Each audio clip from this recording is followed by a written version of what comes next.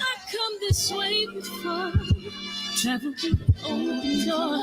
Circumstances navigated the path, and life happened all so fast. No, it got lonely sometimes. You see, I know we couldn't make it. Even when I'm off beat, I still land on my feet, and nothing can shake me.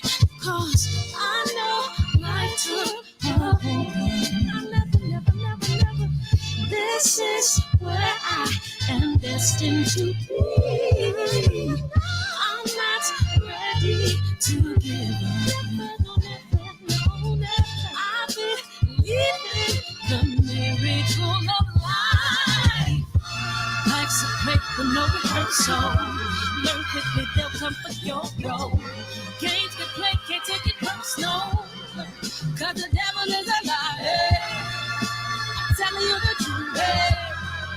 It's all in what you do. Some things you gotta prove. It's like the millions. Take a second, see the blessing in it. With much expected, much is given. When I made the living, now I'm giving back to children. Never let the power come first before your happiness. Yes, you can be the best if you go the distance. Mix a little sweat with your persistence. You know that the best things are never instant. Just shine up, let us see it brilliant. Get up, open up your eyes now. It's the moment of truth. No backing down. We're bringing it to life. For the children, it's a given. You gotta give it, be a blessing. This my personal statement. Run the game like I'm aces. Learn and develop patience, determined to be the greatest. Yeah, bobbing and weaving, they changing up like the seasons. Indigenous to the grind, so I do it for all my people. Jabbing the competition, back up against the ropes. She fighting for recognition. I'm fighting just to promote equality where we lacking. While cancer slowing our road, I'm confident we'll make it. We focus on common goals. Yeah. Give back, give love, giving something away. Never give up, stand tall to fight another day. 2 toes, 2 feet, I stand on the ground. I'm going back soon and fight this final round. Life's a break for no rehearsal. Learn quickly, they'll come for your role. Can't get play, can't take it personal. Cause the devil is a liar. Telling you the truth, it's all in what you do. Some things you gotta prove.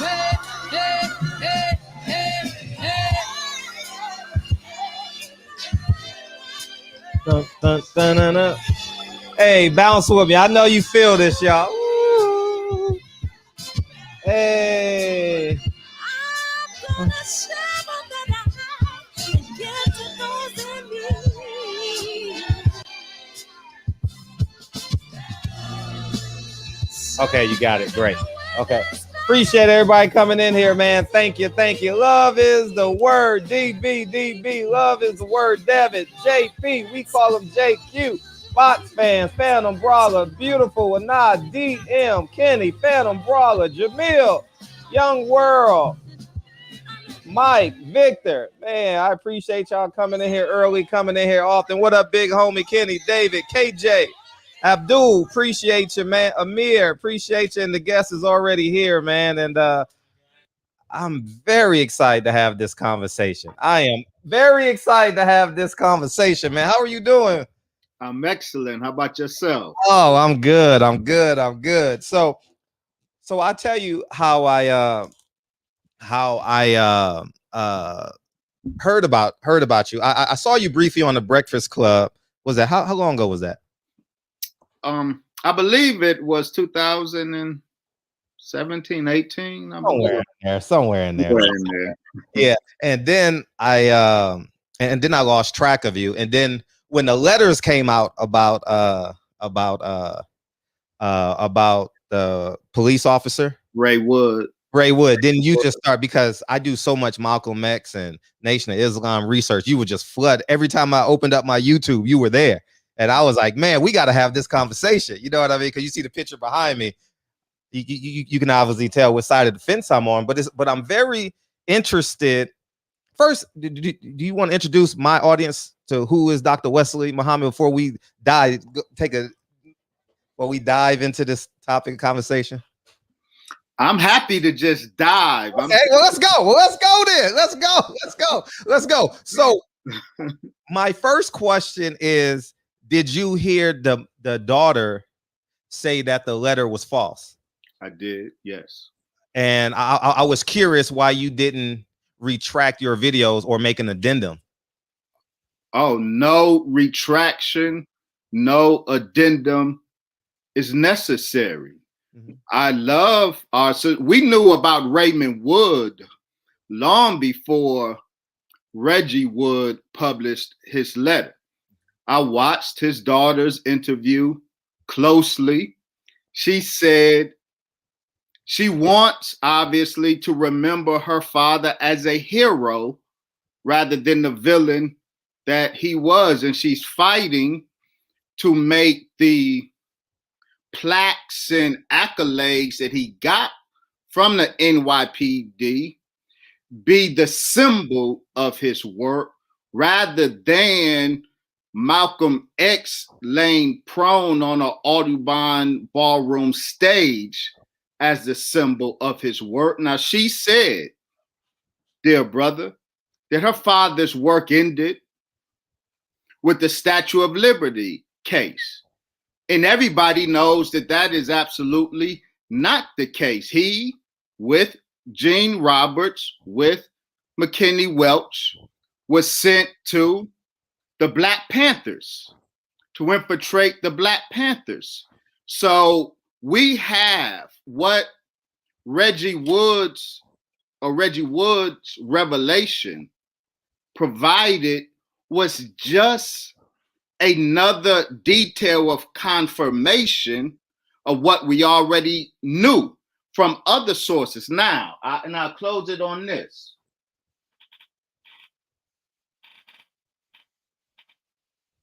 So you're taking over. It's not just about the letter. If you read the book. What book? Reggie Wood's book. That's right here. And that's why it's important to be comprehensive. I haven't read the book yet. It's important. Mm-hmm. If we stop at the press conference with Brother Reggie and Brother Crump, and then we go to his daughter's statement and we stop there, see, that's an easy way out, but we have to be comprehensive. And then the book that lays out what Raymond Wood told Reggie, all of the details fit perfectly with everything that we already know. So this was not a revelation as much as it was confirmation. Confirmation. So you would perceive the daughter as a falsehood, and you're going to lean on the fact of where everything fits in. I know. I see the daughter as a loving daughter who seeks, rightly so, to remember her father as a hero. Remember, nobody wants to be associated with those horrific events of February 21st, 1965. But let's be honest. If everybody is to be vetted, emotion-free, if everybody is to have an accounting of their action on that day, of their role on that day, and I assume that's why you have me on your platform, because you expect or want the Nation of Islam to account for whatever role you think we had on that fateful day. And that's why I'm here. I'm happy to do so. But if nobody gets sentimental about us, everybody says that regardless of your feelings of the matter, we have to look at the facts coldly and objectively, then likewise. Raymond Wood's daughter is a loving daughter, and I love her and honor her. but her desire to continue to see her father, who was a bossy agent, who was an infiltrator of the Black community. We would not give Gene Roberts a pass because his loved ones wants to rehabilitate him in a public square. So no, I don't see her as anything other than a loving daughter who wants her father, prefers her father to be remembered as a hero rather than a villain. So you believe the Nation of Islam played no part in the assassination of Malcolm X? The Nation of Islam as an institution played no part in the murder of Malcolm X. The Nation of Islam is not responsible for the murder of Malcolm X. That is a fact. If one of the shooters admits to being a follower of the Nation of Elijah Muhammad, doesn't that constitute him as a Nation of Islam member? Well, I would like you to tell me which shooter. We can go down the list and talk about all of the shooters and properly identify the shooters. But let me state this general point and principle. No, we don't have to be general. We can be exact because the facts are there. Yeah, it is. But don't miss the forest for the trees. Now, I'm about detail, Brother Frederick. I say God is in the details, and truth resides in nuance. In order for us to see nuance and appreciate it, we can't miss the forest for the trees. The general principle that I want to invoke is we must distinguish personal participation from institutional responsibility, because individuals who were behind the guns on that day had some, to various degrees, association with the Nation of Islam. That doesn't make the Nation of Islam institutionally any more culpable, as the fact that you would be better, you would be more accurate, but I would not advise you to say it. But if you did say it, you would be more accurate to say the Organization of African American Unity, Malcolm's organization, murdered Malcolm X. You would be more accurate to say that. Do you know why? The shooters were from Mosque number 25.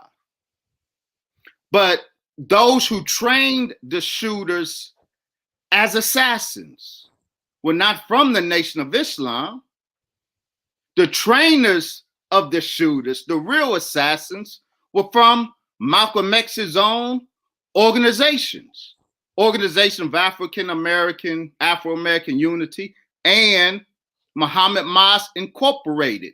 So if the trainers of the shooters, the trainers of the assassins, the master assassins, weren't taking orders from Chicago, they weren't taking orders even from Newark. The trainers of the assassination of the assassins were those around Malcolm X himself, which is why Malcolm X didn't trust any of those around him. It was an inside job. The lowest hanging fruit is that his murder was an inside job, but we can go man by man and identify the highest hanging fruit, because even invoking James 67X Shabazz's responsibility, y'all like to identify.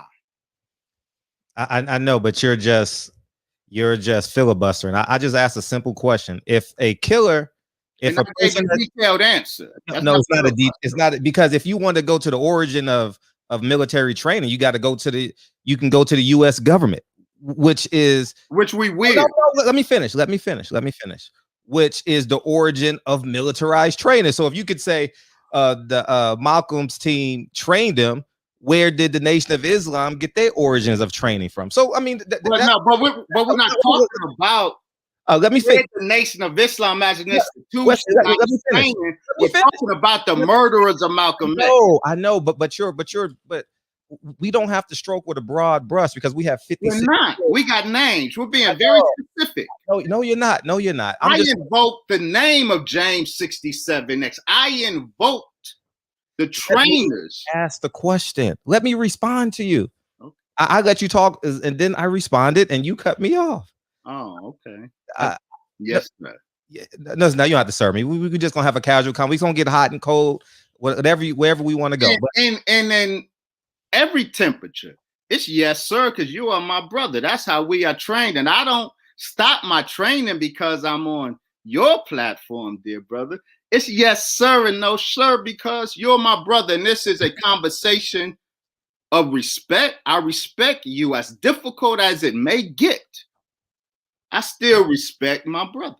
I know. So the simple question is, if Tal Myers, we'll call him by his original name, Thomas Hagen, admits that that's not his name.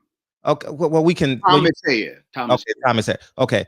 If he says he is a follower of Elijah Muhammad and he went and got the guns, how can you exclude him from not being a nation, not being a member of the nation? It's really simple. He admits to it in an affidavit. I thought I was right.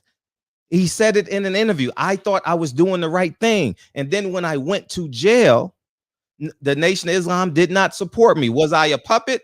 He said he was 50-50 on it. You've seen the interview, and I'm pretty sure many people have seen the interview. So at the end of the day, if you're going off, and that's why I wrote this down, being comprehensive and details. If a man has a consistent story for 65, 75, for 25 years, 1977 was the affidavit, and 1980 he gave another. For 25 years, he said the same story. You said comprehensive. And he said, and he's been very consistent.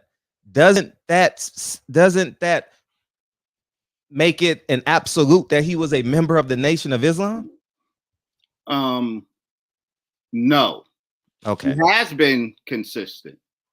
And you are not really being comprehensive. Let's walk through it. So now let's have a dialogue, dear brother. This is not a debate, it's a conversation. So let's be clear on what we're talking about, because we aren't always talking about the same thing at the same time. All right. So let's talk about the 5 assassins that showed up on that day. I'm happy to start with Thomas Hare. We have to talk about William 25X Bradley in particular. But let's start with Thomas Hare. I saw the video, my dear brother, that was put up with my brother and colleague, student minister Nuri Muhammad, in which it said Nuri Muhammad has lied. That's not where we're at now. See, you're changing to gain the court. We're talking about Thomas Hare. We're talking about, because that video is about Thomas Hare. Yes. So let's talk about Thomas Hare, dear brother. Y'all know us and Philip, but why we just can't have yes or no answers and questions? No, absolutely not, because God is in the details and truth resides in nuance. Now, dear brother, I don't know what you invited me on your platform to do if it isn't to engage this very difficult subject of Malcolm X. You are not going to hand me a script, dear brother, and I won't be. I don't want to script. So allow me. I'm a guest on your platform, brother. Mm-hmm. I know. So allow me to present. You are the host. This isn't a debate. You invited me to your platform to have a conversation about Malcolm X. So let's have a conversation and respect me as a guest on your platform that you invited me. I do respect you, but I'm just saying. Well, then allow me to answer these questions, not from your script, but from my understanding. Now, the video you're asking about Talmadge Hayer. And the video I want to start with was a video about Talmadge Hayer. In that video, in which my brother, Nuri Muhammad, Minister Nuri Muhammad, is accused of lying. No, he is lying. So, read the affidavit. Just read the affidavit. Read the affidavit word for word. We don't have to go into filibustering. Just I can screen share. If you would like, why did you invite me on your platform? You seem mad. No, I'm not mad. I'm not mad. Allow me. You invited me. I didn't know. I know until all I'm saying is this, brother. All I'm saying is this. If you want to have a conversation, don't disrespect me like that. I'm just offering our understanding to the subject, but you want to. I'll read it after you're done. No problem. But that's neither here nor there, because if you won't allow me, I am. It's all you. No, you're not.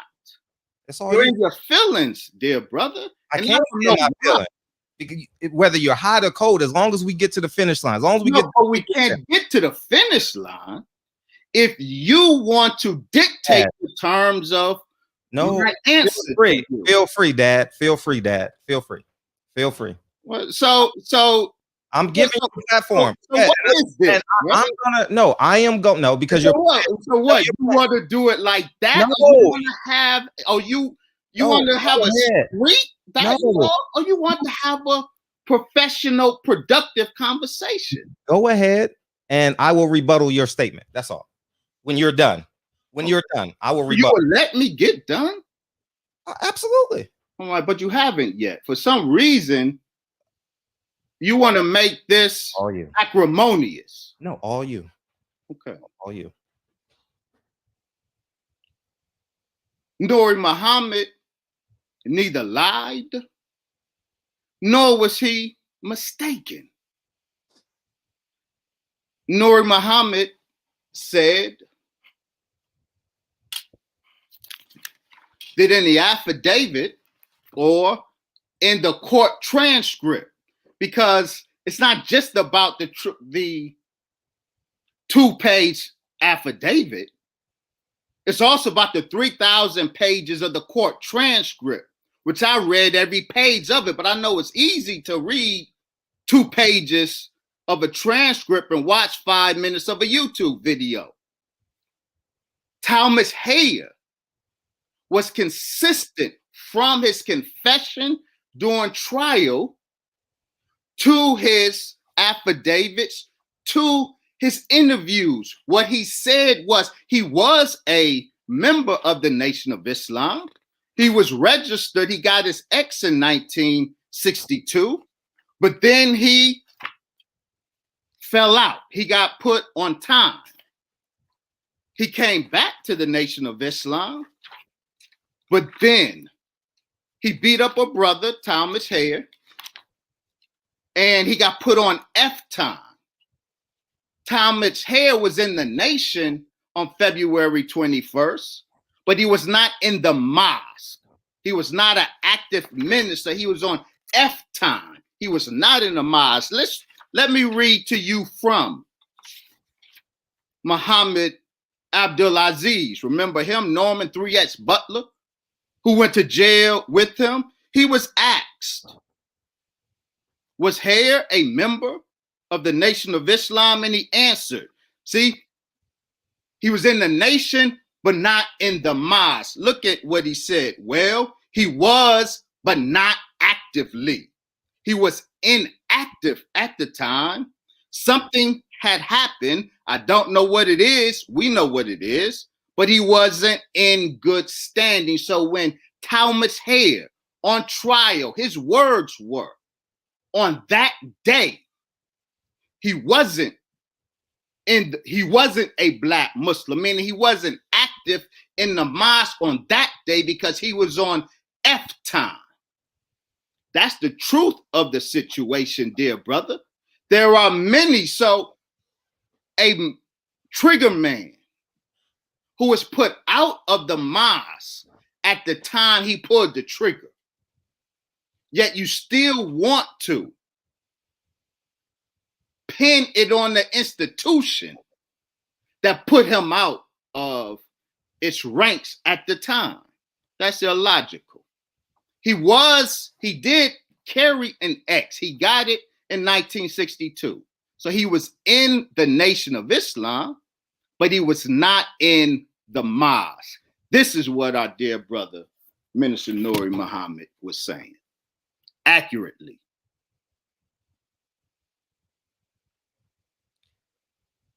So was he following the teachings of Elijah Muhammad? No. Well, in pulling that trigger, he was. Was he no? Was he following the teachings of Elijah Muhammad? The teachings of the Most Honorable Elijah Muhammad was leave Malcolm alone. I'm not talking about him. I'm not talking about what Elijah Muhammad said. We'll get there in a second. Oh, I'm just asking. No, you're asking me, was he following the teachings of Elijah Muhammad? That's what you asked me. And I answered you, no. The teachings of the Most Honorable Elijah Muhammad on the matter we're discussing was leave Malcolm alone. Okay, now, when he pulled the trigger, was he doing it in favor of the teachings of Honorable Elijah Muhammad? He was doing it because he was offered money to do it. He was offered $10,000 with the promise that if it went left for him, his family would get taken care of. But at the time of the trial in 1966, his family didn't see that money. So he gave a partial confession. Let's be clear. Again, I read all 3,000 pages of the court transcript. You're not going to get the full truth from the 2 pages of an affidavit. Now, if you read the court transcript, dear brother, you see that in his confession, there was an evolution and a vacillation in his confession in court. And every time since then, first, he identified 4 others with him. Then he identified 3, but we know that there were 6 active participants on that day. 1 to this day he hasn't confessed to, and also there's a reason. Talmadge Hare, before his release from prison, he spent the last 25 years on work release. 5 days out of his week, he's at home in New York, not in jail.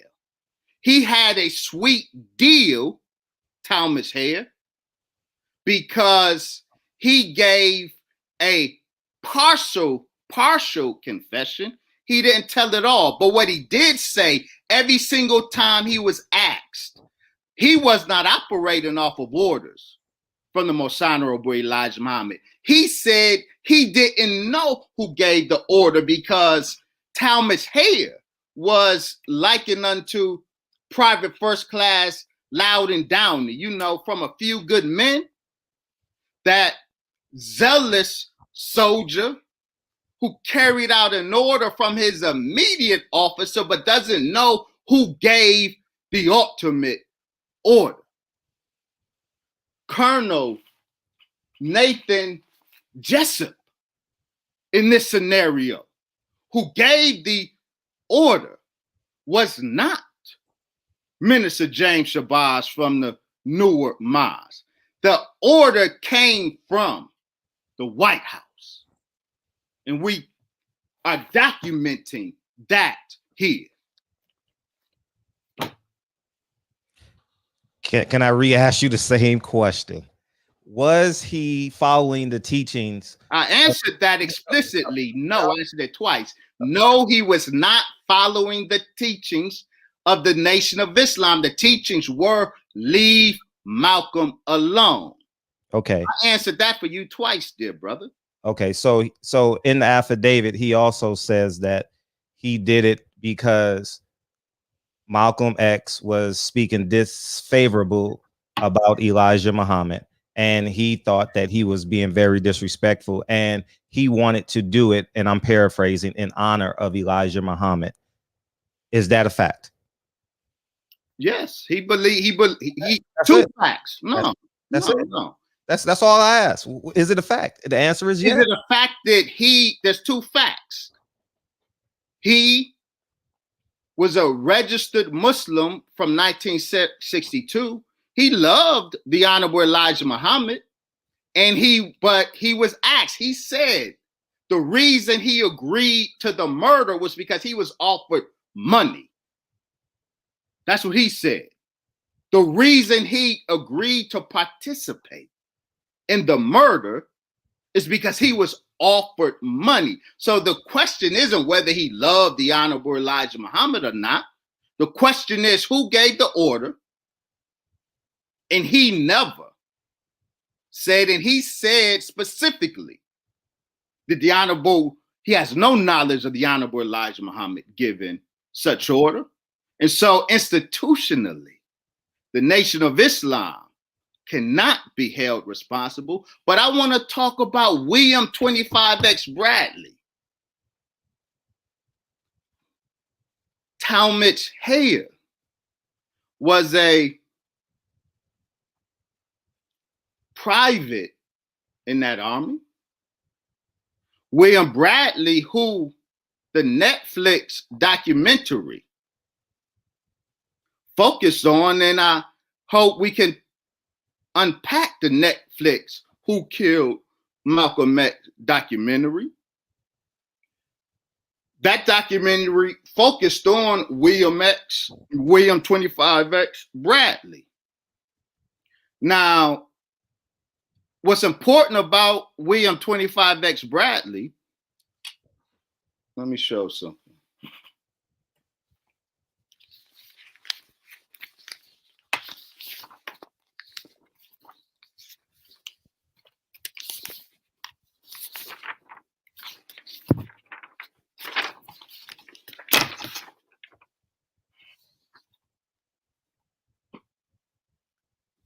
Herald Tribune, February 23rd, 1965. Members of city's secret police unit saw Malcolm shot. In this article, it starts this way, quote, several undercover plainclothes policemen were in the Uptown meeting hall at the time Malcolm X was shot dead on Sunday. According to a high police official, several members of the outstanding unit, the highly secretive Bureau of Special Services, were in the ballroom. Several bossy members. Now, we can identify several of those bossy Bureau of Special Services members who were in the Audubon ballroom and witnessed the assassination, but not just witness. We're talking about William 25X Bradley, the shotgun shooter, the one who shot the fatal shot. Of those, several bossy officers, intelligence officers on that day, we can identify for a fact 3 and possibly 4. We know, of course, Gene Roberts was a bossy agent. We know Raymond Wood, who was there, was a bossy agent. And we know McKinley Welch. Now, McKinley Welch is important, dear brother. Talmadge Hayer got his instruction from an assistant secretary of Newark, Brother Benjamin. McKinley Welch was an assistant secretary in New York. He was also a boss agent in the Audubon. And he confessed that the reason he was in the Audubon that day with Gene Roberts and with Raymond Wood is that when Malcolm X left, that McKinley Welch was sent to infiltrate Mosque Number 7. He became a assistant secretary like Brother Benjamin out in Newark. And when Malcolm left the nation, Welch's superiors ordered him to follow Malcolm to his organization. So those three were in the Audubon ballroom that day. And this article says they know the shooter who ran out the side door by the ladies' bathroom. We know that one was Thomas Hare. I'm sorry, that one was William Bradley. Now, who is William Bradley? He's not just a Newark shooter. One of the most important eyewitnesses to the assassination is Roland Shepard, who was there that day, who did security. He was with the Socialist Party. And when he was over the security with Malcolm, whenever Malcolm would speak at the Militant Labor Forum, and Roland Shepard gives a very detailed eyewitness account. He saw, because he was one of the first ones in there, he saw William Bradley, though he didn't know his name at the time, sitting in the seat that he normally sits in. And when the shooting started, he saw William Bradley do the shooting. But this is what's important. 2 weeks after the assassination, the New York Police Department called Roland Shepard in to interview him about what he saw. Roland Shepard is on record saying that when he went to the New York Police Department, there he saw the same man who was at the Audubon ballroom wielding the shotgun. He saw William Bradley walk into an office at the New York City Police Station where he was being interviewed at. He is one of the most important eyewitnesses who identified not just Talmadge Hare on the scene with the shotgun, but 2 weeks later as an officer at the New York City Police Department. Now, those are great details, but we already covered that because you just told me 10 minutes ago that yes, he was a follower of Elijah Muhammad. So I mean, those details are great, and it makes for a safe landing. I understand that, but we already answered that. You said yes, he was a follower of the nation. Who are we talking about?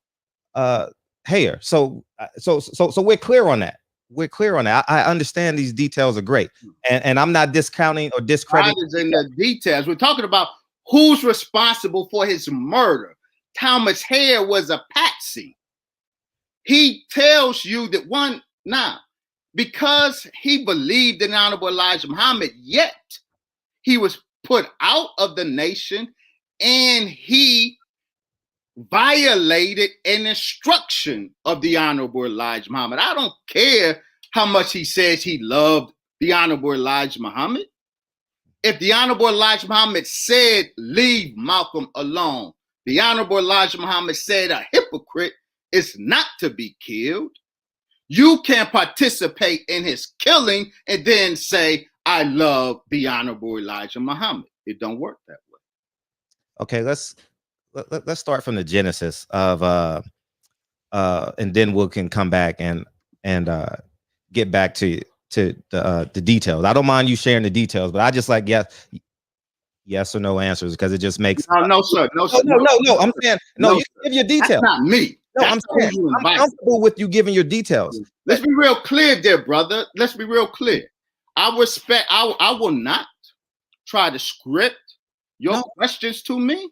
No, I'm not trying Don't presume to script my answers to your No, I'm not asking you to script your I said so please don't disrespect me like that. I'm not I'm disrespecting not disrespecting you. Whatever you ask me, I'm going to answer it. I said feel free. I'm telling you, feel free. Yeah, but you're double speaking. You're saying feel free, but then you tell me only give you a yes or no. No, I said in addition to. I said in addition to. I said and feel free to give your details because it makes it easier for the people that are listening. I didn't interrupt you when you spoke for 15 minutes just now. I'm just now. And because if you want to know from me, then whether it's 5 minutes or 15 minutes, you're going to know from me. Now, if you invited me on your platform for another objective, then state it. And let's see if we can dance. No, I don't. We may or we may not be able to. All right. So if you invited me on your platform because you want to hear my and our perspective, then ask the question as you desire, but allow me to answer your question as I desire. I did. I'm saying I did. Did I interrupt you? I did. You're just filibustering because you want to. No, see, I'm not filibustering. You want to be dominant, and I'm answering your questions. I know, but you don't like. No, I don't mind how you. No, I don't know. Your answer is fine because you answered my question. Let's continue. Now, can I just say something without interruption? Yes, sir. You may. You answered the question. It just took you 20 minutes. I'm comfortable with that. But see, every time you say that, it's disrespectful. How come I can't say something? How come I can't speak? Because you're being insulting unnecessarily, dear brother. I can't speak. I let you talk for 15 minutes. You can speak. I want to be respectful. But you're being insulting for no reason at all. How am I being insulting when I said you spoke for 20 minutes and you answered the question? I have no problem with that. If you said you're on my platform, I asked the question and you can answer it as long as you want. So then if that's the case, we should have no more talk about how long my answers are. I don't mind you. I just said that. We should hear no more about how long my answers are. I just said that. Okay. You can. I don't mind you having a dominant personality. I don't mind. I know you. See, brother, that's the point I'm making. Game recognized game. I'm not game goofy. To insert comments like that, insulting comments like that, dear brother, you invited me to your show. I haven't to talk about Malcolm, and I'm only offering you my perspective, but you are, in truth, being a weasel at moments. For what? Respect. We're on different sides of the fence. What? But we can be respectful and productive in our conversation. Yeah. Even if you think we're on different sides of the fence, you haven't discussed with me yet. So you don't know. I can't even get a complete thought out with you. You overtalk me. You about to talk again. You called. I never called you out your name. You called me a weasel. No, I didn't. Weasel. I didn't. We get into that point. Can I speak? Can I speak? Can I speak? Sit for real. Absolutely. Absolutely. Okay. Now, if you don't mind, I will gladly ask another question. Absolutely. And I will gladly answer it. And you can answer it as long as you want. But I'm saying if you filibuster answer or elongate your answer, let's use the word elongate. How about that? If you elongate your answer, I mean, typically answers is either yes or no, I agree or disagree, and then you can filibuster any you can put the answer any way you want. But let me ask the next question. Okay, so in 1963, right? Because I try and organize. I have my notes right, but I try and organize it so people can follow the story. You understand? So in 1963, somewhere in there, Warif Muhammad has a conversation with Malcolm X, right? And February 1963. It was early 63. I don't want to. Feel free to interject the dates and all that, but I'm just trying to keep it aligned for the audience, right? He has a conversation, and he talks about, because this is, in my opinion, I believe that this is the genesis of the beginning of the assassination of Malcolm X. Now, he has a conversation with Warif Muhammad, and he tells him about The immorality is the word that they used. Immorality of Elijah Muhammad, right? And Malcolm X has a conversation with Elijah Muhammad about the immorality. And Elijah Muhammad he admits to it, according to Malcolm, as a quote, he admits to it, and he uses parables. He uses parables to justify the claims. Now, my question to you is, were those Elijah Muhammad's wives? They absolutely were. And the history, as you gave it, is that it's not the history, nor is that what Malcolm said. So the conversation with Wallace happened during Savior's Day, February 1963. Yeah. But Malcolm had known about the wives before then. There was a particular revelation that he encountered from Wallace in February 1963 that hurt his heart. Malcolm, according to his own words in his autobiography, knew about the wives, the language Malcolm used, we're going to show that, knew about the wives since 1962. In February of 1963, during Savior's Day in Chicago, he had dinner with Wallace, and Wallace told him that of the wives of the Honorable Elijah Muhammad, two in particular, Sister Evelyn X. Williams and Sister Lucille. That hurt Malcolm to find that out, because Malcolm was previously engaged to Sister Evelyn, but a week later he broke off that engagement. That hurt Malcolm. Malcolm left, hurt, but then he went back. Him and Wallace, according to Malcolm X's own confession, he went back and had another conversation with Malcolm, and they didn't speak to the Honorable Elijah Muhammad yet. That was April. Malcolm said that he and Wallace went through the scriptures on their own and found the Most Honorable Elijah Muhammad's domestic life in the scriptures. This is Wallace and Malcolm. In April, Malcolm flies to Phoenix to see the Honorable Elijah Muhammad. You just then, as was done in Spike Lee's movie, X, totally do violence to that April meeting. It is absolutely not the case that Malcolm confronted the Honorable Elijah Muhammad and the Honorable Elijah Muhammad tried to justify it with scripture. The exact happened. Let me read to you what Malcolm said. Said, quote, what are you reading from? No, I know where you're reading from. Malcolm X. No, I'm saying where. This is page 140. I'm sorry, page 305.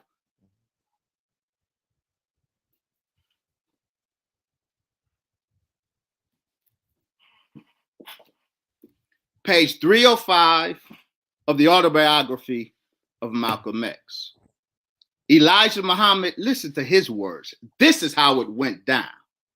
After Wallace and Malcolm go through the scripture and find the scriptural basis of their father's domestic life, Malcolm says this, quote, Elijah Muhammad had me fly to Phoenix to see him in April 1963.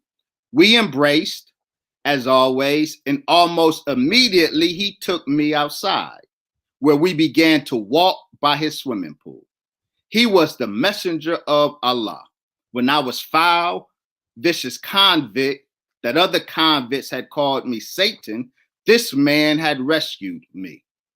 He was the man who had trained me, who had treated me as if I were his own flesh and blood. He was the man who had given me wings to go places, to do things I otherwise never would have dreamed of. We walked, and with me caught up in a whirlwind of emotions. Well, son, Mr. Muhammad said, what's on your mind? Malcolm says, plainly, frankly, pulling no punches, I told Mr. Muhammad what was being said. And without waiting for any response from him, without waiting for any response from him, I said that with his son Wallace help, I found in the Quran and the Bible that which might be taught to Muslims as the fulfillment of prophecy. The Honorable Elijah Muhammad said to him, son, I'm not surprised. You always had a good understanding of prophecy. See, the wicked deceivers flip it. It was Malcolm who told the Honorable Elijah Muhammad what he was hearing, and at no point did the Honorable Elijah Muhammad try to justify it. Malcolm didn't even allow his teacher to respond. He let him know that he and Wallace found the scriptural support for his domestic life, that his domestic life is a matter of a fulfillment of prophecy. So everyone who makes the Honorable Elijah Muhammad trying to justify to Malcolm, they are doing violence to Malcolm's own account of what happened. So are they wedding certificates, wedding marriage licenses, and if Clara Muhammad was it 1919 they got married? I'm just asking questions, and no, they're awesome questions. So and part two to that is why did he suspend them? Why did he suspend the women? One, and why was it not public for him to be in the presence of them during Savior's Day, i.e. when he's traveling, having speaking engagements? Excellent questions. Mm-hmm. Again, they were wives, as Malcolm knew and always stated, until he left the court June 14 and 15 of 1964. Let's hear first from the women. As Sister Lucille said, quote, he told us we were his wives. What year was that though? Because that changed. No, this is in 1960. This is 1964. 1965. This was after Malcolm had convinced her and Sister Evelyn to file paternity suits against Honorable Elijah Muhammad. Malcolm convinced them. Malcolm secured Attorney Root. And at that time, Lucille's words were, quote, he told us we were his wives. Let's quote Malcolm's words. Then we're going to get to wives. In the courtroom, this is the transcript of the Queen's Court hearing for the house that Malcolm was residing in and that the Nation of Islam was reclaiming. He was represented that day by his attorney, Percy Sutton. This is a transcript of his words, a partial transcript. Look at what Malcolm says in court. Quote, tell them the date so people know, because you're big on details. Yes, June 14th, 1964. And this is over the home, right? He's over the home. Right? In Queens, right? In Queens. Okay. Malcolm says in court on that day, quote, I said I would have kept the whole thing secret and private if they would have given me a hearing. They would rather take the public court than keep it private among the Muslims, simply because I told Joseph that the Honorable Elijah Muhammad had taken on 9 wives. Simply because I told Joseph that the Honorable Elijah Muhammad had taken on 9 wives. But let's not stop there. This is the New York Post. It is February 23rd, 1965.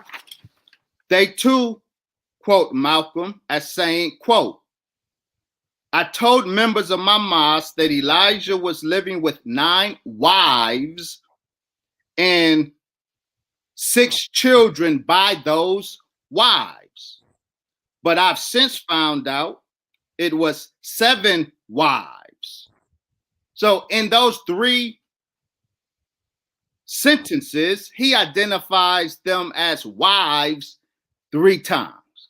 Malcolm always used the language wives because he understood them for what they were. It was after Malcolm in court identified these sisters accurately as his wives, as they identified themselves then as his wives, Malcolm came out of court and before the cameras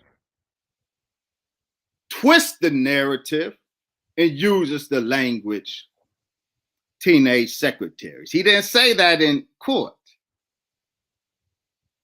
He said it trying to win in the court of public opinion, but in the actual court, he stuck to the truth.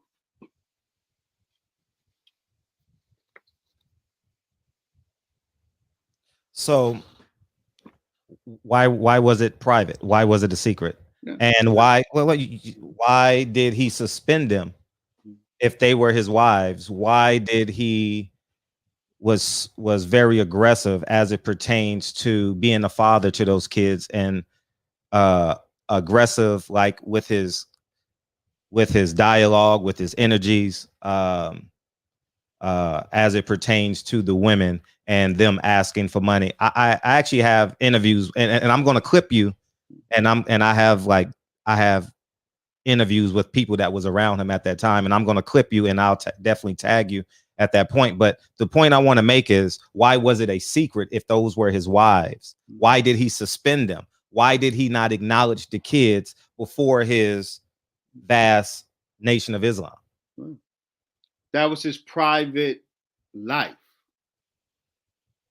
The Nation of Islam at that time, he kept his wives hidden for the same reason he kept the photo of Master Fard Muhammad hidden. Today, you see Muslims holding up the portrait of our Savior, Master Fard Muhammad, freely. And so you might think that that picture was always public in the Nation of Islam. It was not. The picture of our founder was a secret. And when the Los Angeles Herald Examiner, trying to cause mischief, put that portrait out there with a false narrative, that was when Muslims for the first time saw the portrait. It was because the Muslims at the time, only recently being a so-called Negro in America, psychologically wasn't prepared to understand that portrait of the Savior. The same with the domestic life of the messenger of God. Most of the Nation of Islam, most of us Muslims, men in particular, only a few days up from being a Negro, a bona fide Negro, shaped and molded into the ways and thinking of the American white man, we were not able to appreciate his domestic life in the divine context that we needed to have. So he did keep it a secret. Now, are you married, brother? Sure. So you know, marriage is a very tumultuous process. The process of a man loving a woman and a woman loving a man. There's a whole bunch of toxic moments in any relationship.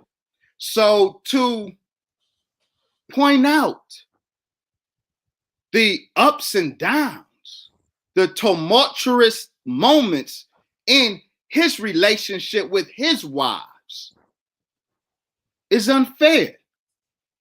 I have tumultuous moments. I'm sure you have with yours. I would not want anyone querying me about why me and my wife are having a moment. Now, those same wives who had moments with their husband, we got them on record at that time and till today.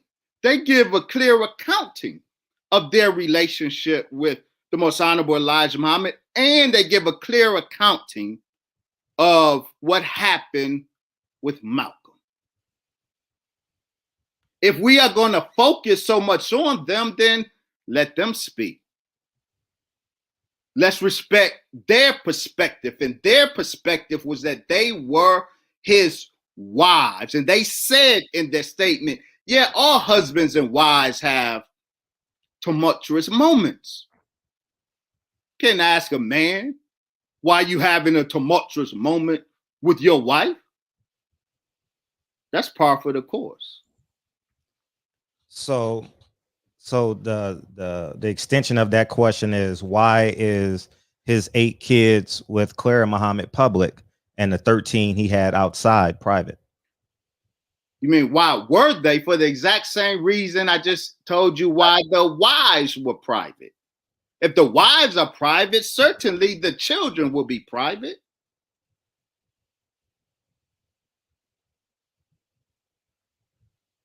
Private. Okay. And you, so Clara Muhammad has a wedding license, but the other wives do not. Because Clara Muhammad and the Most Honorable Elijah Muhammad got married when they were Christians. They had an American marriage. But then after they met with God, and God made the Most Honorable Elijah Muhammad his messenger, at that point, the criterion by which to judge his behavior, the behavior of the messenger of God, is not the American judicial system. It's what does scripture say? And so this is why Malcolm didn't have any problem going throughout the East Africa and the Middle East, embracing all of these Muslims and Africans who had multiple wives and concubines, none of which had an American court-issued license. But he embraced them, he loved them, and offered no criticism because they had wives. Did Clara Muhammad embrace all those wives? Sister Clara was hurt, as a woman would. This is why, dear brother,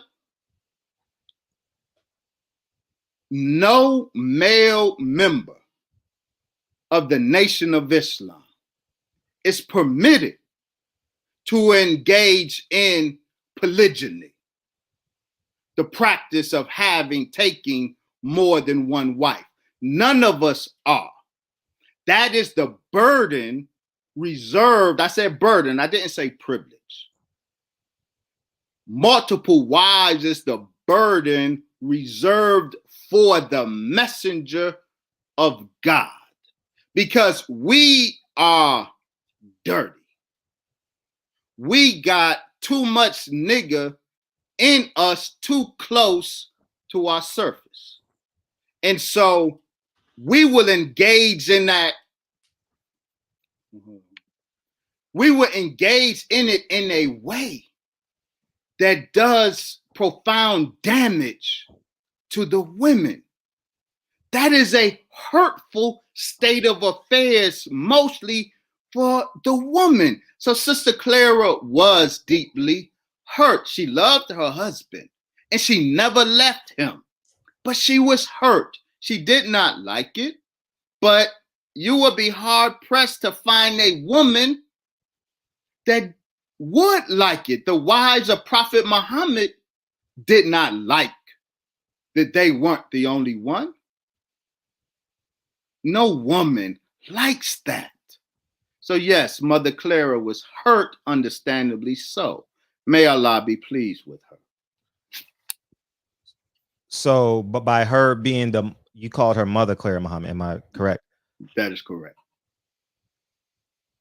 Is her happiness, how much does Elijah Muhammad value her happiness in terms of being the mother of the Nation of Islam? If she doesn't approve of the 13 other kids and the 8 other wives, why is she invalidated? She isn't invalidated. The Most Honorable Elijah Muhammad absolutely cared and was hurt by her hurt. But Mother Clara didn't make her husband the messenger of God. God did. So he was following the dictates of his God. He is the fulfillment of the Quran's Muhammad and the Bible's Jesus. He didn't want to do it. So regardless of the fact that he knew at some point it was not going to stay private and he was going to have to endure the pain of its revelation, he did not, I suspect that it will come the way it did come. But he cared about his wife's pain, but he had to do what the messenger of God was instructed to do. Not just in that matter, in all matters. Mother Clara did not make him the messenger of God. God made him the messenger of God. So why would you use the word pain? And part 2 to that is, was Malcolm X right or wrong as it pertains to the women? If Clara Muhammad isn't happy and there's pain, was Malcolm X right or wrong? Malcolm X and what he said about the secretaries and 2, very wrong. He was very wrong for what? He was maliciously wrong. No. Was he wrong? If it's the truth, how was he wrong? No. One, he was wrong because in a court of law, he properly identifies them as what they were. Wives taken by the Honorable Elijah Muhammad. When he came out to court, he deliberately misrepresented them as teenage secretaries, and none of the Honorable Elijah Muhammad's wives were teenagers. An important book, Brother Student Minister Demetric Muhammad. He was on. Nice. And y'all kill Malcolm. You should read his book. Nice he man. Details the ages. None of those wives were teenagers. I'm not dating ages. I'm not dating. I never said teenage. I never said teenage because you asked me, was he wrong? And I'm saying he was maliciously wrong. When he spoke the truth in the courtroom, he properly identified those sisters in the courtroom and then came out of the court and engaged a court of public opinion with a deliberate misrepresentation of those women and their relationship to the Honorable Elijah Muhammad. Yes, he was wrong. So why didn't Elijah Muhammad acknowledge his kids? Why did they need a paternity test? No, they didn't. Malcolm The sisters were pregnant and having a moment with their husband, and Malcolm intervened in that. Malcolm is the one who secured the attorney for him. Malcolm is the one, and you know why he insisted that they file paternity suit? It was not their idea, it never was. Malcolm, when he got bitter over being evicted from his house, Malcolm tried to use his knowledge of the domestic life as a bludgeon against the Honorable Elijah Muhammad. He went to newspapers with the story, and none of them will print it for fear of libel. We have Malcolm, the transcript of Malcolm's calls, complaining that none of the news outlets will run the story. They told him the only way they could run his story is if any of the sisters filed paternity suit. Malcolm took that, went to LA, and insisted that these sisters file a paternity suit. They initially resisted. He secured the attorney for them. He got them to file paternity suit. They say this. So it was not them who was filing paternity suit. It was Malcolm who was filing paternity suit because the papers, the news outlets told him that's the only way they could run his story. Did they file the paternity suit? No, it was never filed. Root, once Malcolm was killed and everybody was shook. And so Malcolm sent James 67X to LA and others to handle that detail, that scandalous detail. And when Malcolm was murdered, James 67X was the inside man for this assassination, now known as Abdul Razak. He was the inside man for this assassination. So when Malcolm got killed in a public execution, Malcolm's wasn't an assassination. Martin Luther King's was an assassination. Robert Kennedy's was an assassination. But John F. Kennedy and Malcolm X, those were public executions. And Assistant District Attorney Dermody, Vincent Dermody, he said from that courtroom in New York that the public execution of Malcolm X was an object lesson to his followers. Now, Assistant District Attorney Dermody worked with the FBI to railroad the Nation of Islam.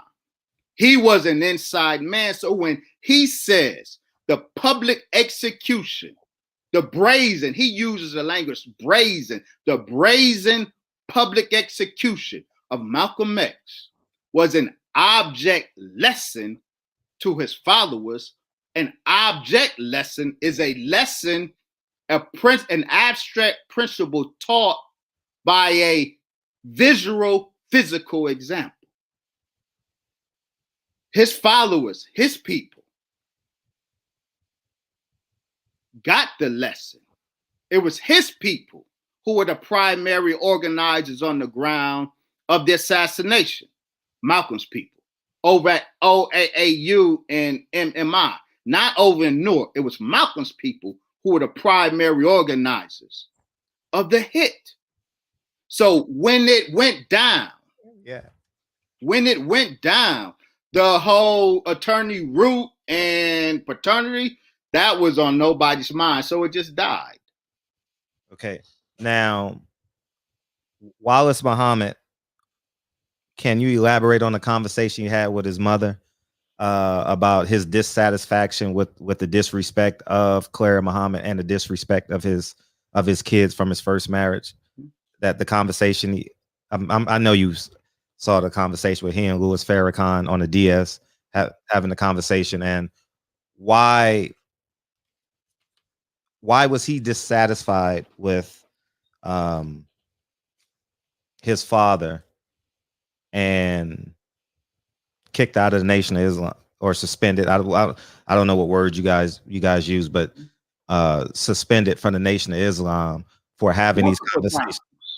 Multiple times, 5, 6 times, sure. Right. That wasn't why he was put out the Nation of Islam. I mean, but it was for multiple reasons. But right, and they're important. But if we can answer just this, can we answer this part, and then you can elaborate and go as long as you want. Yes. Why was Clara Muhammad hurt and Wallace Muhammad hurt? Because Elijah Muhammad had all these wives and kids. Well, we answered your first question. Why Mother Clara was hurt? I know that, but now I'm adding to it. Yes. A implies C. So that answer implies the answer to your follow-up question. Okay. All of the children of Mother Clara saw her in her hurt. They loved their mother.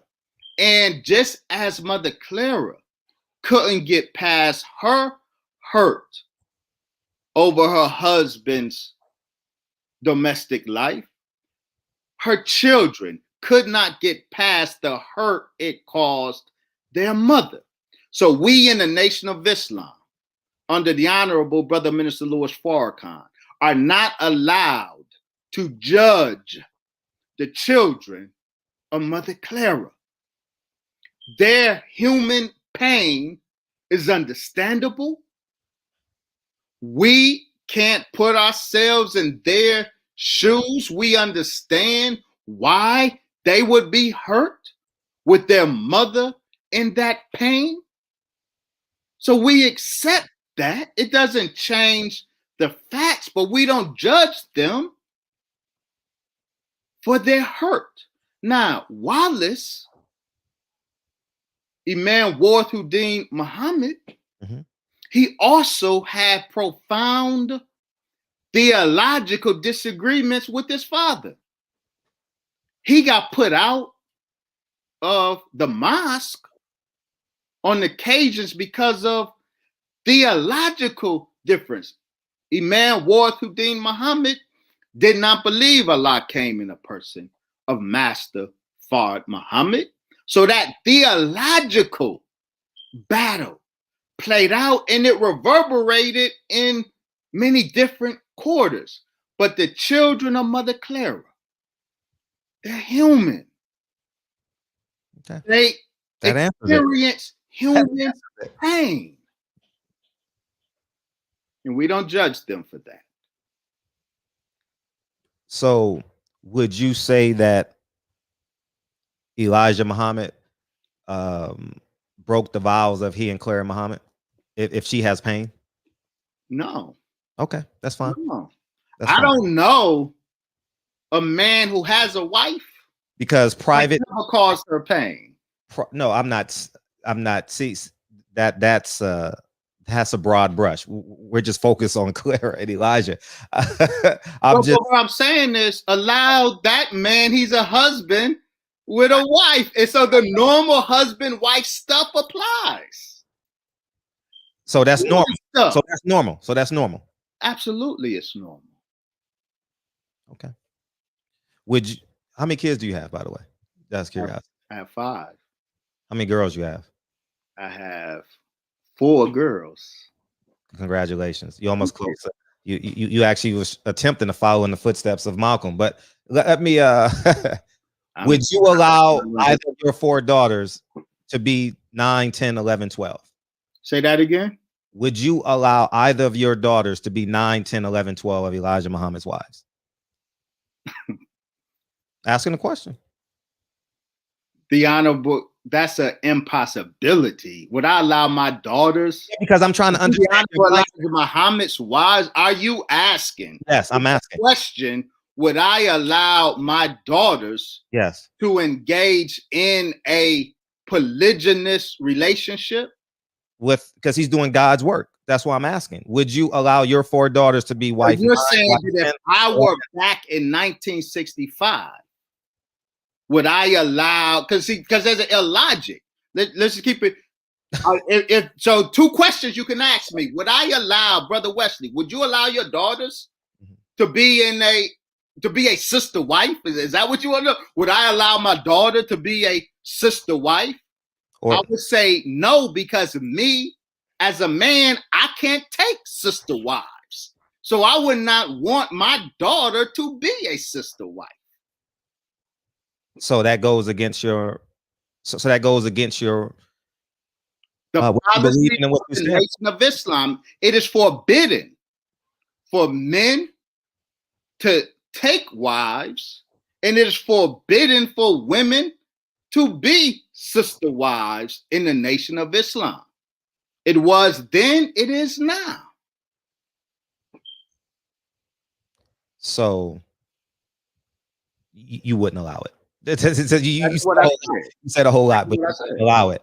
But if Elijah Muhammad is doing the will of God, you should have no objection to that. Well, no. If would I be happy if my daughter was a wife of the Christ? Absolutely, I would. You said daughter. Daughter, yeah, we're talking about my daughter. Yeah, okay. Would I allow or approve of my daughter being the sister wife of some brother FOI? No. Would I be happy if the Christ selected my progeny to build the new world through? I would be ecstatic, dear brother.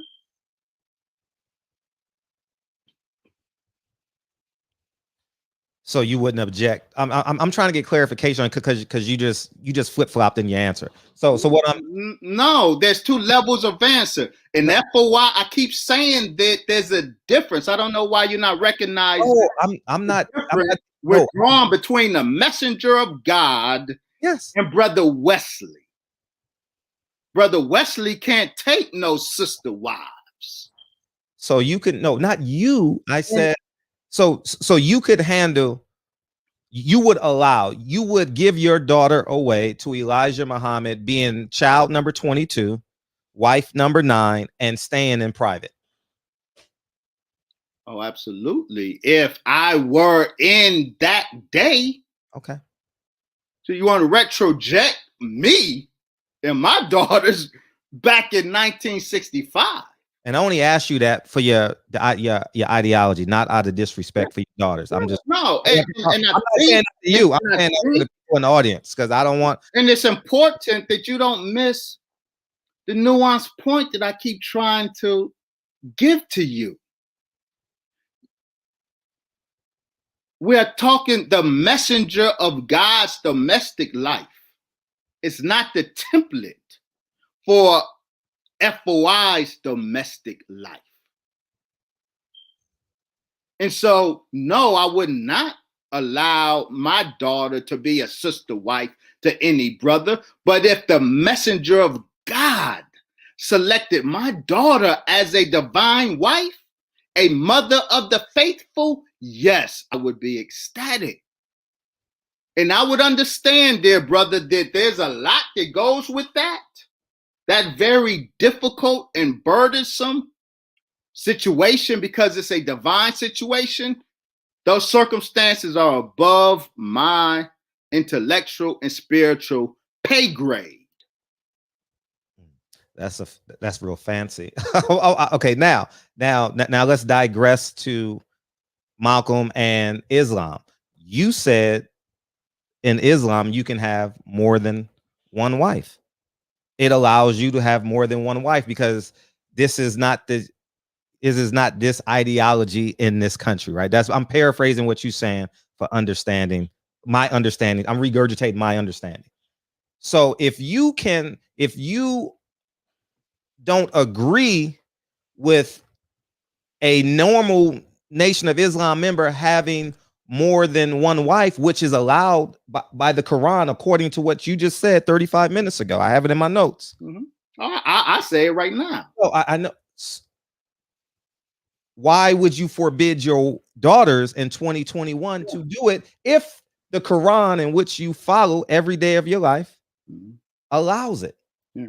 The Quran allows, under certain circumstances, the taking of 4 wives.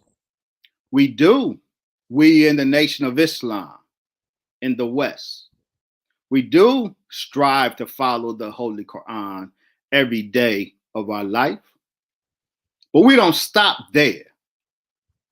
This is the son of Islam that's rising in the West, rather than the son of Islam that has historically rose in the East. So while the Quran permits it, the Nation of Islam in the West forbids it for the male members at this time. It's circumstantial. That same Quran also allows concubines. It allows concubinage. What the right hand possesses, concubine, a female slave taken in war. But we in the Nation of Islam are not going to engage in the practice of concubinage.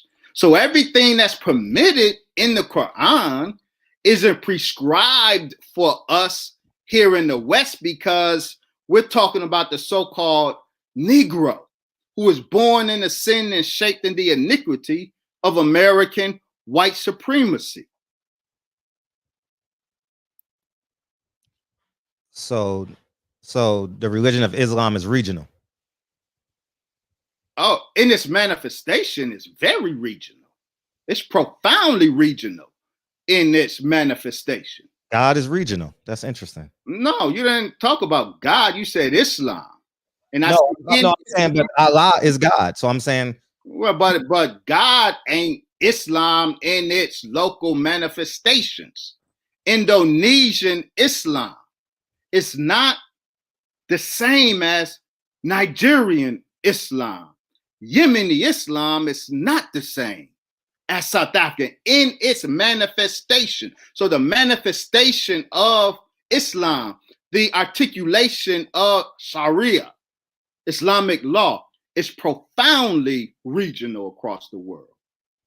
In fact, one of the reasons there's such stark contrast between the application of Sharia in various countries is because that which is called Sharia or divine law in each of these countries didn't come from heaven. It came from the local culture. The local culture was subsumed by the religion and presented as the religion, when in fact it was local culture. That's the real state of Islam in the world today. So basically you go, I mean, because you contradicted what you said the first half of the interview when you say that. I'm talking about not that answer, but the previous answer. So when when you play it back, you'll definitely see it. So when the portion of Islam fits your lifestyle, that's when you put the shoe on. No, we're very clear. We don't say 4 wives is acceptable today, and then by some whim, even though the circumstances haven't changed, it's acceptable now. We have been consistent in our way of life for 90 years now, because our way of life is prescribed by the God that came from the East to the West. We do not follow the Muslim world. This is why, dear brother, while the Muslim world in their star and crescent, their crescent is in the last quarter. It's going out.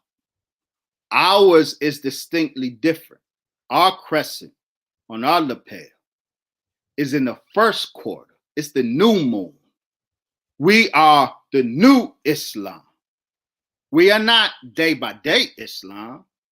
For the last 90 years, we've been the new Islam. We are establishing the new Islam here in the West because the old Islam in the East has gotten, over the last 1400 years, so profoundly corrupted and usurped by white supremacy in Islam.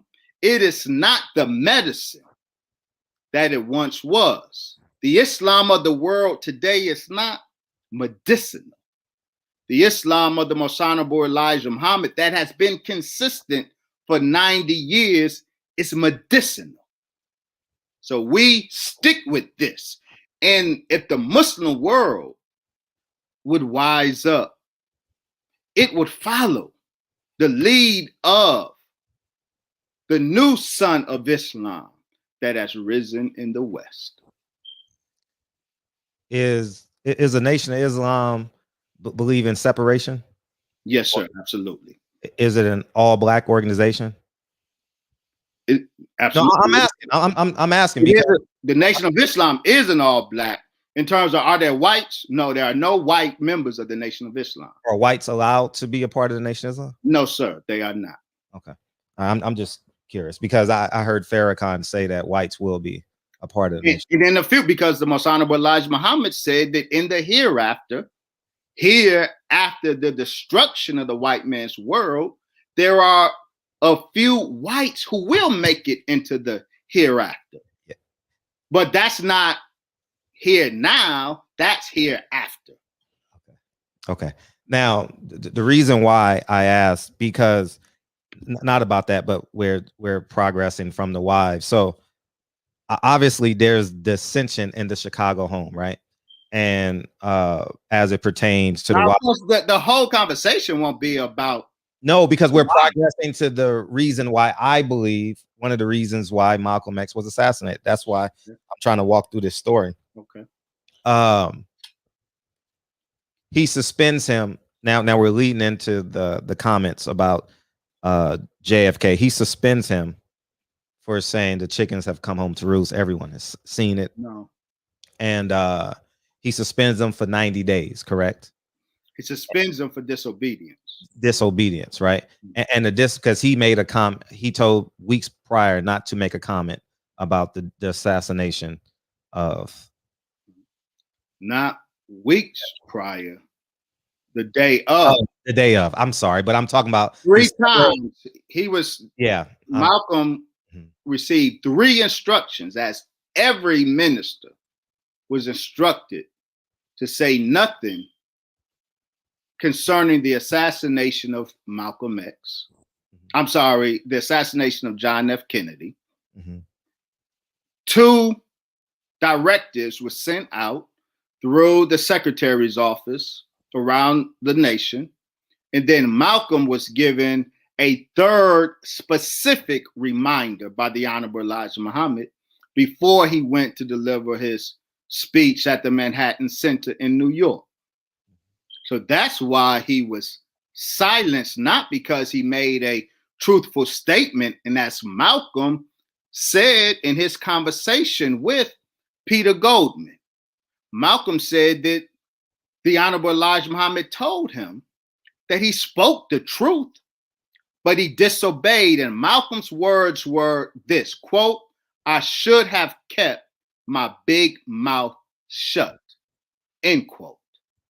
Now, why wasn't he reinstated after why didn't they get reconnected after 90 days or get reinstated? Which was continued disobedience.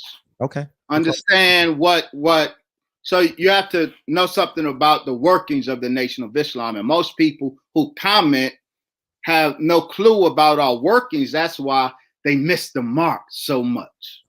When Malcolm was suspended on December 4th, he was put in what's called he was given what's called C time. Now, what that means is if you are a holder of a post in the Nation of Islam. In his case, he was a minister. That means you could still come to the mosque. You are not isolated from the community, but you can engage in none of the activities of your post. He could not speak from his rostrum in New York or any other rostrum. He could not give any public statements or interviews. Those were the conditions of his seat time. That was to last 90 days. Malcolm, on multiple occasions, and we have the dates and the statements, spoke to the press. Do you remember we just watched that show One Night in Miami? Our memory should be jogged. We see the news clip of Malcolm with Muhammad Ali in Miami. And the reporters are asking Muhammad Ali questions, and then they turn to Malcolm and said, well, are you teaching him? You remember that clip? They say, are you teaching him, Malcolm? And Malcolm says, no, I'm not teaching him Islam. I know. So we all know that clip. Well, Malcolm was being disobedient. That was in February. Malcolm was not supposed to be speaking to the press, but Malcolm continued speaking to the press, and so he continued being disobedient. So now, in that whole time, Malcolm, while continuously being disobedient to the terms of the seat time, he was also continuously sending letters to the Most Honorable Elijah Muhammad begging for reinstatement. Now, a very important meeting and hearing occurred January 2nd and January 6th. In 1964. 1964. Mm-hmm. While he's on seat time.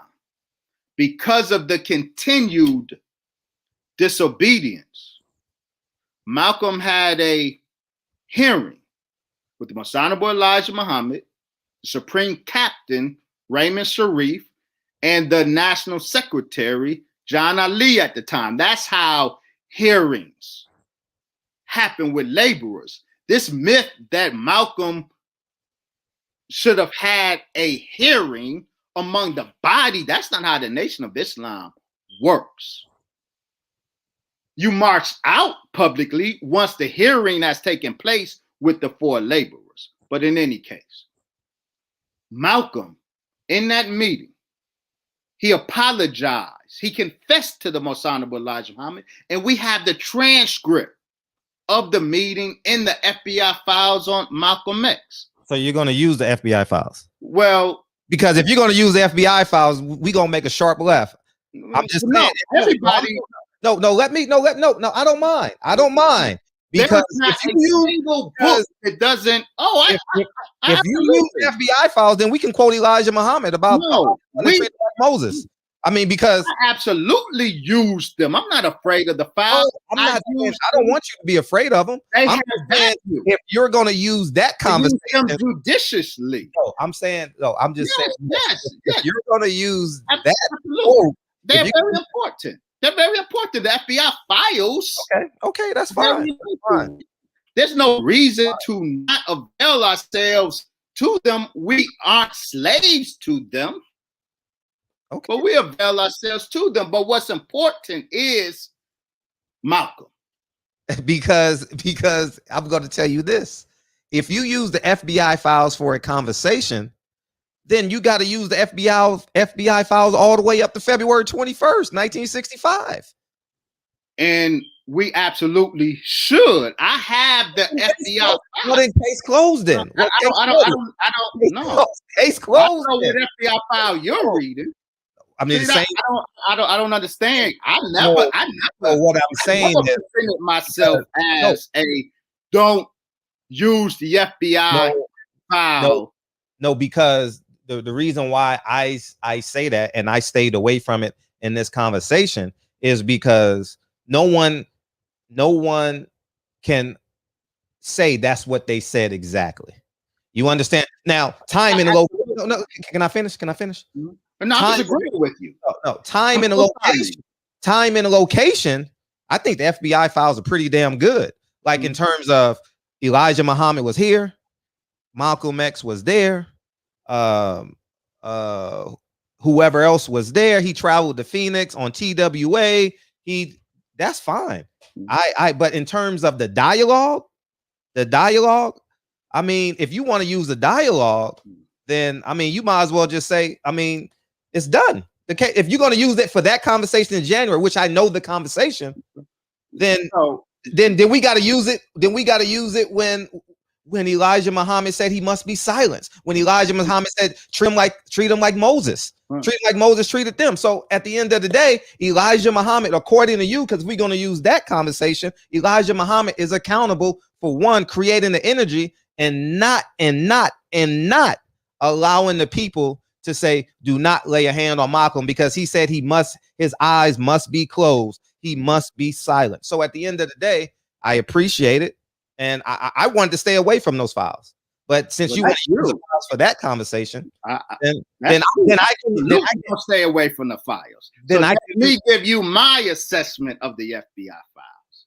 Thank you for giving me yours. Just the same one. We got the same files. It ain't no, giving me your assessment. Oh, assessment. Yeah. Thank you for giving me your assessment of the FBI files on Malcolm X.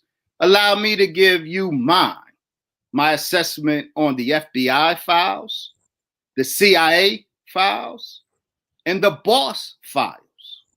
All of them are very important. We should avail ourselves to them. We should read them meticulously, all of them. So I never brought up the files. You brought up the files. I did, and I'm going to continue with the files, because my assessment is the files have great value. But how I use the files, when it benefits you, though, but when it doesn't benefit you, you're not gonna. That's what I'm saying. You never heard that from me. No, but what I'm saying, if I use narrative, no, hear me out. Narrative. You never heard me say. No, I'm not. I didn't accuse you of that. But what I'm saying is, said you. No, listen. You never heard me say this and not that. Never.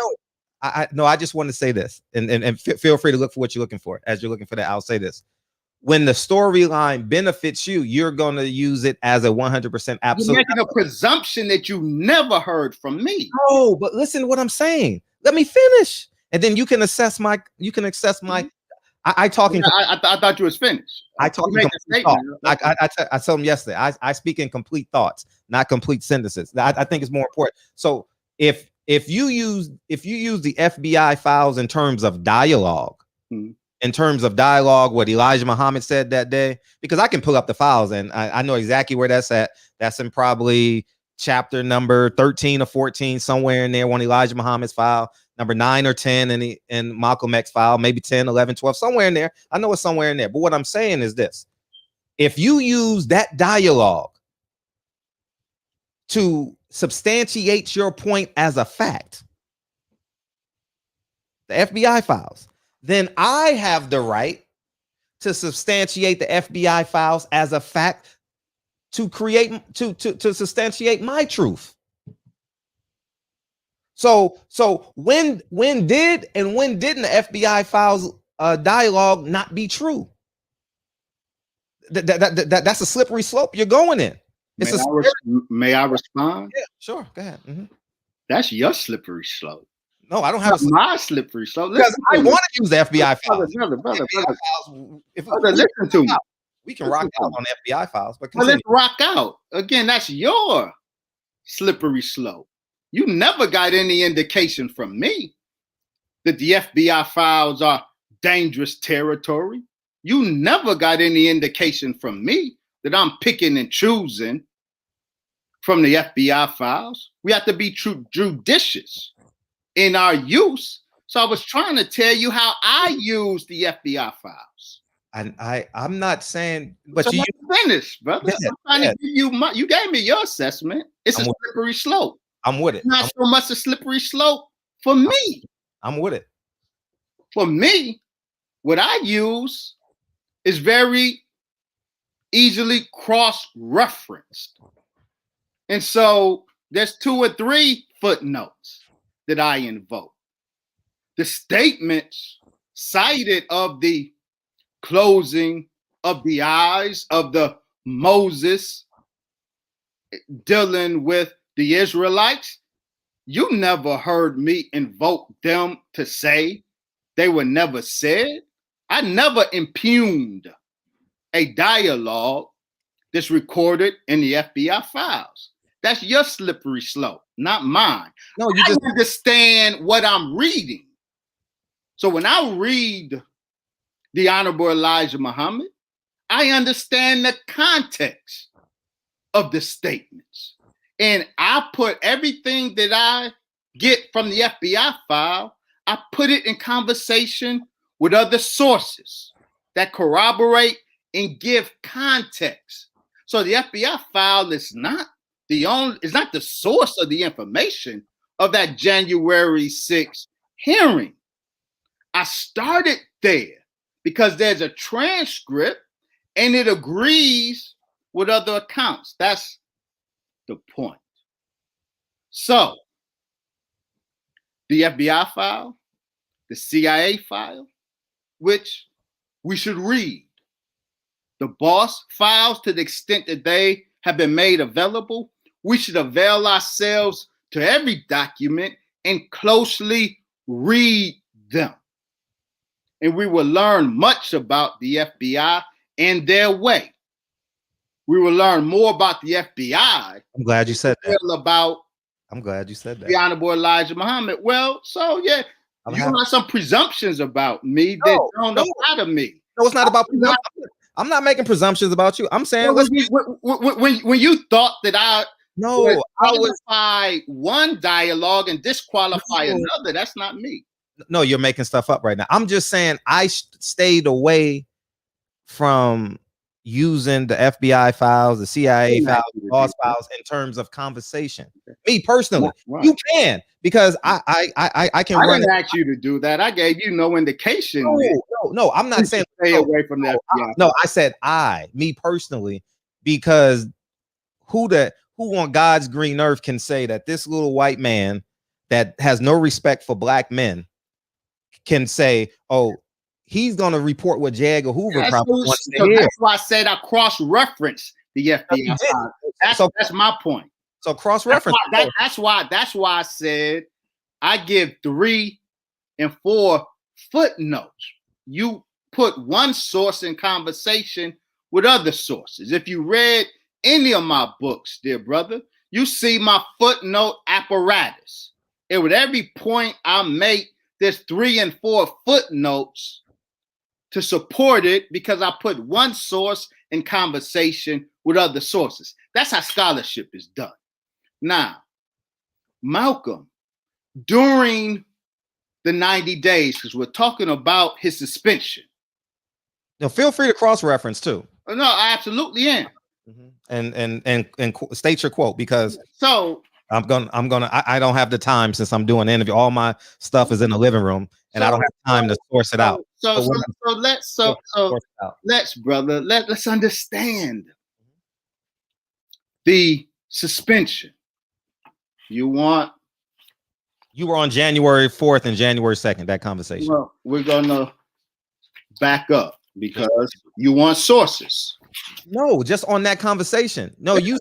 So let me finish, brother. On, I don't know what. I have the right to laugh. I have the right to laugh. Go ahead. I'm good. We're talking about the suspension. You asked me about the suspension.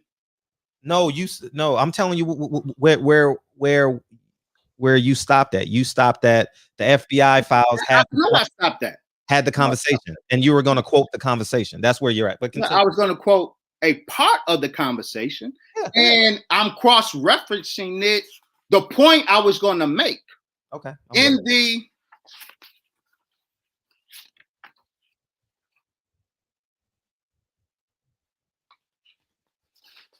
transcript, cross-referencing. In the transcript of that conversation, Malcolm X says he confessed to the Honorable Elijah Muhammad that he made a mistake, that he was wrong to not come to him when he first heard the rumors of his domestic life. Malcolm, on that transcript, which I'm going to cross-reference, said, I made a mistake. Please forgive me. The cross-reference.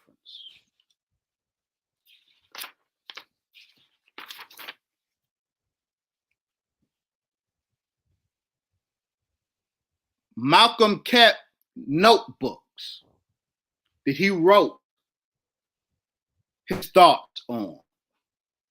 And in last 2 weeks of January, in his notebooks, Malcolm says these words that parallel what is recorded of him in the FBI transcript of that conversation. Malcolm says to the Honorable Elijah Muhammad in his notebook, quote, I made a serious mistake by not coming straight to you.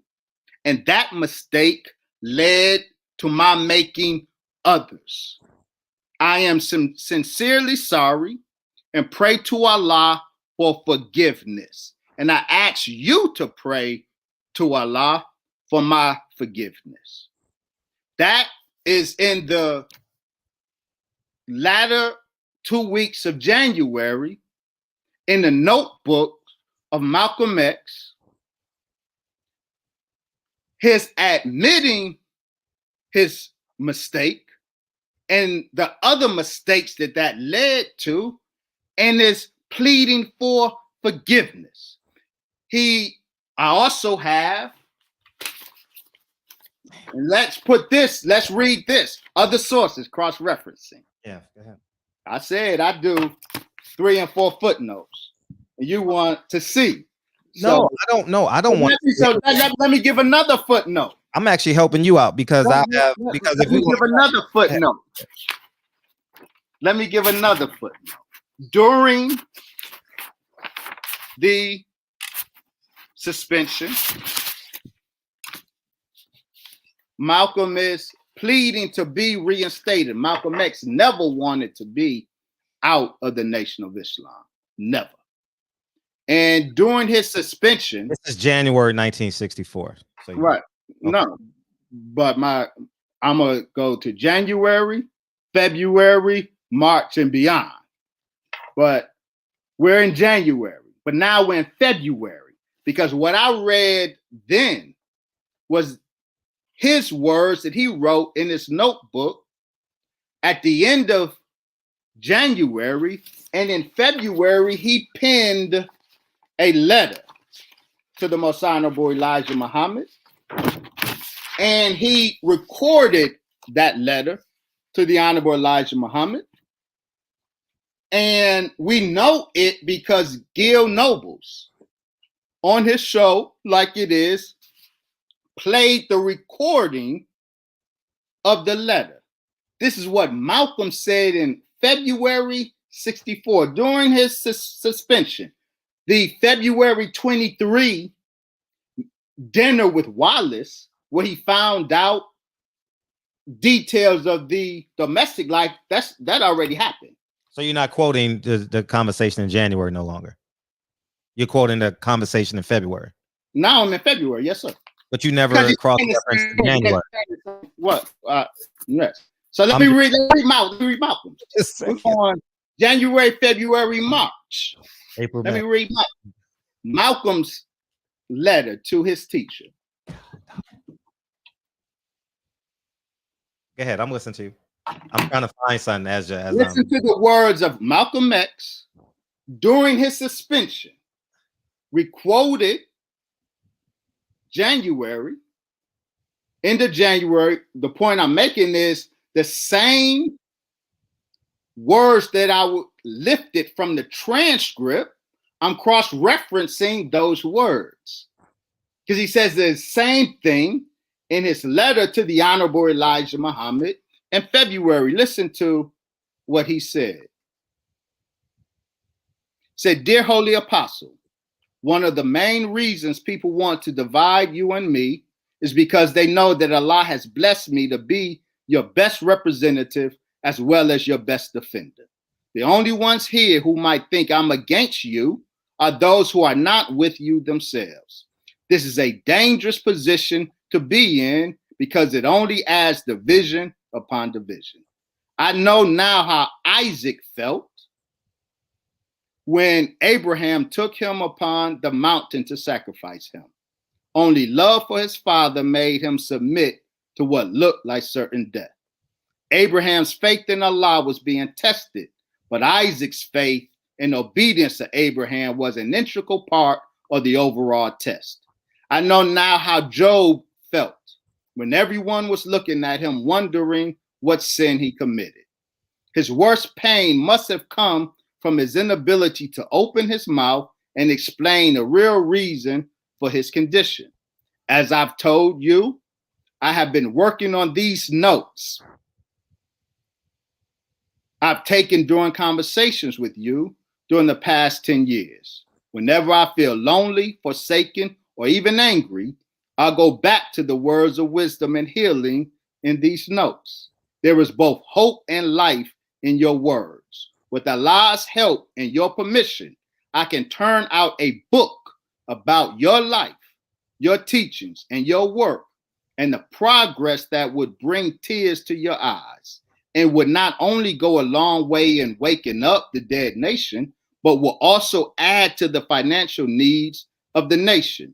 I'll do it just like I was working for you and would actually ask nothing in return. I've received my pay from you already 1,000,000-fold. If you would have mercy on me and give me another chance, I'll stay out of the public. I'd be satisfied with just ministering in the mosque, making no public statements or outside speeches. Cassius Clay has offered me and my family a free expense trip to Miami, Florida. I have taken my family nowhere during the entire 6 years that we've been married. My wedding anniversary is January 19th. So this is January, or was January 19th. And I'm contemplating acceptance of this offer, which is a blessing, a honeymoon.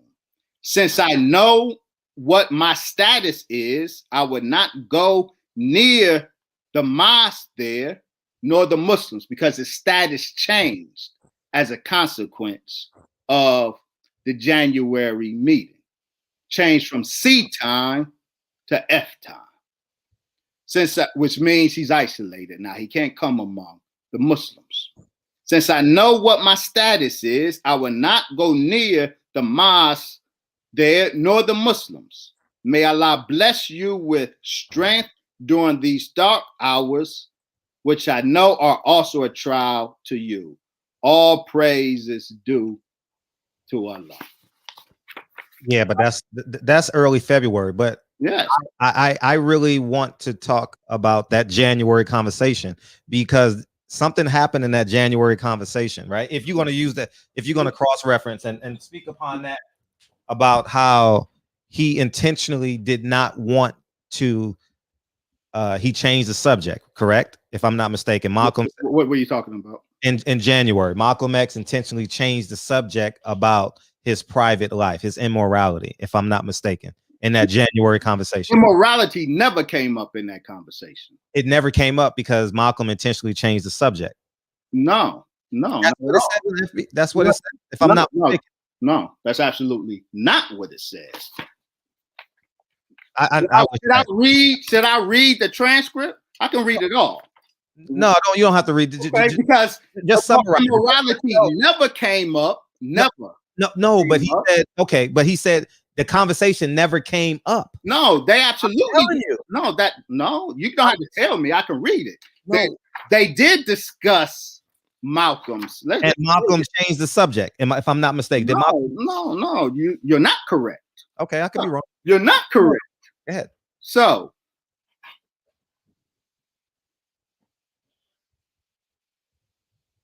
Elijah mentioned the president's assassination. So this is a What date is that? What date did you look reading that? This is January 2nd. Okay. No, it's fine. It's fine. And I it's want them to know because I want them to do their own research too. So go ahead. And so let's help them out. The transcript, among other places, I have the actual document itself. If you don't want to go through the whole file, you have one transcript in Claiborne's Malcolm X, the FBI file. And in these 2 pages, I'm not going to read the whole 2 pages. You say he changed the subject. No, let's see what he says.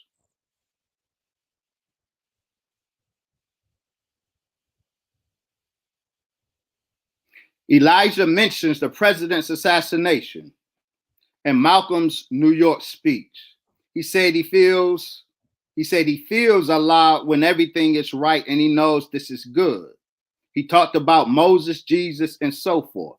He mentioned about after he put Malcolm down from public speaking, how the devils had called hinting there was a split between Elijah and Malcolm. And Elijah told them there was not.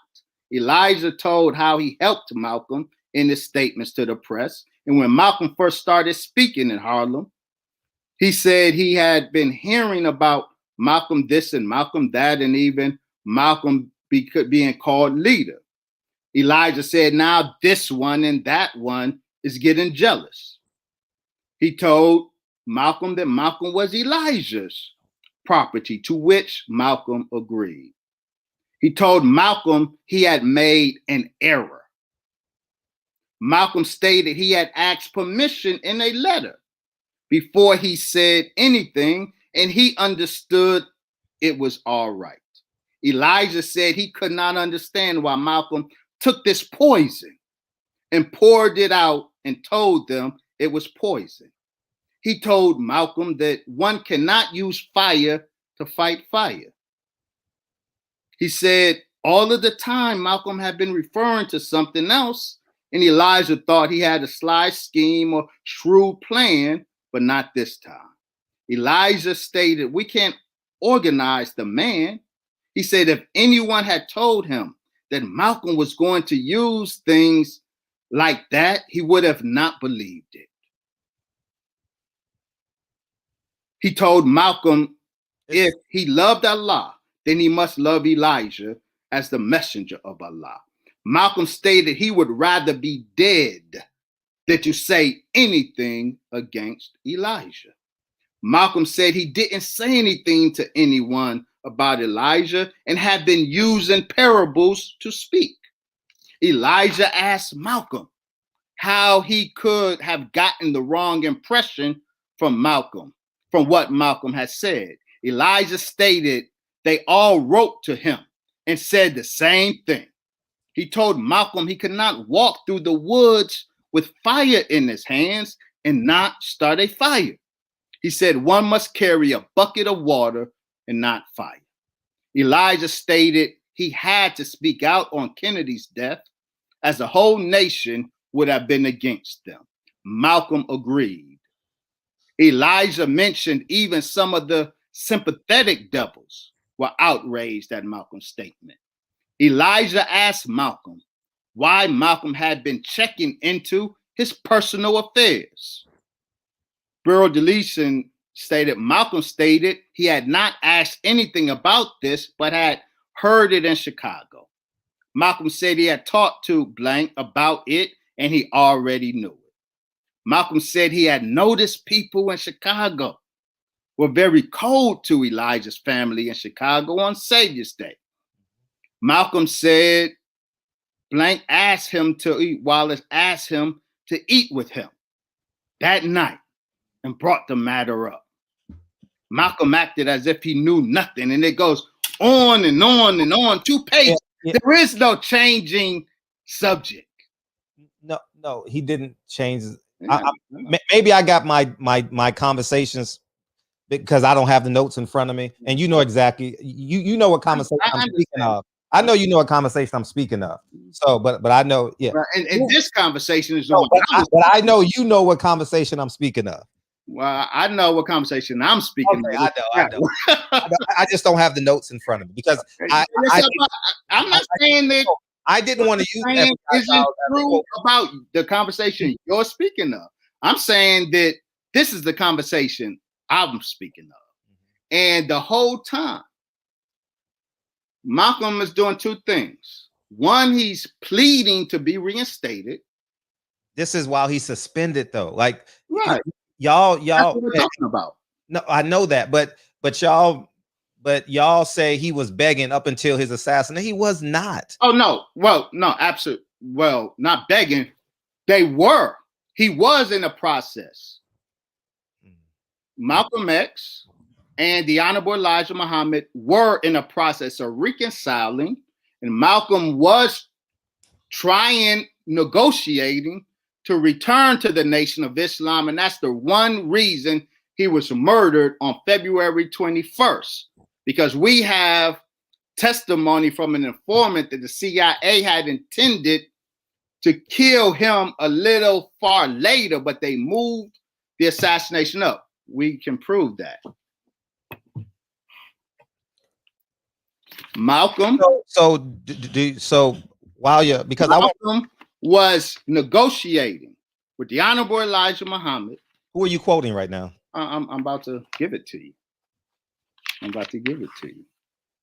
I mean, it's just beautiful that you use the FBI files for your convenience in terms of dialogue. Well, because I'm the false narrative and then you stick with it. No, I'm not. You're trying to saddle me with a jacket that doesn't bother me.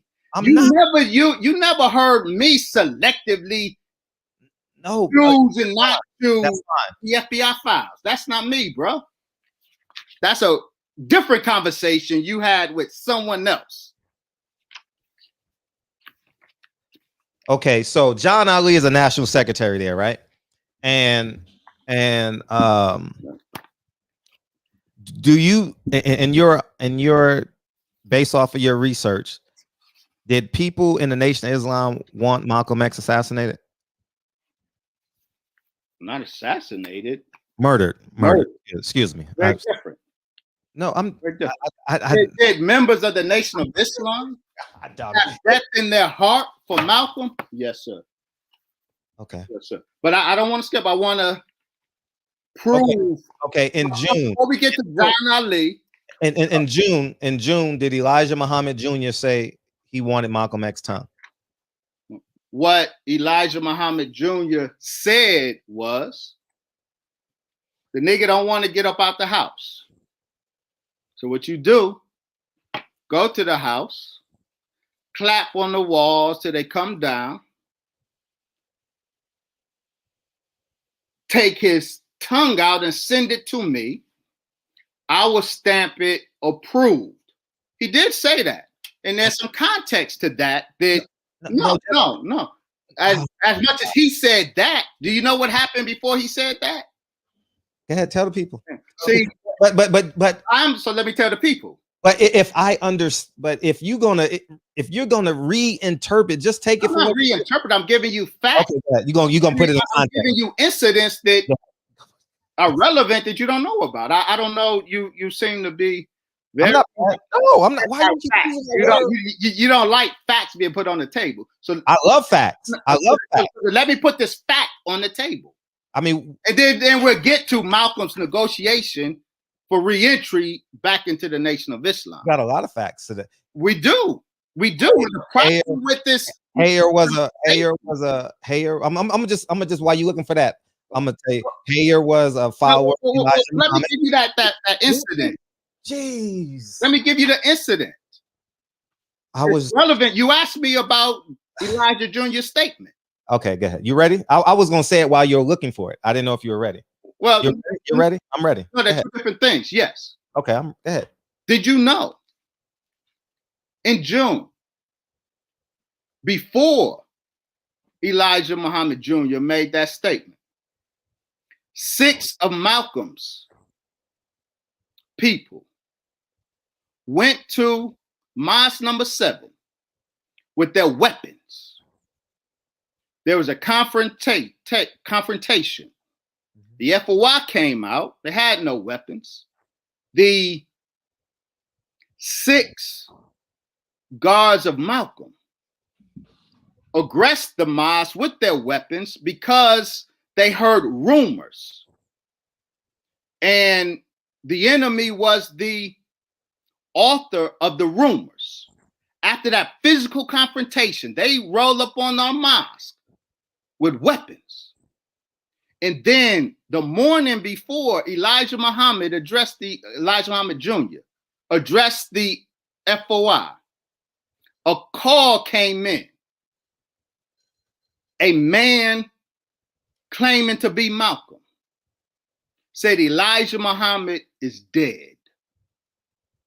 So now, because the Honorable Elijah Muhammad was scheduled to speak that day in Harlem. And so when the morning threat came and the FOI were on red alert at the FOI class, after 6 of Malcolm's people ran up on Temple number 7 with guns. So yes, it was a red alert situation. Now, what they also don't say, when after Elijah Jr. made that statement, Khalil Islam, Thomas 15X Johnson, who was falsely accused with the murder, did time, and he changed his name to Khalil Islam. He said after Elijah Jr. said that, Elijah Sr., his father, the Most Honorable Elijah Muhammad, sent orders down to not touch Malcolm. See, y'all the ones that cherry pick. Y'all the ones who lift an incident in isolation and other incidents because the false narrative is dependent on such cherry picking. What we are given is the contextual facts that allow the discussion to be properly nuanced. Now, I want to return to Malcolm X's. Can I interject? Yes. Do you mind? Thank you. As a standalone statement, Elijah Muhammad said we are a peaceful people, right? We are peaceful people, right? We don't carry weapons. I those who fight with us. Please. If this is real easy, man, but I understand how you go and attach things. I don't know what that as I'm speaking. Yes, sir. As it stands alone, whether you believe or I believe or she believe or we believe that this comment was attached to that comment was attached to that comment. If we are in the court of law and the judge says, Elijah Muhammad Jr., did you say you wanted Malcolm X's tongue? And the question is either yes or no. Elijah, by your own accounts, he said that. So what that means is that is an act of violence. Whether it was called, let me finish. Whether it was caused by 6 men going into the mosque, whether it was whatever it is that you have in your notes, the fact remains. And I understand that people are going to be fascinated by your diction and your ability to recount facts. That is a beautiful thing. It's outstanding. Please. It's a beautiful thing. The facts are the facts. Now let me go back because I know people are mesmerized by you in the chat and this. I'm just going to review the facts as if I'm going to review the facts in yes or no statements. Was Hayer a follower of Elijah Muhammad? You said yes. Was Clara Muhammad hurt by the multiple wives? Yes. You didn't say secret, you used private, and you said Clara Muhammad's kids and family was public and he has the right to keep them private, although Akbar and Wallace were very hurt and he stepped away from his father's teachings multiple times, right? Now we fast forward to the violence part. The violence part is, did Elijah Muhammad Jr. want Malcolm X's tongue? The answer is yes. Now you can go on and state your facts and attach it to whatever you want, but that is and that is where we are at in this conversation. Now, as we fast forward, you're going to add more facts, but that's where we're at in terms of this conversation. But it sounds like a beautiful. Let me add another fact, if I may. You sound so anti-fact. I'm about facts. I'm about facts. But let me take it a step further. It's not just that Elijah Jr. wanted Malcolm's tongue at that point. All of us wanted Malcolm's tongue.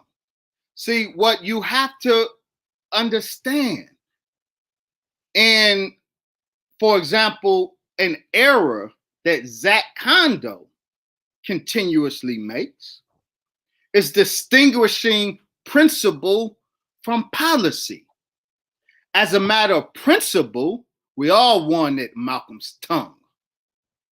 As a matter of policy, we could not touch Malcolm's tongue or any other part of Malcolm, because Elijah Jr. said, you know what? We should clap on his house. Y'all send me his tongue and I stamp it. But the policy came down from his father. Leave Malcolm alone.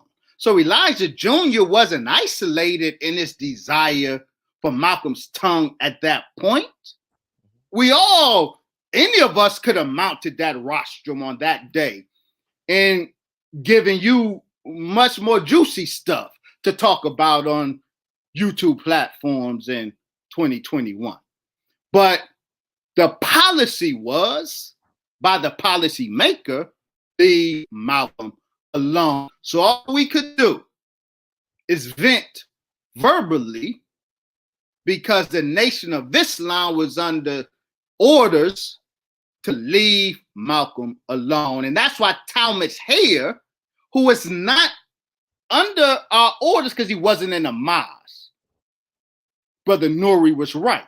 He wasn't in the mosque. He was in F-Time. He wasn't acting as a mosque member. Yes, he had the Honorable Elijah Muhammad in his heart, he said, and I have no reason to disbelieve him, but he wasn't motivated to commit the murder out of love for the Honorable Elijah Muhammad, because if he loved the Honorable Elijah Muhammad, he would have obeyed the Honorable Elijah Muhammad. So he was a disobedient member of the Nation of Islam, and that's where and that's the, who was not in the mosque. I mean, F-Time, he was put out of the mosque. Dear brother, that doesn't make you, that doesn't, because you sat down, it doesn't make you a non-active. Does it make you not a Nation of Islam member?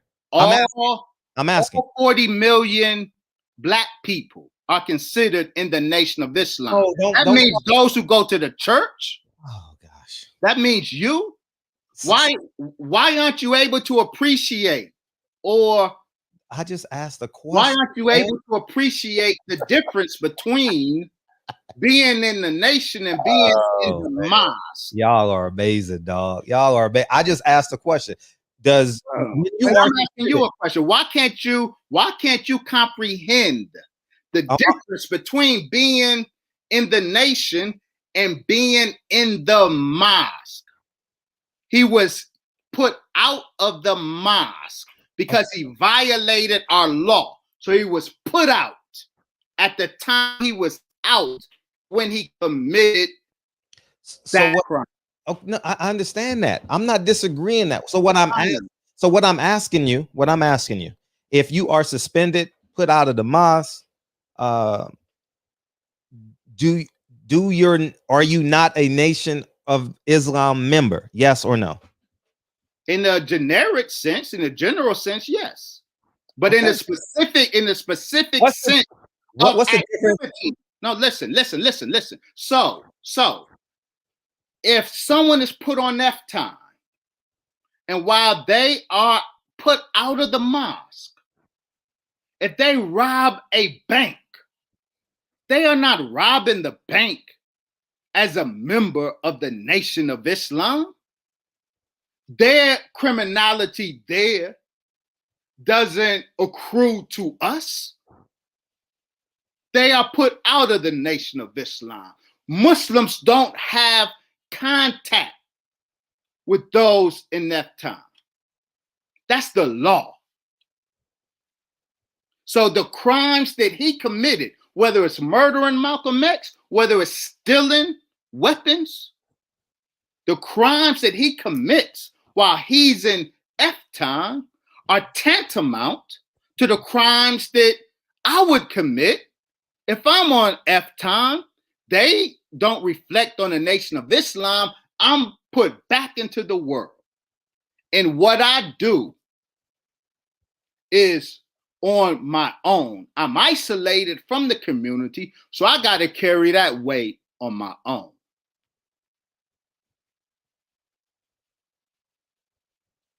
So, can we talk about Malcolm X's desire, his negotiation?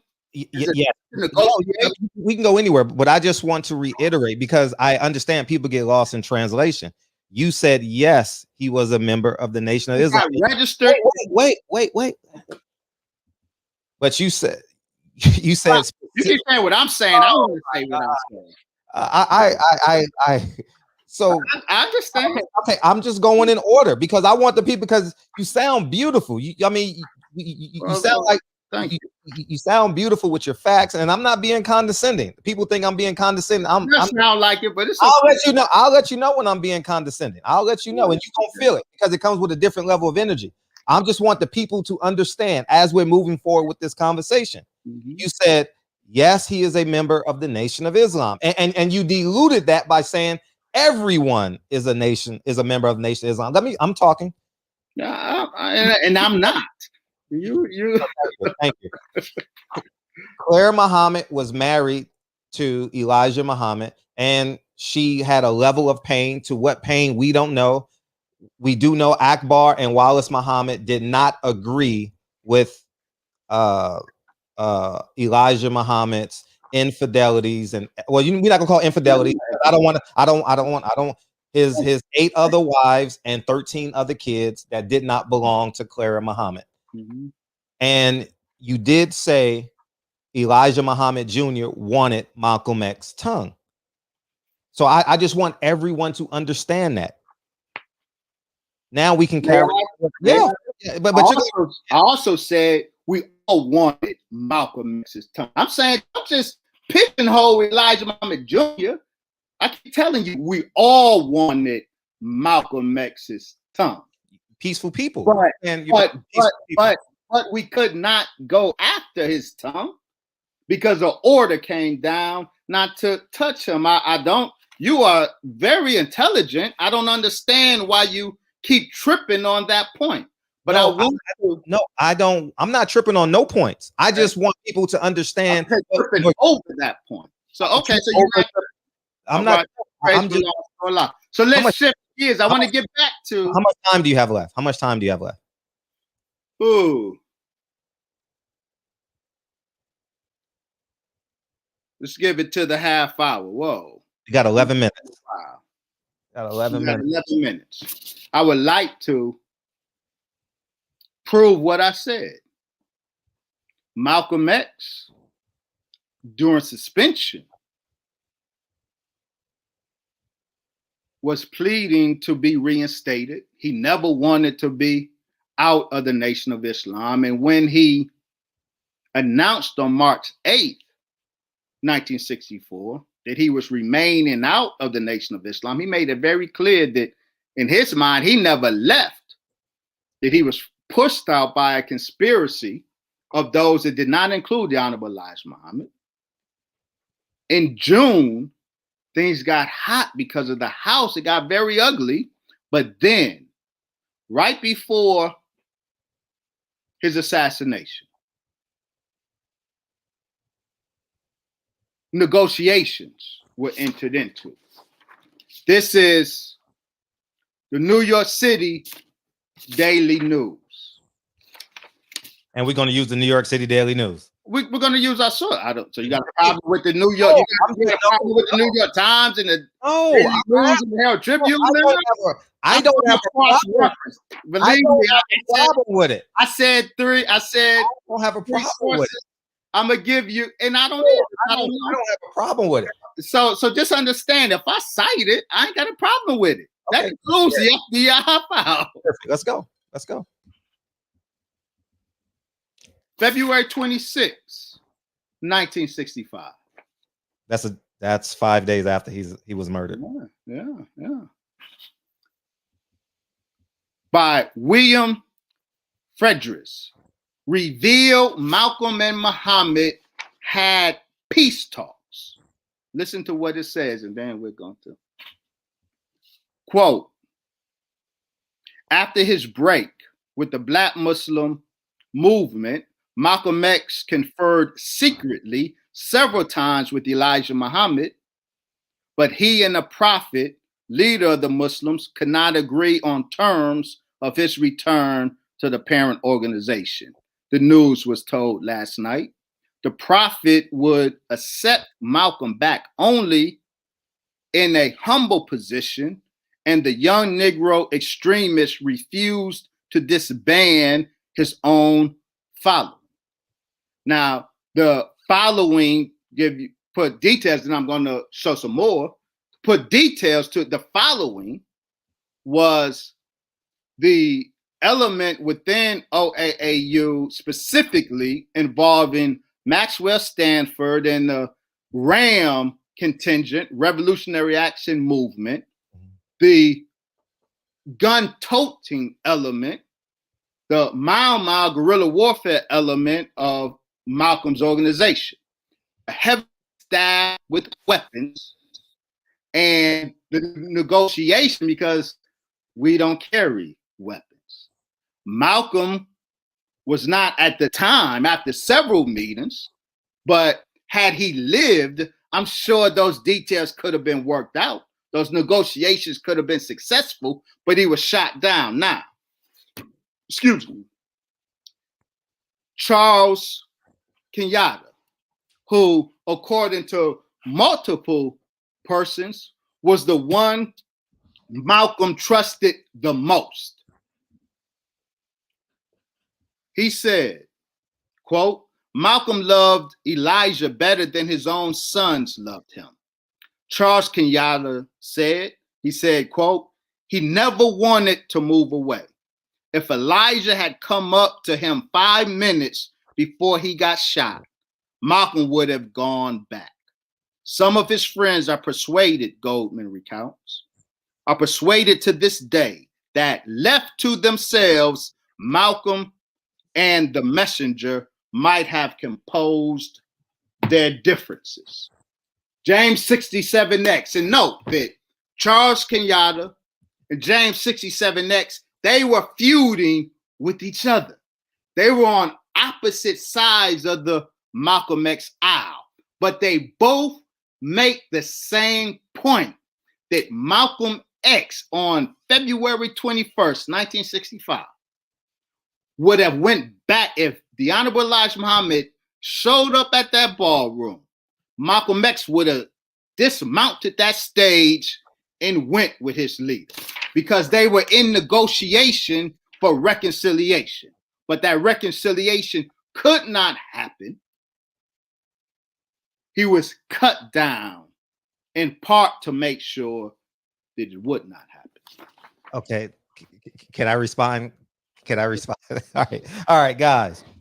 The New York Daily News, in terms of credibility as it pertains to Elijah Muhammad and Malcolm X, is probably one of the most divisive sources, and especially after Malcolm X was assassinated. It was like a jovial media, white media took a jovial position as it pertains to the assassination of Malcolm X. So in my in my opinion, which is leans more towards right than wrong as it pertains to this. And you've said this too in some of your videos as it pertains to New York media and after Malcolm X was assassinated. Now, the week of this is really easy, Wesley Muhammad. This is really easy that Malcolm X did not had no, he didn't. He was February 14th. His house was bombed. Valentine's Day, right? February 14th, his house was bombed. And then he had to go to Detroit. And then he came back, right? And he said, basically, I'm a dead man walking. You know, he did an interview with another man. I'm drawing a blank on his name. I have it, who was beat up by the Nation of Islam in a Boston. Let me. I know you know the name, but let me finish. They did an interview together January 15th. It was that week. It was that Wednesday or Thursday of that week. He got beat up damn near for his life in a Boston hotel. Okay. In a Boston hotel. And they did an interview together that week. Mm-hmm. Now, when we get to that day of the Diaz, he was about to expose the people that made an attempt on his life, because that earlier, the members of the Nation of Islam, and we have multiple sources, wanted to get a silencer. Muhammad Ali's secretary agreed with this, wanted to assassinate Malcolm X, and Malcolm X was going to expose it. That whole week from 14th to February 21st, no way on God's green earth did Malcolm X had a notion that he was going to get back for the Nation of Islam. He knew he was walking towards his death that week. They had got as close as they. Now he's going to quote everyone else and this and that. But the fact is, if you guys want to know, no, this is a fact. February 14th to February 21st, it is a fact. Betty Shabazz, I'm gonna see the most beautiful thing about me is I have first person accounts. I've interviewed John Ali. I've interviewed Khalila Ali. I have first person accounts as to this. So this is gonna be real easy for me to edit this up and let you know. But at the end of the day, Malcolm X did not want to go back to the nation. That he was in fear for his life.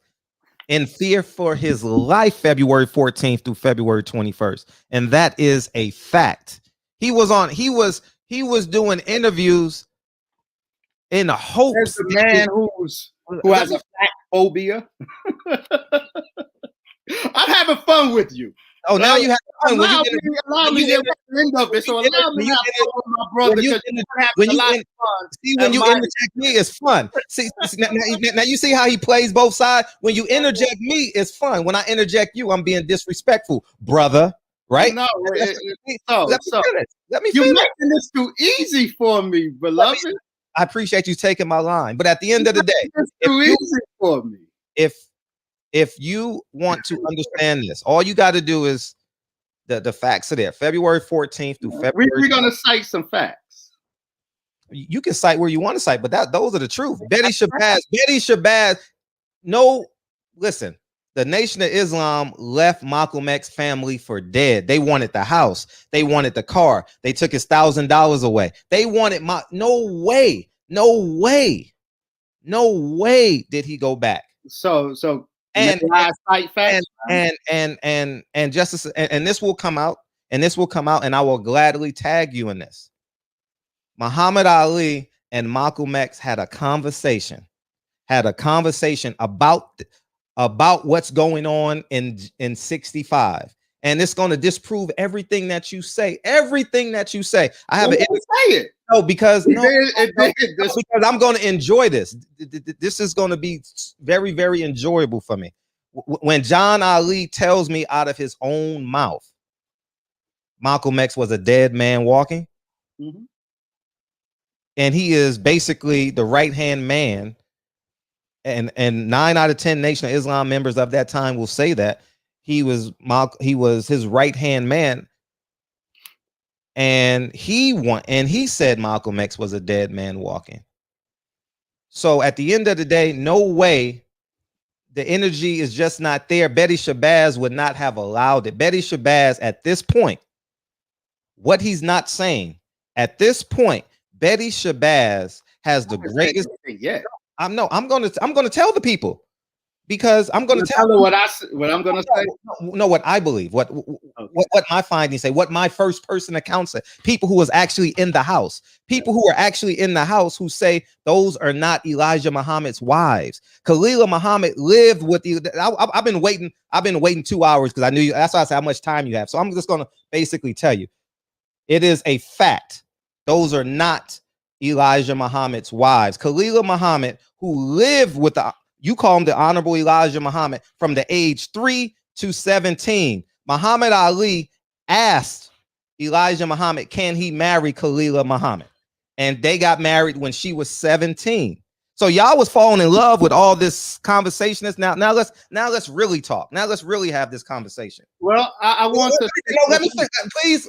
Please. This is going to take some time now. This is going to take some time for me to finish this, and you can take your time and respond. He's going off of what he's read.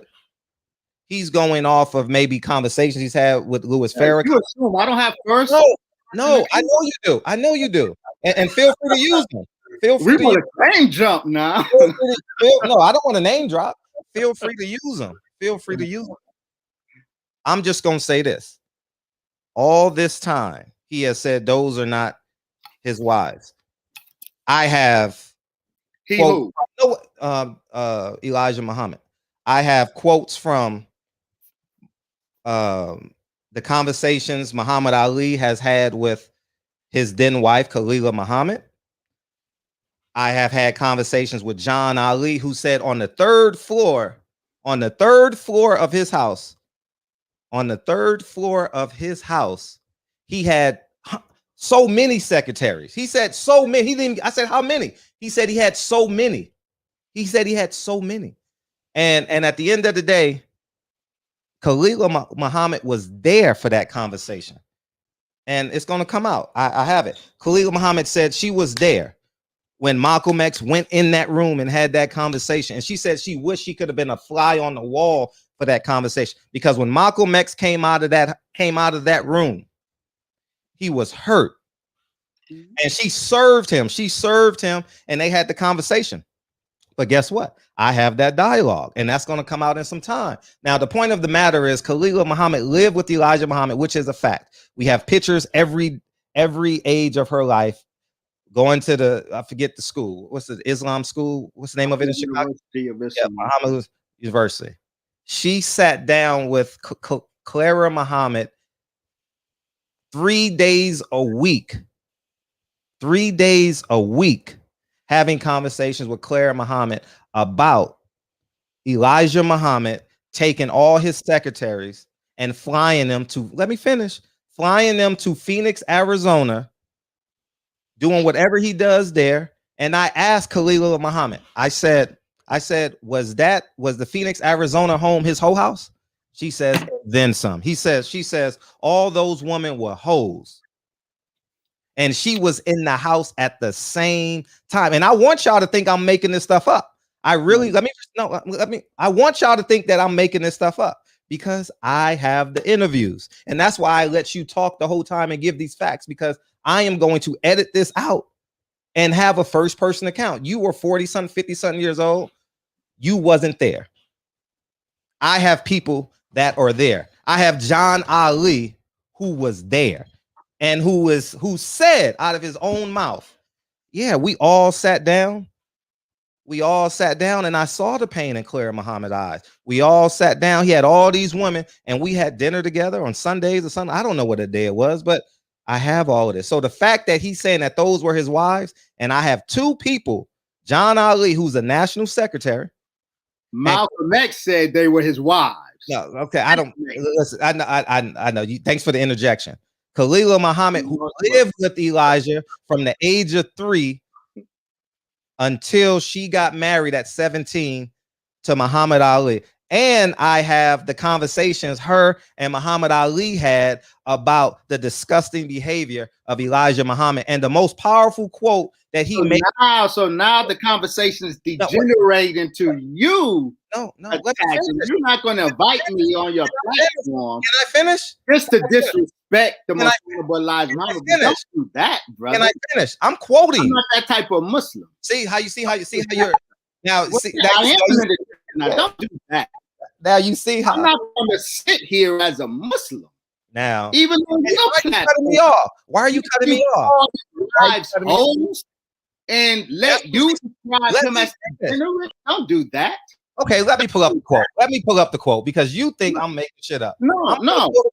Can you send me that quote, please? Because I think it's fair that we because if the conversation is degenerating to that, and you want I want to talk about it. The subject is his renegotiation. Okay, we're gonna have this conversation. Because let me say this. You just cut me off, though. You just cut me off. Yeah, because it's 11 minutes. I appreciated our time together. I really enjoyed it. I'm gonna play. I want you to stay and listen to this, though. No, because you're not gonna disrespect. I'm not. I'm quoting. I'm quoting. I'm quoting. I'm not disrespecting nothing. I'm quoting. You can't, Malcolm. I'm quoting. You're not gonna quote disrespect of the most honorable Elijah Muhammad, not while I'm on the platform. Married. This is Louis Farrakhan speaking. They produced for him. You can always quote him. I don't want nobody to be set out. That was his what? No, that was his woman or his hoe or whatever. It ain't no wife. And I'm being honest with you, and I'm being straight up with you, and I do not hold my tongue about the truth. You wanted to use Malcolm, but I took Malcolm. Malcolm identified your hoe or your woman or whatever what you offer, and it ain't your wife. And I hate to be rude or anything like that, but I'm just being honest. It's your trollop that you do anything you want with her in spite of you having a wife and disrespecting her. End quote. End quote. No, that's her perspective. She lived with Elijah Muhammad. No, she's not more authoritative than Malcolm, who said wives. I know. You know. Now you know you didn't. No. Let's end it on that note. Let's end it. Our 11 minutes are up. I had a great time. Mm-hmm. Really, I did. This was fun. I hope your audience learned much. Black facts matter, brother. And inshallah, you will continue to grow, evolve, and your platform will continue to grow. We have no choice but to grow. Anything ain't growing is dead. That is right. So may Allah continue to bless you. Appreciate you. Make sure y'all go subscribe. Well, this is on my backup channel. I wish I have close to 100,000 on my main channel. I just got a strike last night. So we would have you would have got more followers from this, but I had to use my backup channel. So it was a pleasure. But thank you. But yeah, if you want to respond to this in your video, feel free to clip it. And I got bullets, man. I got bullets. John Ali. You didn't have any today. You had blanks today. No, you have blanks today. My blank scared you. My blank scared you. Like every black person. When they hear a gunshot, they run. The black man is God, and that includes you too. May Allah bless you and your audience. Peace. Peace.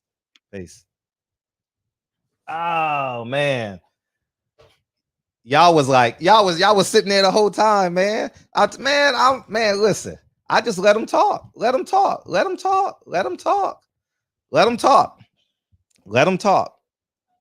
Nope, let them talk. It's real simple. John Ali said it. Khalil Muhammad said it.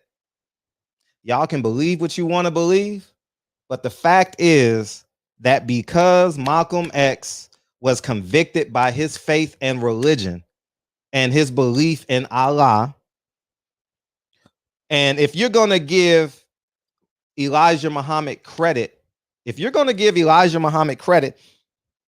for building Malcolm X and his character and his integrity, you have to give him credit for standing up to Elijah Muhammad, because that goes against, guess what?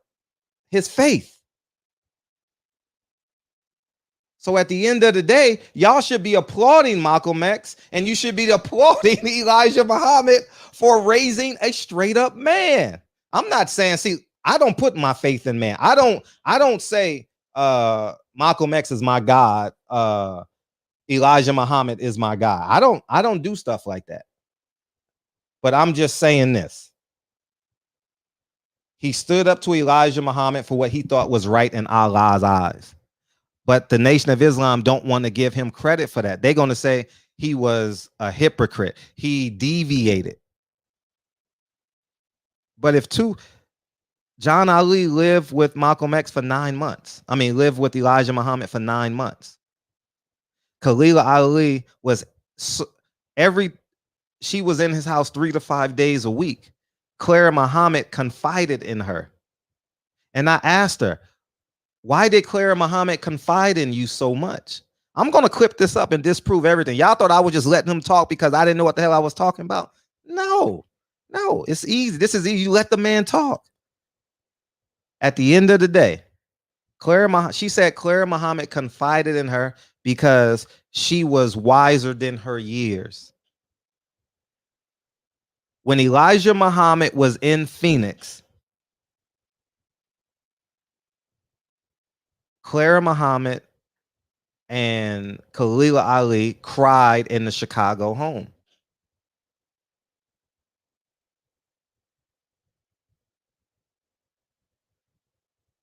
Khalila was there when Clara Muhammad would call Phoenix, Arizona.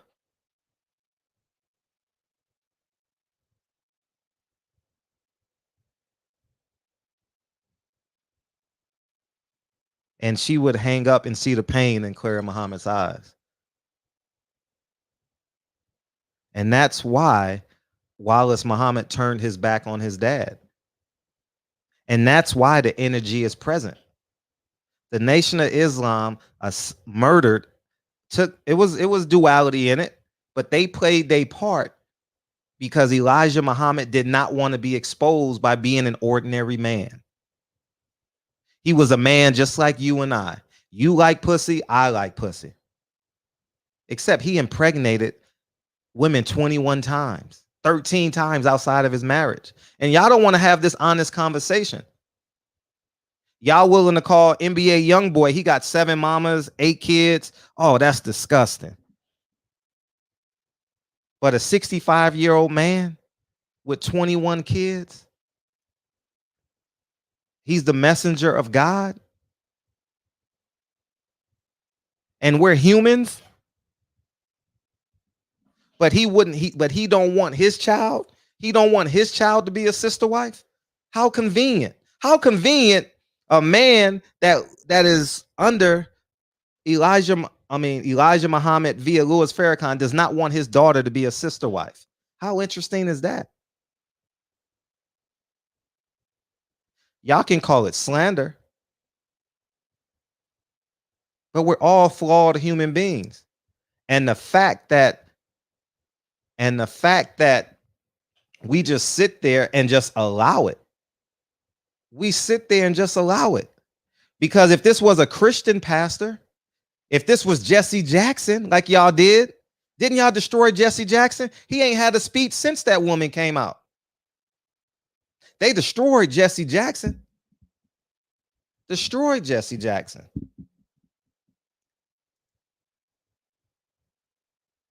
But Jesse Jackson and Elijah Muhammad, they worked together because guess what?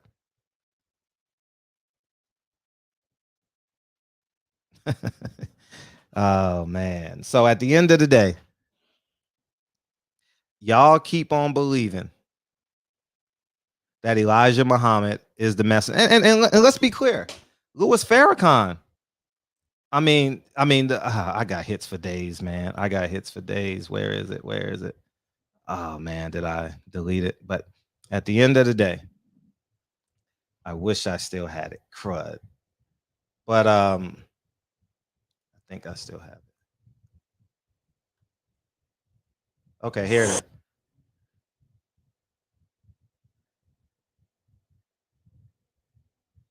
Louis Farrakhan don't believe Elijah Muhammad is God, but y'all don't believe me. Y'all don't believe me. I'm gonna play it for y'all. This is Farrakhan talking. He asked me about Master Farad Muhammad. I said, well, I love him very much, but I don't believe he's God. He asked me about the messenger, and I said, I love him very, very much, but I don't see him now as the messenger. I see Prophet Muhammad as the messenger. Y'all don't want the truth. Y'all don't want the truth. That's Farrakhan talking. That's Farrakhan talking. He said Elijah Muhammad is not the messenger. Man, y'all keep believing what y'all believing, okay? Y'all keep believing what y'all believing, okay? I know I'm lying. I know I'm lying. I'll take that to the bank. I'm lying. And yeah. Oh, y'all want to beam in? Yeah, y'all want to beam in and disagree with me? You're more than welcome to. I don't want to open up the phone lines because that's too many. I can't handle the calls. We got over 1,000 people in. I wish you would have been on my main channel. We would have had 2,000 or 3,000 people in here, man. That would have been a good show. But yeah, so at the end of the day, you guys are more than welcome to beam in. Y'all call it slander. So Khalila Muhammad is lying, and she lived with him for 14 years.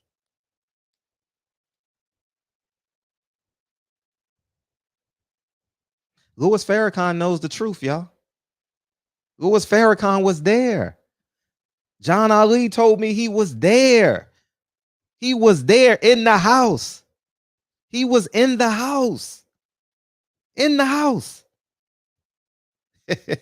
Y'all don't want the truth, man. The reason why, part of the reason why Malcolm X was assassinated was to protect the public image of Elijah Muhammad. And that's facts.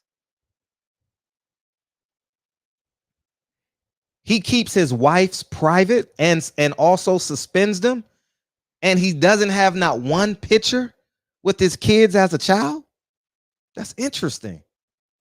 But let's keep it private. Even if they were private in the 60s, why aren't the pictures public in the 2020s? All right, we got a lot of people beaming in. All right. So we got it. So we go 2 minutes. If y'all don't mind, we'll go 2 minutes because there's a lot of people beaming in. All right. Go ahead, Asia. Oh, Brandon, 2 minutes, man. Go ahead. What's happening? Y'all don't want to be infinite satisfaction. You ready? Go ahead. Go ahead.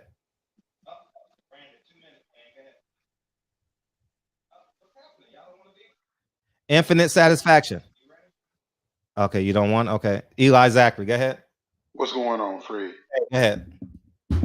I'm not gonna be long. Honestly, I thought the interview had a lot of understanding to be had more than it was a point to be proven. Because when I looked at your points, this the first time I ever seen you rattle. I ain't gonna even lie to you. Emotionally rattled as an interviewer and not so much neutral. Listen to what I'm saying. I'm Because not, you're not neutral.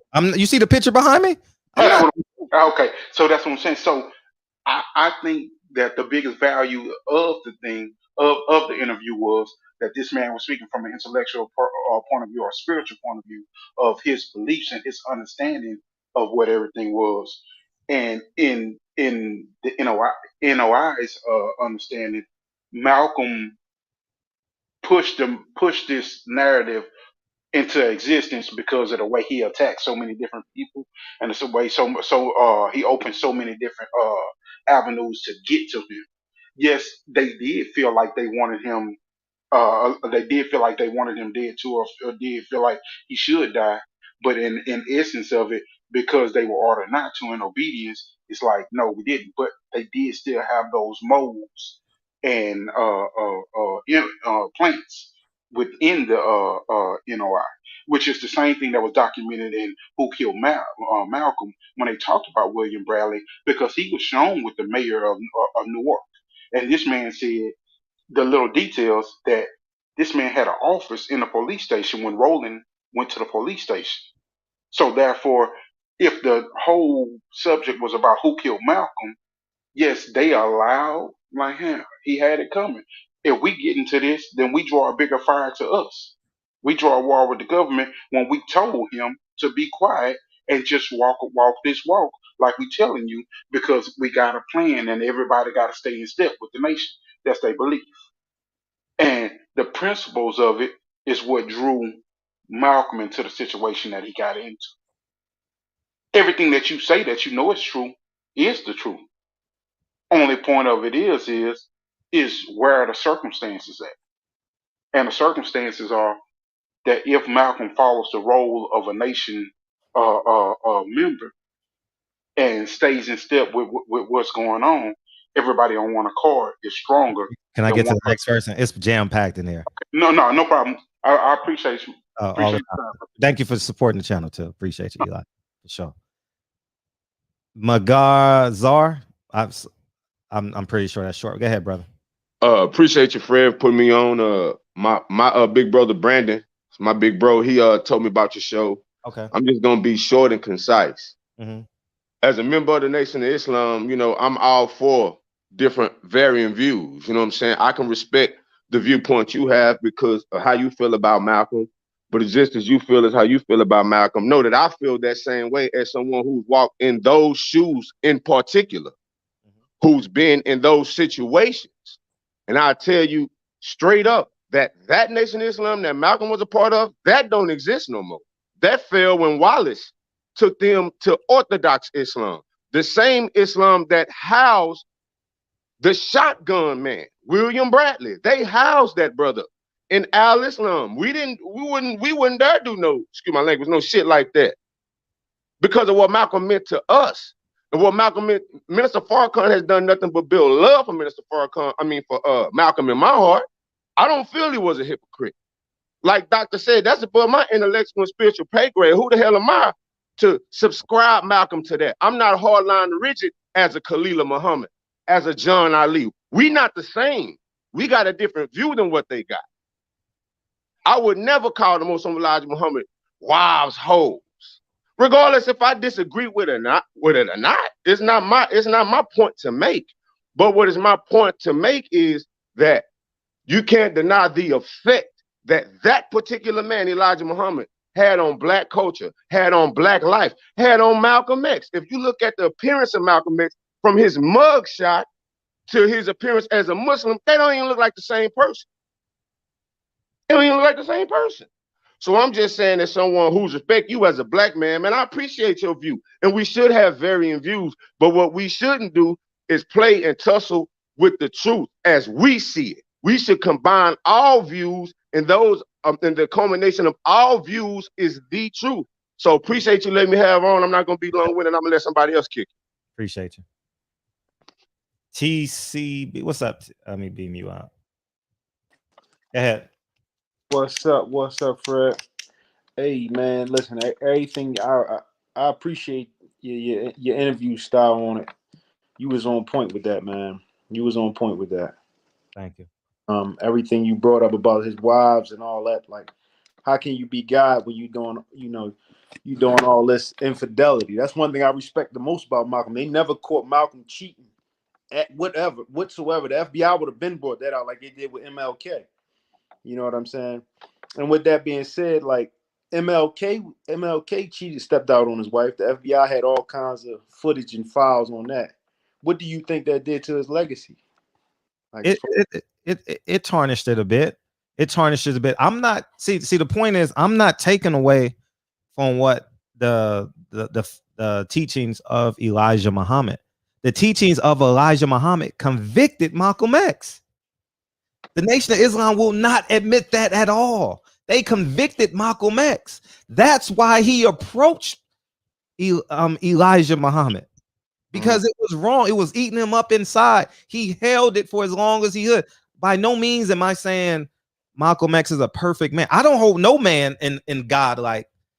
I respect him, but I don't hold no man godlike. I don't do that in my life. You know, I don't allow my son to call. I don't even allow my son to think. You understand what I'm saying? So at the end of the day, I think the Nation of Islam played a part in his assassination. And they say that that he wanted to go and be a part of. No, that week of February 14th, he Yeah, was afraid for his life. It's real. very evident. It's very evident in his interviews that week. That's He real. went to Detroit in the same clothes Mhm. that he had February 14th. And you know why he did it? What? Because of his faith convictions. He Yeah. made a commitment to be in Detroit the next day, so he went.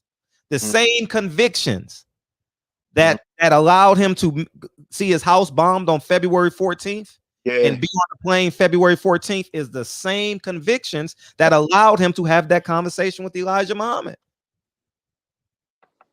That's That's it. real. That's real.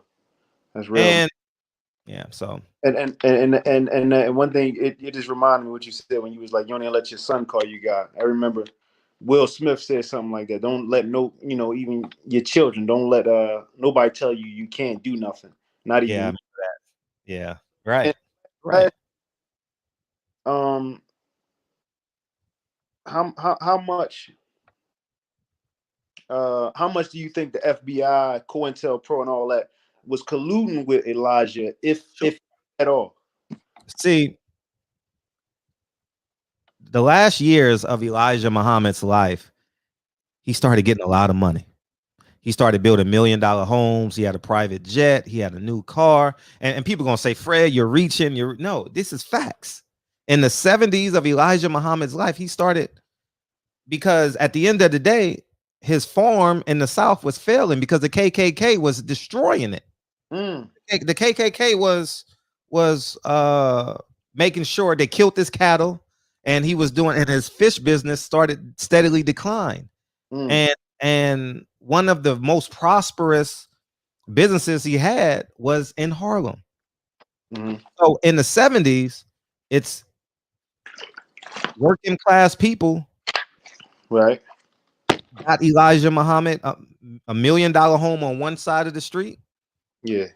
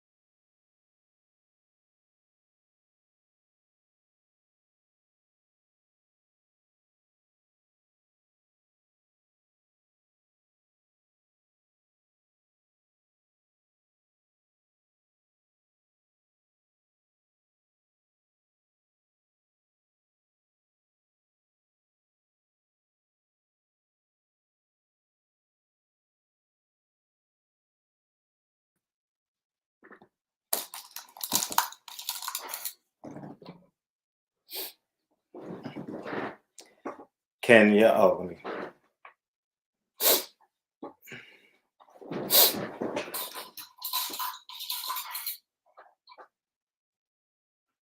Can y'all hear me now? Are we good? My nigga, this is dedication. This is anti-hesitation. It's a real nigga celebration. All right, I apologize. I had a power surge out of nowhere, so I apologize. So that's it. If you guys want to comment, it's a lot of people in it. Y'all can feel free to fill the room back up if y'all want to, and yeah, we can have the conversation. So we got H Money coming in. I'm sorry, man. I wanted to beam back in. I'll give you back your 2 minutes. I totally apologize. Go ahead, H. Hey, Fred, it's too much real here. It's too much real down here in the barbershop. That's what I got to say. Fred, hey, man, I salute you. You did a great job representing Malcolm X. That brother right there, that brother was a fraud, a con artist. You know what I mean? That man came over here with a suit and a tie, with a smile on his face, with evil intentions. God damn it, Fred was on him. Fred exposed him.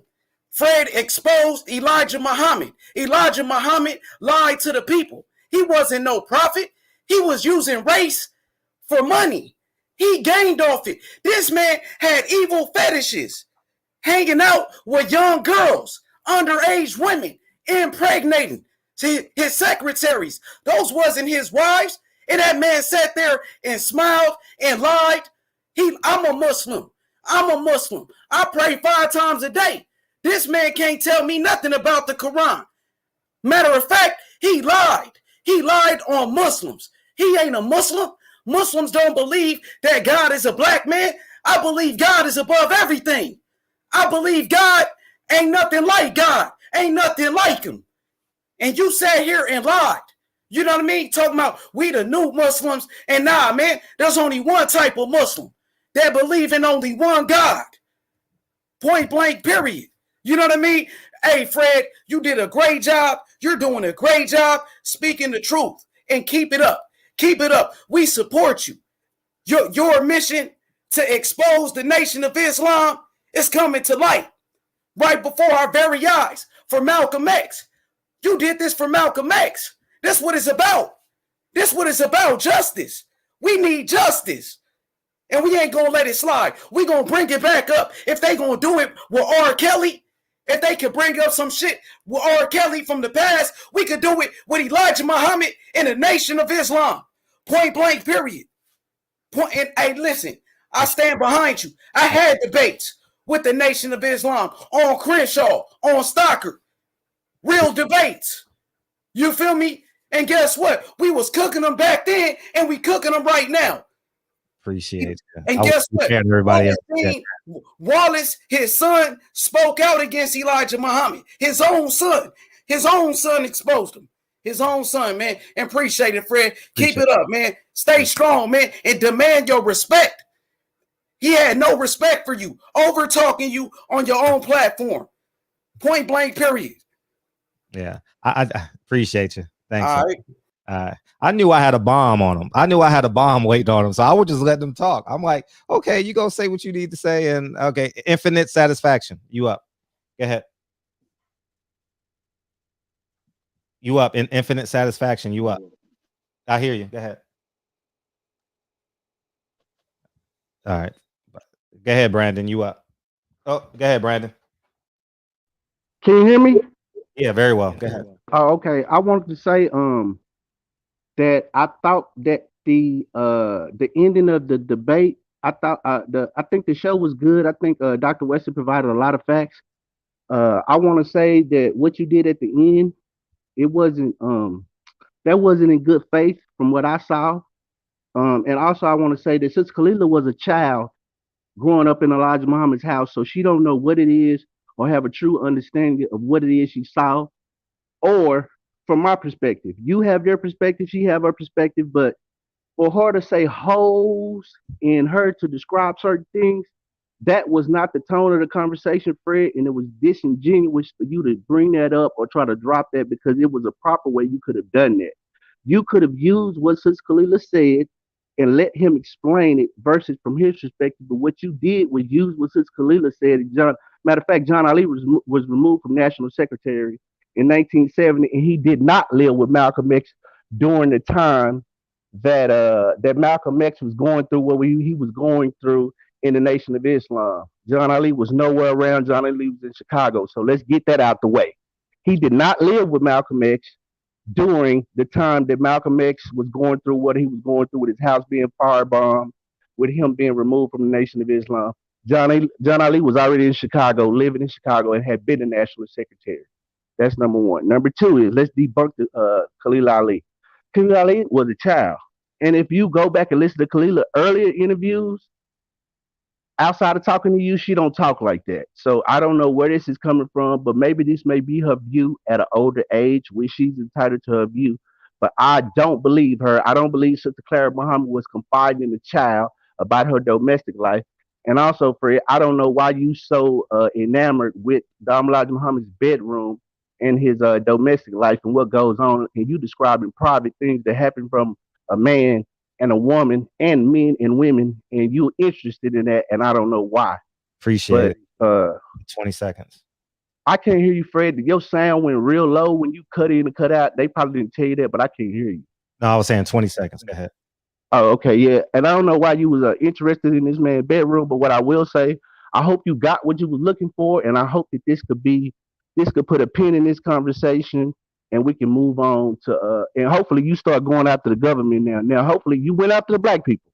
Now you could start going after FBI agents, and you could start poking around and going following them around and start flying around and interviewing FBI agents and stuff like that.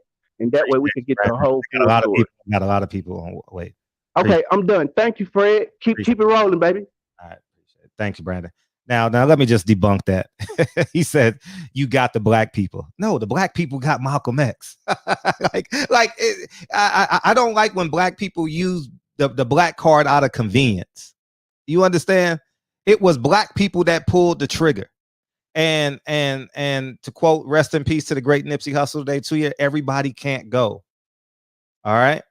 And at the end of the day, my understanding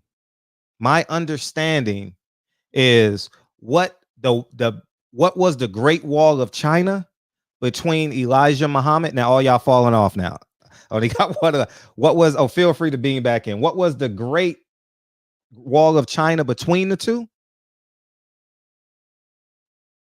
Was there differences on the morality?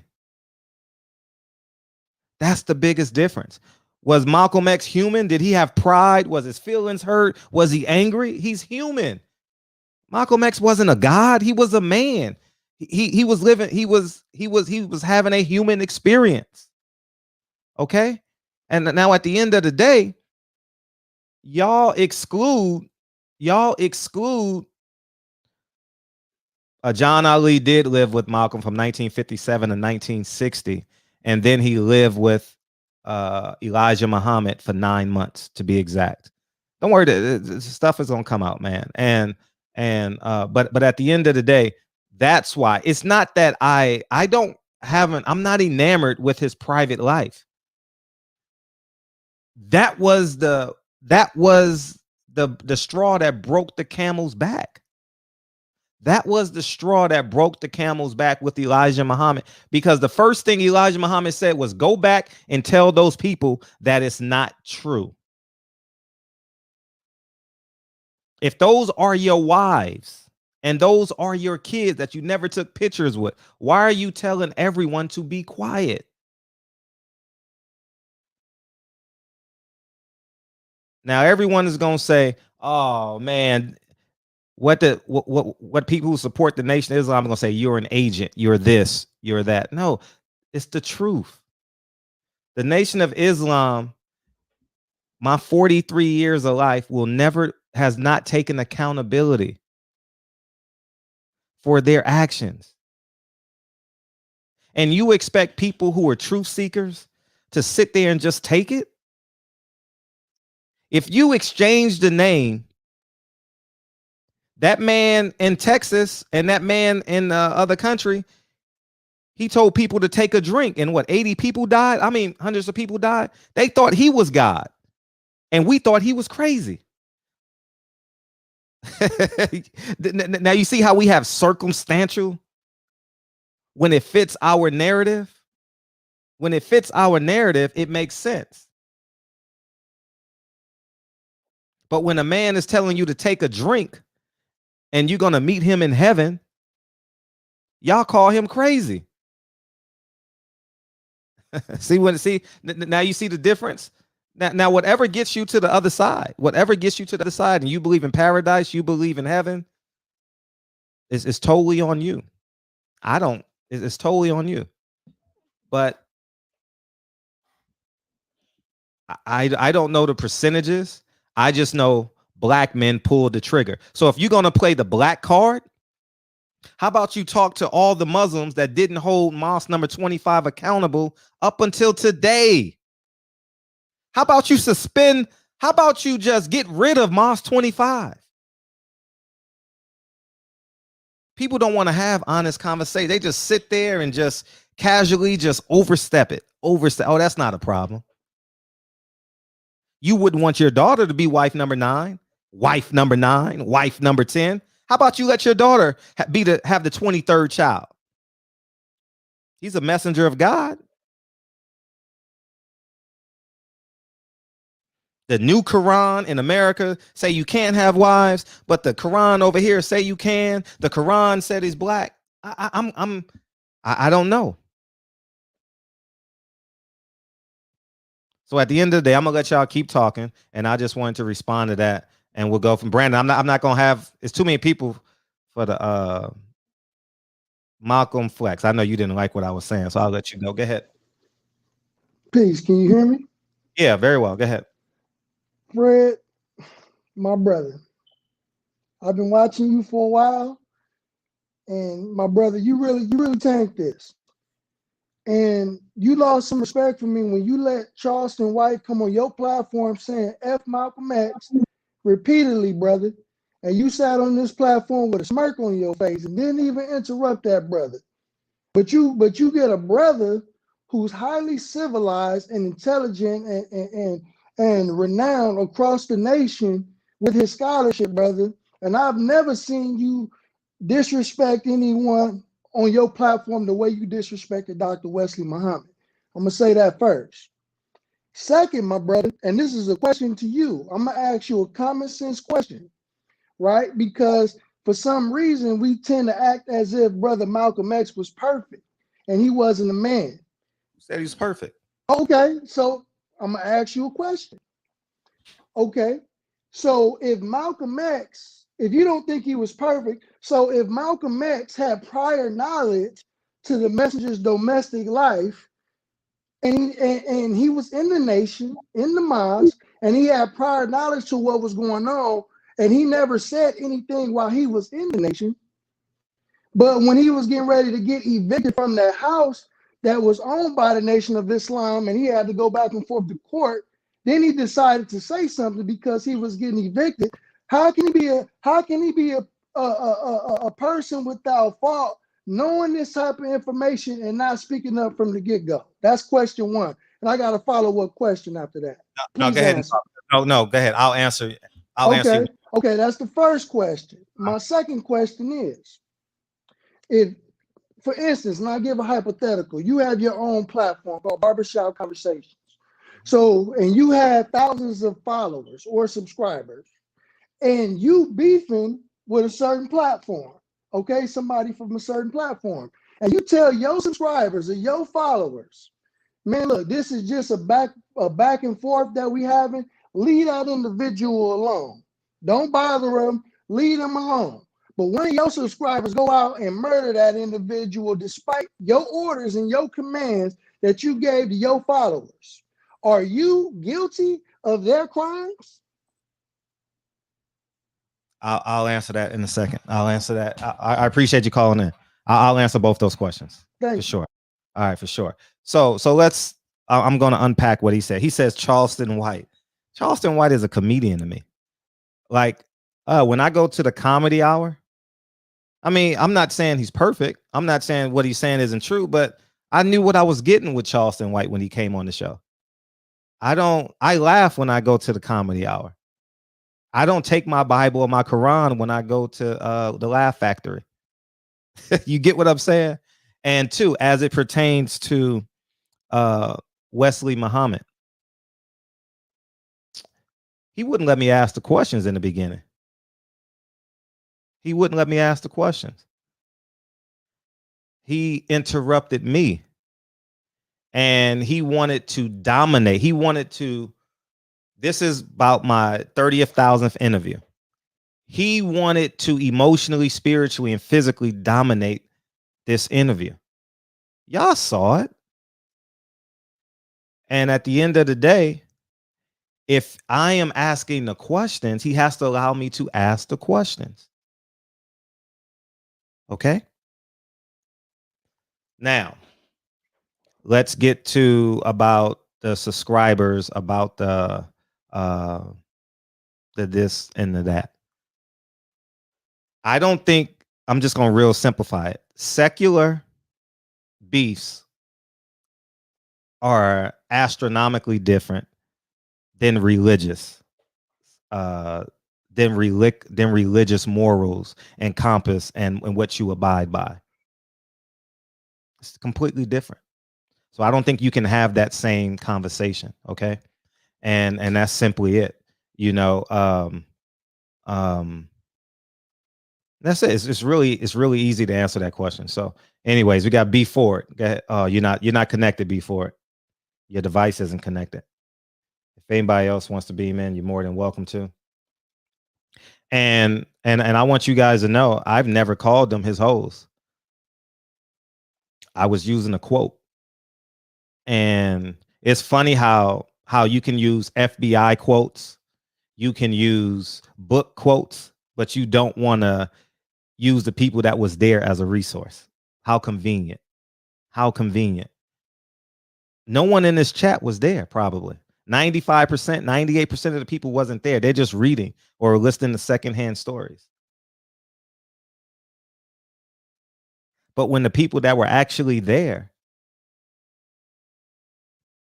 tell you what happened, it's not accurate. And the same thing I said about the FBI files. I personally don't believe every conversation in FBI and the FBI files are accurate. But Wesley Muhammad wanted to use the conversation. I use it for location.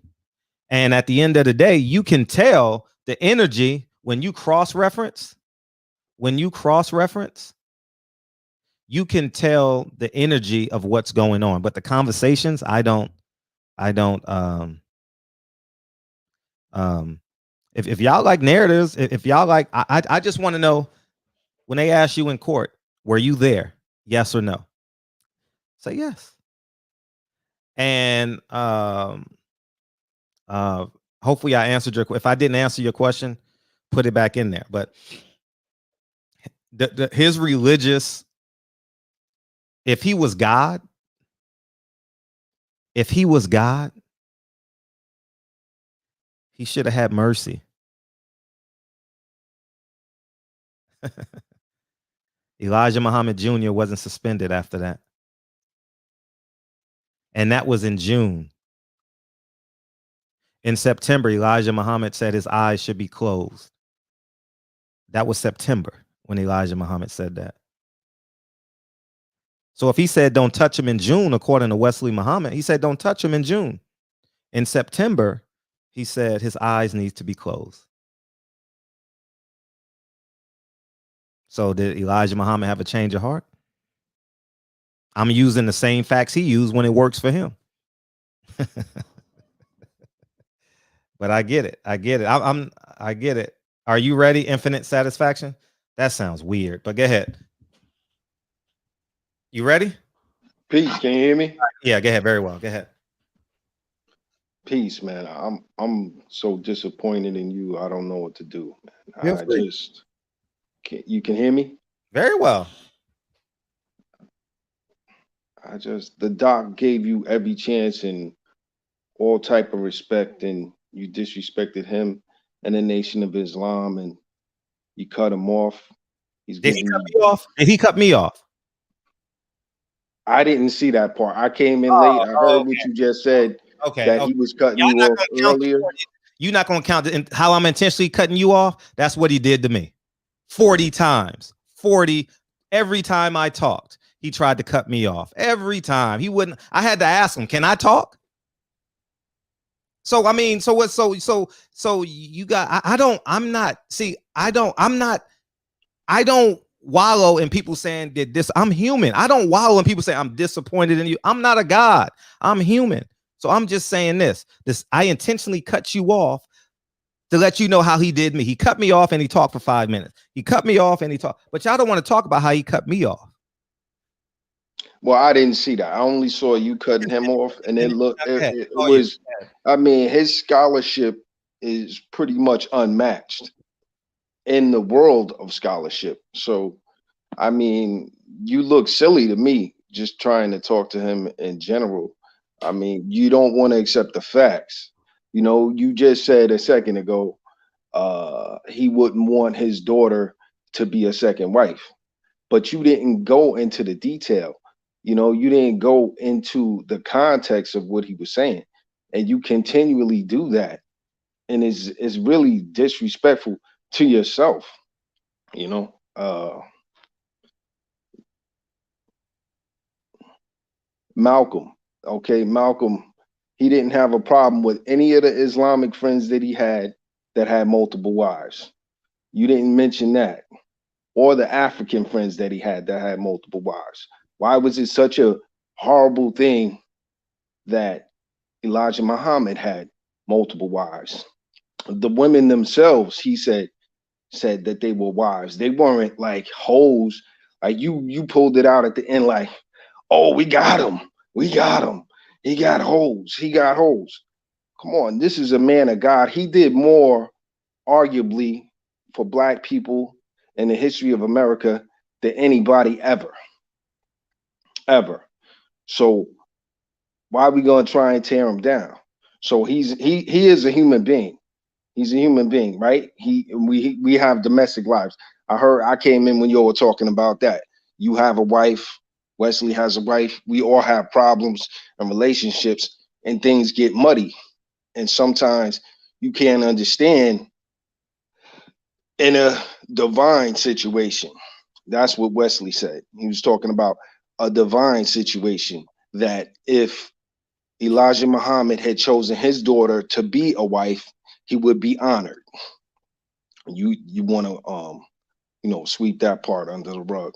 Well, I'm gonna let you speak, brother. I was just disappointed that we always trying to tear each other down and not lift each other up, man. But keep doing what you do, man. Bring Wesley back on, and he'll just do it again. Appreciate it. Now, see, it's amazing how you circumvent the facts. Elijah Muhammad Jr. said, I want Malcolm X's tongue, but it's funny how you say me, oh, we tearing each other down.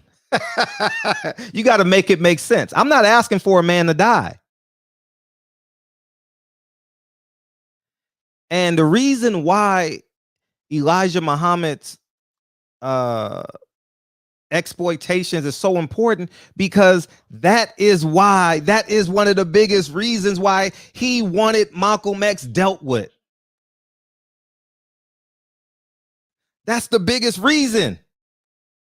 It wasn't because he was disrespectful to a white man that he calls the devil. Don't you know, a year ago, Elijah Muhammad and Malcolm X were praising the 120 white people from the state of Georgia that crashed in a plane. It was an act of God. But this white man, who Elijah Muhammad says he wants nothing to do with the government, but in 1974, he's sitting beside a presidential Nixon, what do you call them? Well, he worked for President Nixon, getting an award. in the city of Chicago. You got to make it make sense. At the end of the day, the biggest divide between Elijah Muhammad, and Malcolm X was not those comments.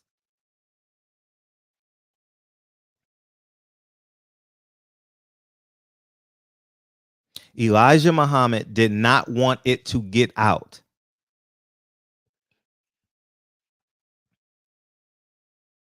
That's why he told them to go back and tell them.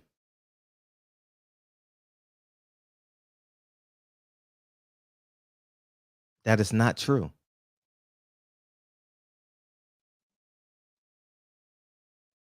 Who else we got? We got Hustler Slim. Brandon, it's hard to have it's too many people, man. I'm being honest. I'll let you know when it. Actually, I got Christopher Jornay. Oh, Hustler Slim, it's on you. Go ahead. What's going on, Fred? Can you hear me? Yeah, just wait, Brandon. I'll loop around and come get you. Yeah, go ahead. I just know what I'm saying. Saying what's up to everybody in chat. Know what I'm saying. I never just called in. Know what I'm saying. I just want to speak to everybody. You know what I'm saying. Deep topic. Real deep topic. But the only question I want to ask you, Fred, Please. when it comes to Malcolm, and your stance that you take on it, and you know your stance on like the nation or whatever. In Malcolm's mindset, do you think Malcolm would lean toward your approach as far as like a personal want or verification of like or validation or your feelings of what you really think transpired or what happened or the overall goal of what he got involved with the nation as Well, far as like that Wednesday or that Thursday in that interview he had on that radio station, it's an hour-long interview, hour and 20 minutes. Feel free to watch it on YouTube. It's in Malcolm X voice. And he died stating what basically what I'm echoing. and I'm not saying no saying what you're saying is wrong because like I said I'm not a member no I'm saying NOI or anything like that.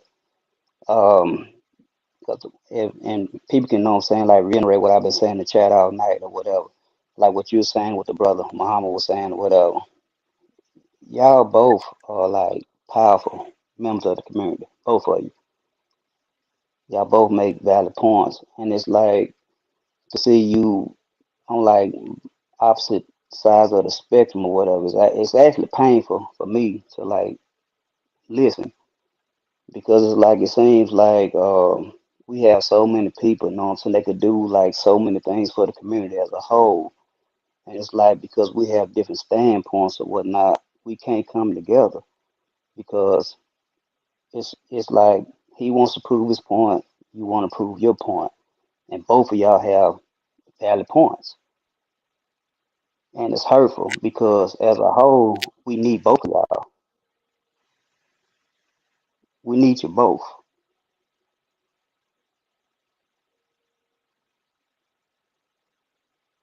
And it's like we can't find that common ground. It's gonna be challenging to find a common ground when you have an entity who won't admit that is their fault. It's so important. You don't understand how important that is. It's deplorable in my eyes. It's deplorable that people who can visually see, they can say Elijah Muhammad is the only man on earth that can have nine women and 21 kids. That's acceptable. But he died of bronchitis and high blood pressure. And how are you a god, right? And you die of human character, like you die of being a human. But like I said, I don't follow no Islam for like the God aspect of that thing like that. I don't follow that. So I can't, you know what I'm saying, like comment on that. What I'm saying is that Oh, I get it. Yeah, And it's like it's information that you both have. You know what I'm saying? It's beneficial, and it seems like it's like being like combative and to a certain extent. oh shit, your phone died. All right, Christopher is your name. Go ahead.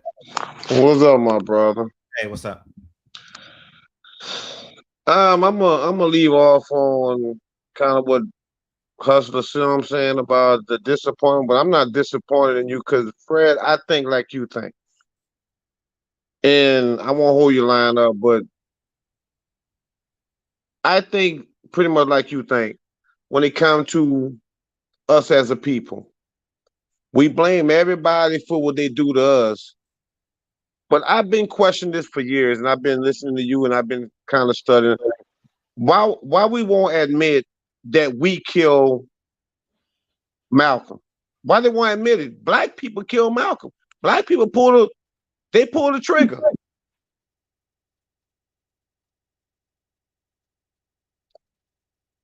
We say we're doing things for each other, but we steady killing each other. It just don't. And then you have brothers coming, they disappointed in you. I'm still disappointed that black people always killing our black leaders. And then they don't want to admit it. They just don't want to admit it. So I mean, it's sickening, Fred. But great show, big brother. Keep doing what you're doing and keep thinking for yourself. Some people can't think for themselves. They like a bunch of sheep led to the slaughter. They gotta follow somebody. Thank you. Thanks, Fred. I'm out. Asia Math, and I think we can recycle, and I think we can recycle the list. So hang in there, Brandon. Go ahead, Asia. Hey, salute, Fred. What was going on earlier, man? You just clicked me out. No, I was saying Asia. Come on, man. I wouldn't. Come on. Brandon disagrees with me 1,000%, and I'm still gonna let him get on, man. Y'all built this platform. Cut it out, man. Yeah, no, Fred, it might have not. I'm joking with you, man. Okay. Go ahead. Yeah.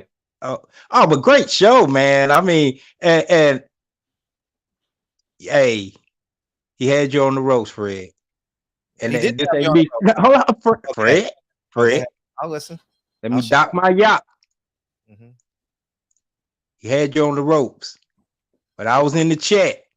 I was rooting for you from the corner, and I threw you a bone, and I'm glad you got it because you showed you like, hey, Asia threw me something. I'm gonna use this motherfucker. You sure came with it. No.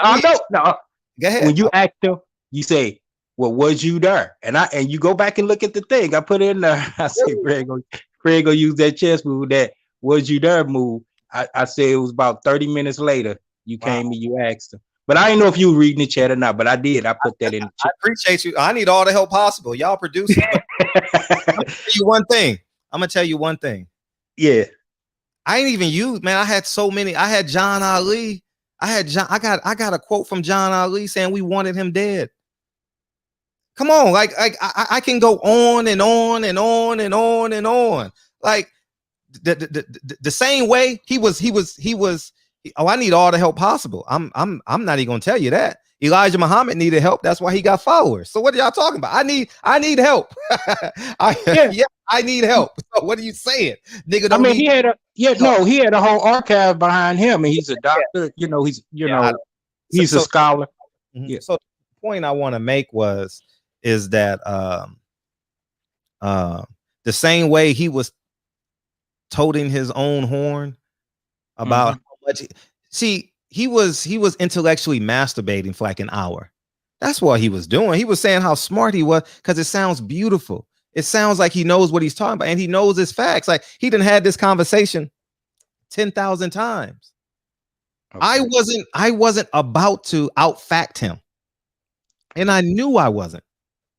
I watched his interviews. Okay, so you had done studied him. Oh, y'all think I'm just going? No, I'm not going to out fact this guy.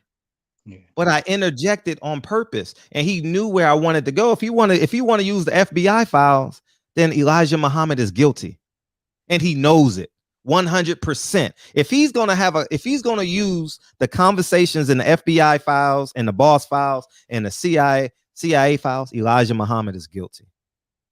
But I ain't gonna be long because I know it's 2 minutes for everyone, so I'm gonna respect that.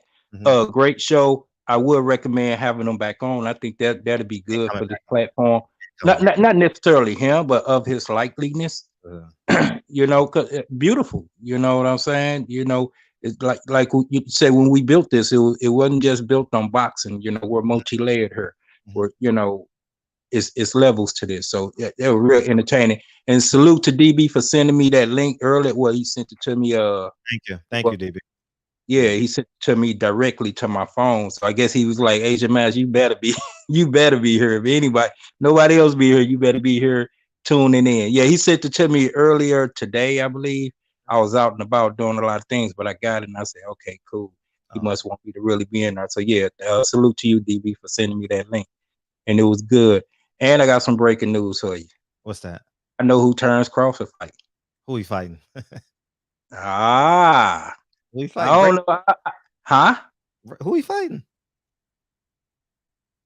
I'm gonna call in tomorrow and let y'all know. Salute to you, friends. Salute to you, DB. Salute to everybody in the chat. One love. Appreciate you. See, and I appreciate you, Asia. We got Megazar. I don't know if you spoke Megazar, and then I guess we got discussions. Then we got Batman. We got Mark Nash. Damn, Brandon, just hold on tight because we got new people coming. I definitely want you to respond because I already know where you're going. Now, see, here's the point. I want y'all to understand. I've been doing this. I'm not saying I'm not a scholar. I'm like a quasi historian. Okay, I'm not even telling y'all. No, that's not what I'm saying. But when you use arbitrary facts, like the New York Daily News, and Wesley Muhammad knows the New York Daily News is arbitrary. He knows the New York Daily News, the CIA and the FBI was sending articles to the New York Daily News, the New York Times to publish. So when you use that as a primary resource, that means I can use them. And because he does this every day, he knows the exact date, he knows the exact time and all this and all that.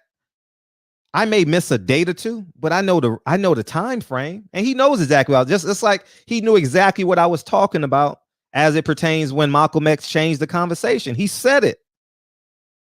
It might have been a month earlier. So if you want to use arbitrary facts like the New York Daily News, then guess what? I can use the FBI files and the New York Daily News. Because the New York Daily News and other newspapers started questioning Elijah Muhammad's finances in the 70s. So do we want to use them as primary facts or no? That's what I'm saying. So y'all, so that's what, and I'm not questioning his research. I don't want to question the man's research. What's up, Batman? Yeah, Batman, what's up? What's up? What's up, friend, man? How you feel, man? I'm cooling, man. I see they try to motherfucking crucify you on here, man. Yeah, man. It's cool. I was born alone, man. Yeah, man. Man, look, man. Man, Malcolm was a great man, man. You know, he wasn't no God or nothing. You know, ain't none of us gods. But look at here, man. They killed that man. There's no way around it. I mean, if everybody keeps saying all this bullshit, won't the FBI drop them motherfucking them wiretaps? Won't they drop the wiretaps and see what the fuck was really being said? Motherfucker can say what he said in public, what Elijah Muhammad said in public. What the fuck he was saying behind closed doors?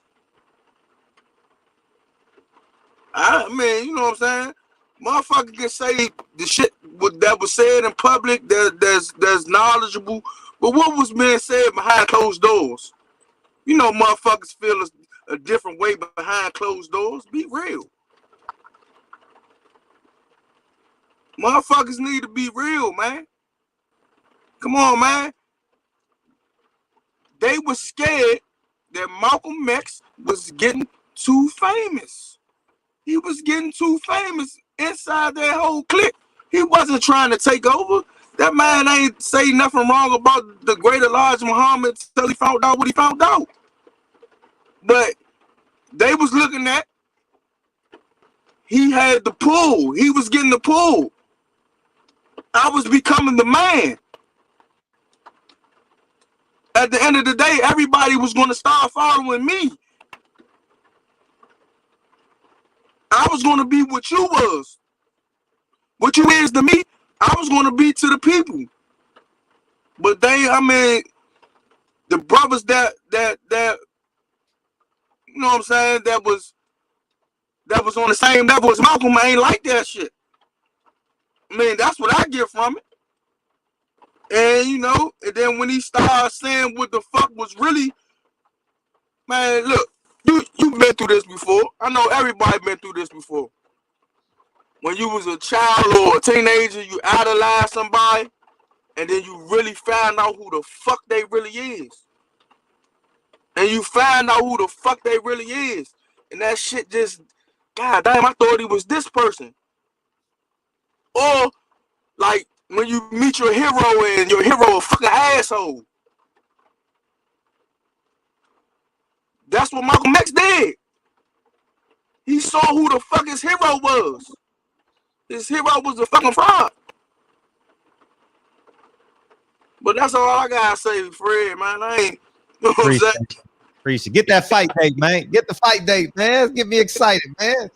Man, I'm going up the house tomorrow. Okay. And if I get something, man, I'll let y'all know. For sure. Thank you. All right, one. Thank you. Appreciate it. All right, we got Mark Nash, and I think we can reset. Hey, B Ford, you're not connected. I see you've been hanging in there a minute, but your device is not connected. Mark Nash. We got Mark Nash and Khalifa. Hopefully I'm pronouncing that correctly. He beamed in, and then we'll get back to the recycles. We got Brandon and Malcolm Flex, and then B Ford and Czar and all that. What's up, Mark Nash? Yes, sir. Yes, sir. Fred, how you doing, my friend? I'm good, man. What you got? Hey, man. I'm gonna be honest, Fred. I learned a lot from watching your show. You know, I'm new to the game. You one of the OGs, been around for a minute. I watch you interview a lot, and I notice you are silent often, and you let the conversation develop. I learned that from you. I didn't see a lot of that this time. I saw a lot of, for lack of a better word, I don't mean to offend you when I say this, but I'll shoot it anyway. It was kind of like gotcha journalism at times. It was seeming like you weren't trying to communicate with them from a point of comprehension and trying to understand. It was more like, I got you here. It was times where you appeared to be a little condescending. I saw that on his part too. Sometimes you seemed a little ill prepared. You were saying, I don't have my notes. I can't count how many times I heard you say, I don't have my notes. I was actually disappointed to hear that. Yes, he did cut you off, but it was times where you were struggling to remember something.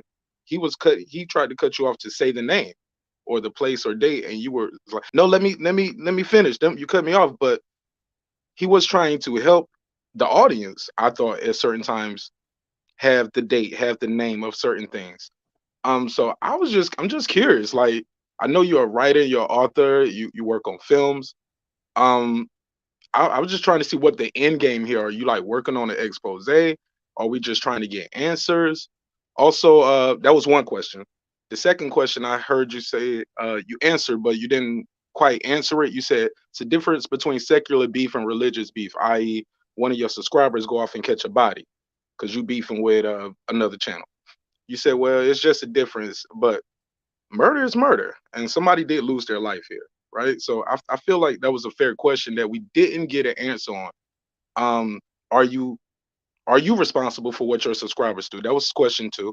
I know this is loaded, but I'm just trying to get it all out real quick. The third question was, you said, hey, we're taking things from the FBI. Hey, we're using the FBI transcripts. I trust the location, but not the words. But we're trusting the words from other people who were there, but not the words that are here. I thought that was interesting. Like, you picking and choosing what you want to use from it. And I never heard him say he didn't want to use nothing from it. You seem shocked that he wanted to use it, but I never heard him say, nah, we're going to nitpick that. And it just seemed like a lot of little gotcha moments here. But just to recap, the question was, yeah, what about your subscribers send somebody on a murder? are you responsible for that? I think the obvious answer is no, right? Unless you're advocating for that. Also, the location. You pick the locations, but not the transcripts from what was said. But we picking the transcripts from what was said from the people you interview. I So, got and the 20 third seconds. question again is, are you working on a book? You working on a piece? Like, what is our end game here at the shop? Thank you again for your time. Love the show. Yeah, man, you ain't lose no subscriber with the boy. I still rock with you Oh, heavy. I I don't like care. the fact you I'm not offended by other people's truth, and I'll gladly. Let me get to the next part. I'll gladly Yes, answer. sir. Yes, sir. Thank you again for the time. Yep, for sure. Let's see if I can remember. He said, "Was I ill prepared?"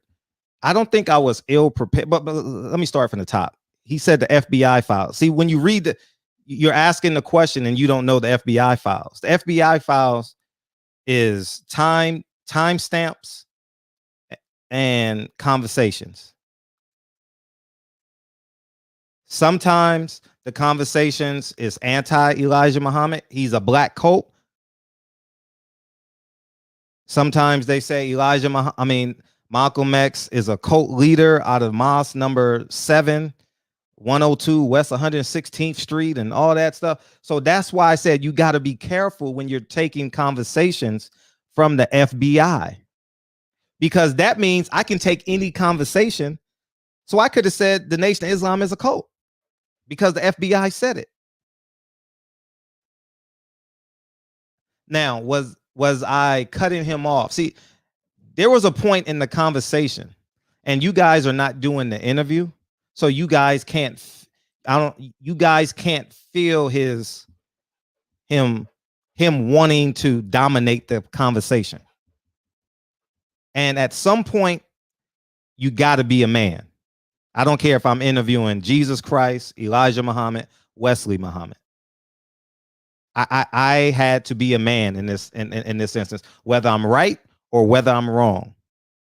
I started off just asking him. He said he just wanted to dive right into it, so we dove right into it. And he didn't. The first question, he didn't let me ask the question,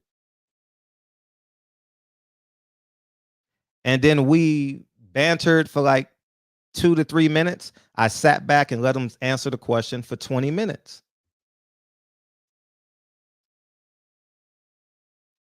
And then I tried to respond and then ask another question. And he wouldn't let me. And then in that moment, when he wouldn't let me ask the question, and then when he used the term weasel and then backpedaled, see, you can't throw a rock and hide your hand, not when you're dealing with a man. And I consider myself a man in every instance of my life. I never called him out of his name. Whatever was I being condescending? Yes, I was being condescending because he was intellectually masturbating on purpose. And if you're doing the interview, you know exactly what that feels like.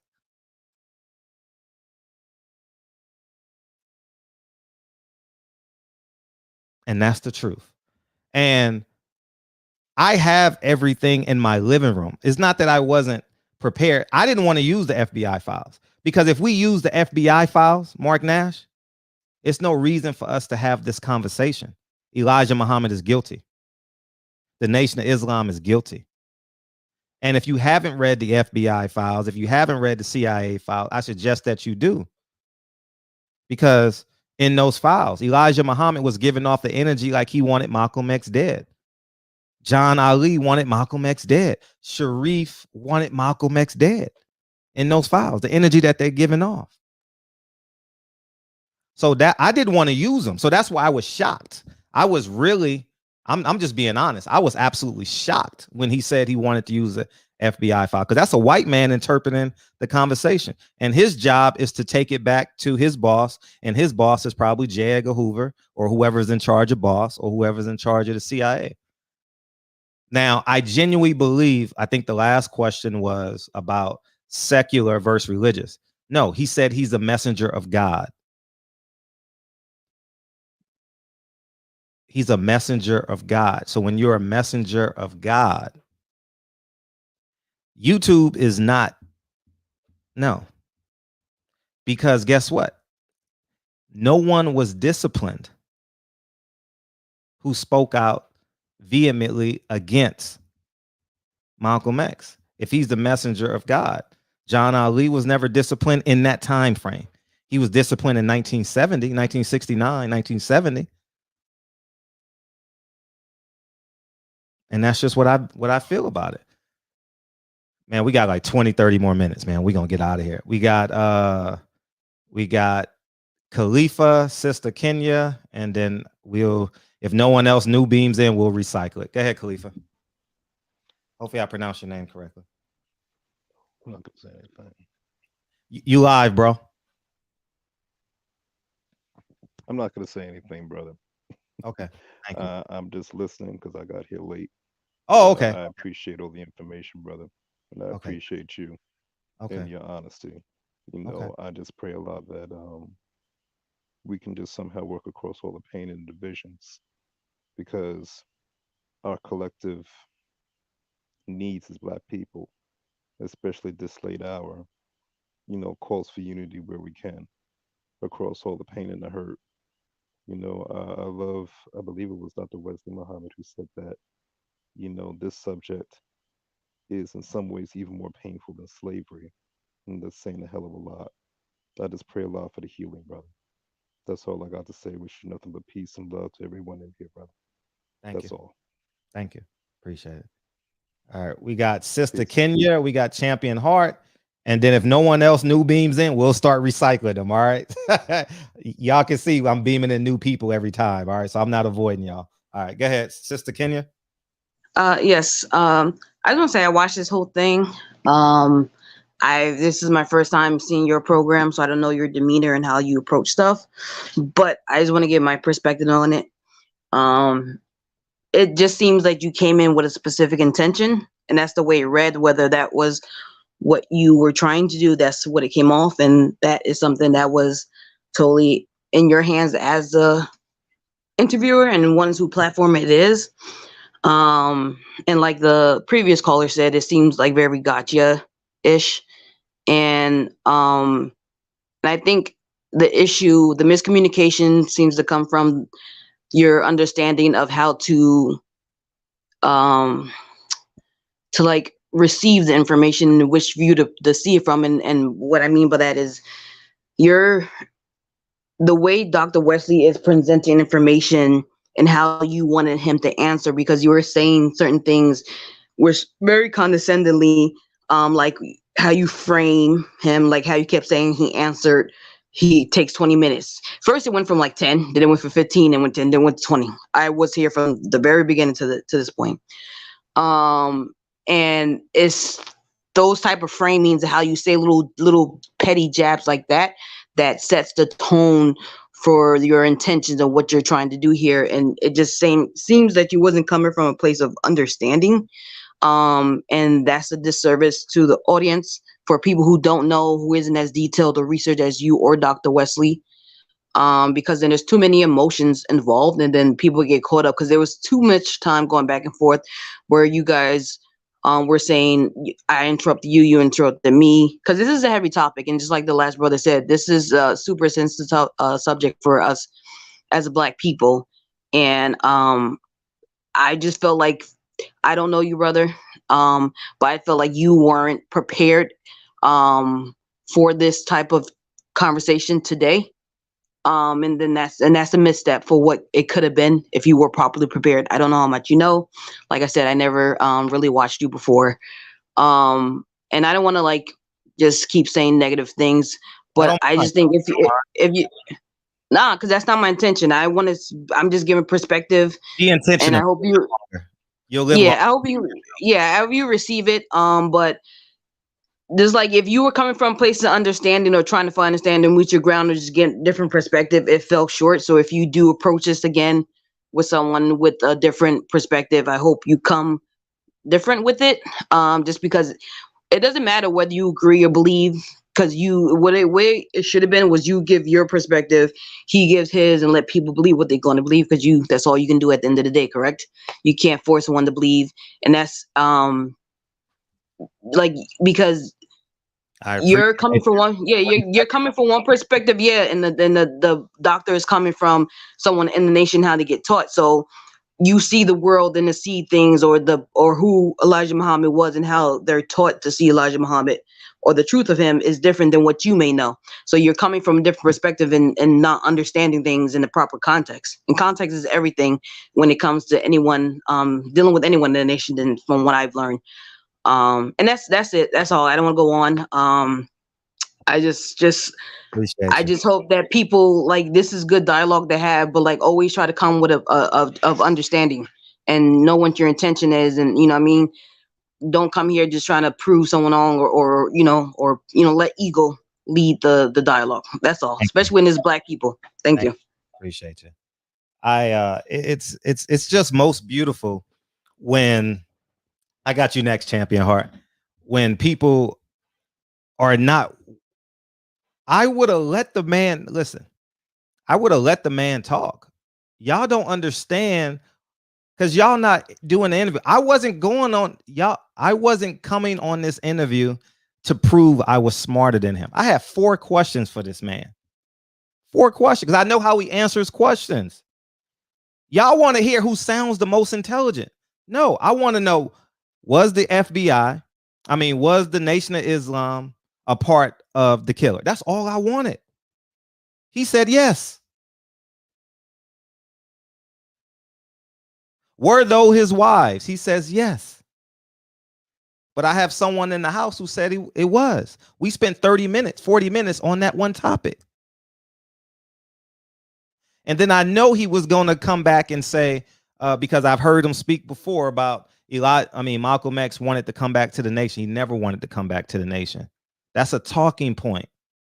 That is a talking point. That is not a historical fact. Betty Shabazz would not have allowed that in her house. 1, she didn't like Louis Farrakhan, and 2, she didn't like Elijah Muhammad at that point. She died believing Elijah Muhammad had something to do with his murder.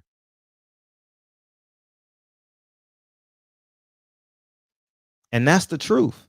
I didn't want to come here and talk about, I know how we do interviews. I didn't want to come on. I could have had 100 pieces of paper and 100. I had 4 questions I wanted to ask the man.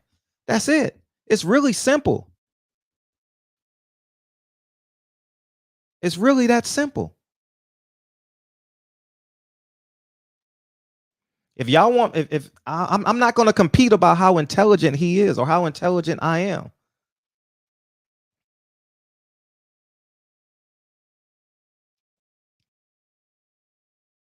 So we got Champion Heart coming in. Go ahead, Champ. Hey, what's going on, brother? Hey, what you got? All right. Be real quick, man. Tonight was pretty heavy. Mm-hmm. I don't think anybody was expecting it to get as heavy as it did. But it was definitely a good show. I had a question for the brother, but I didn't. I had given it to DB earlier. I was in a situation.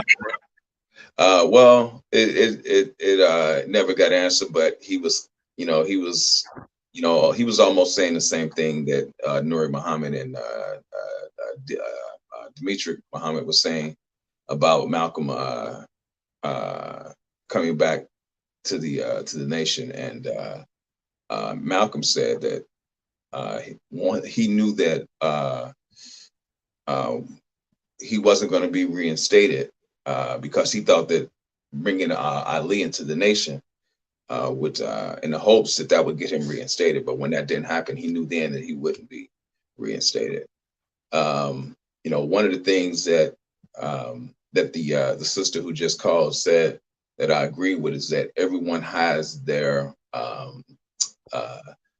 perception of Elijah Muhammad. So when you hear something that's against your perception, then of course you're gonna be defensive, and you don't want to hear that.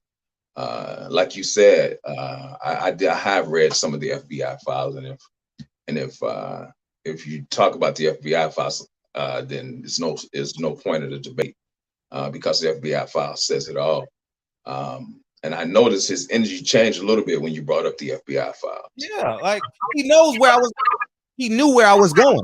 because I can paraphrase Elijah Muhammad files. I don't know the exact dates because I just don't know, but I know the time frame. And when he said that January conversation, he jumped off of that and jumped into February. And I said, no, what about January 2nd and January 4th? Because I can get up from this seat. I wanted to so bad to run to my living room and get all my notes and explain to him, if you can use that conversation and if you can use a newspaper article from the New York Daily News, who today is not a credible source. The New York Times, New York Daily News is a vlog. In case you guys didn't know that. If you're gonna use them, I can use anything I want to do. So I thought I'm gonna be honest with you. I thought honestly, and I say this respectfully, I thought he was well studied and well versed not to use the FBI file. You get what I'm saying? Like, he knows there's too much interpretation there. Right. So that's why I was really shocked, because now you just open me up where it's over. And that's what I said. If you use that, the interview was over. Right. Elijah Muhammad wanted him dead. And the FBI made sure of that. So right, without a doubt. Without a doubt. I'm gonna say this real quick, man, and I'm gonna go because I know everybody's trying to come in. One of the things that, the very reason why I admire Malcolm so much is because, this the influence that Elijah Muhammad had on his life, and to mold him, to become who he became. Even with that, this man being his mentor, he still, his integrity wouldn't let him not address, the things that was happening, and that's a big part of Malcolm. People have to understand. Just saying you turn each other down, it's a debate. Malcolm had many debates. It's not tearing each other down. You know what I'm saying? In debates, you have disagreements. That's all it is. So it's not a matter of tearing each other down. But that's all I got, man. Much respect, brother. Appreciate you. All right, we'll go back around now. No one else new beamed in. I got Megazard, then I got Brandon, then I got Flex. Appreciate you. All right, we'll go like that. And where we at?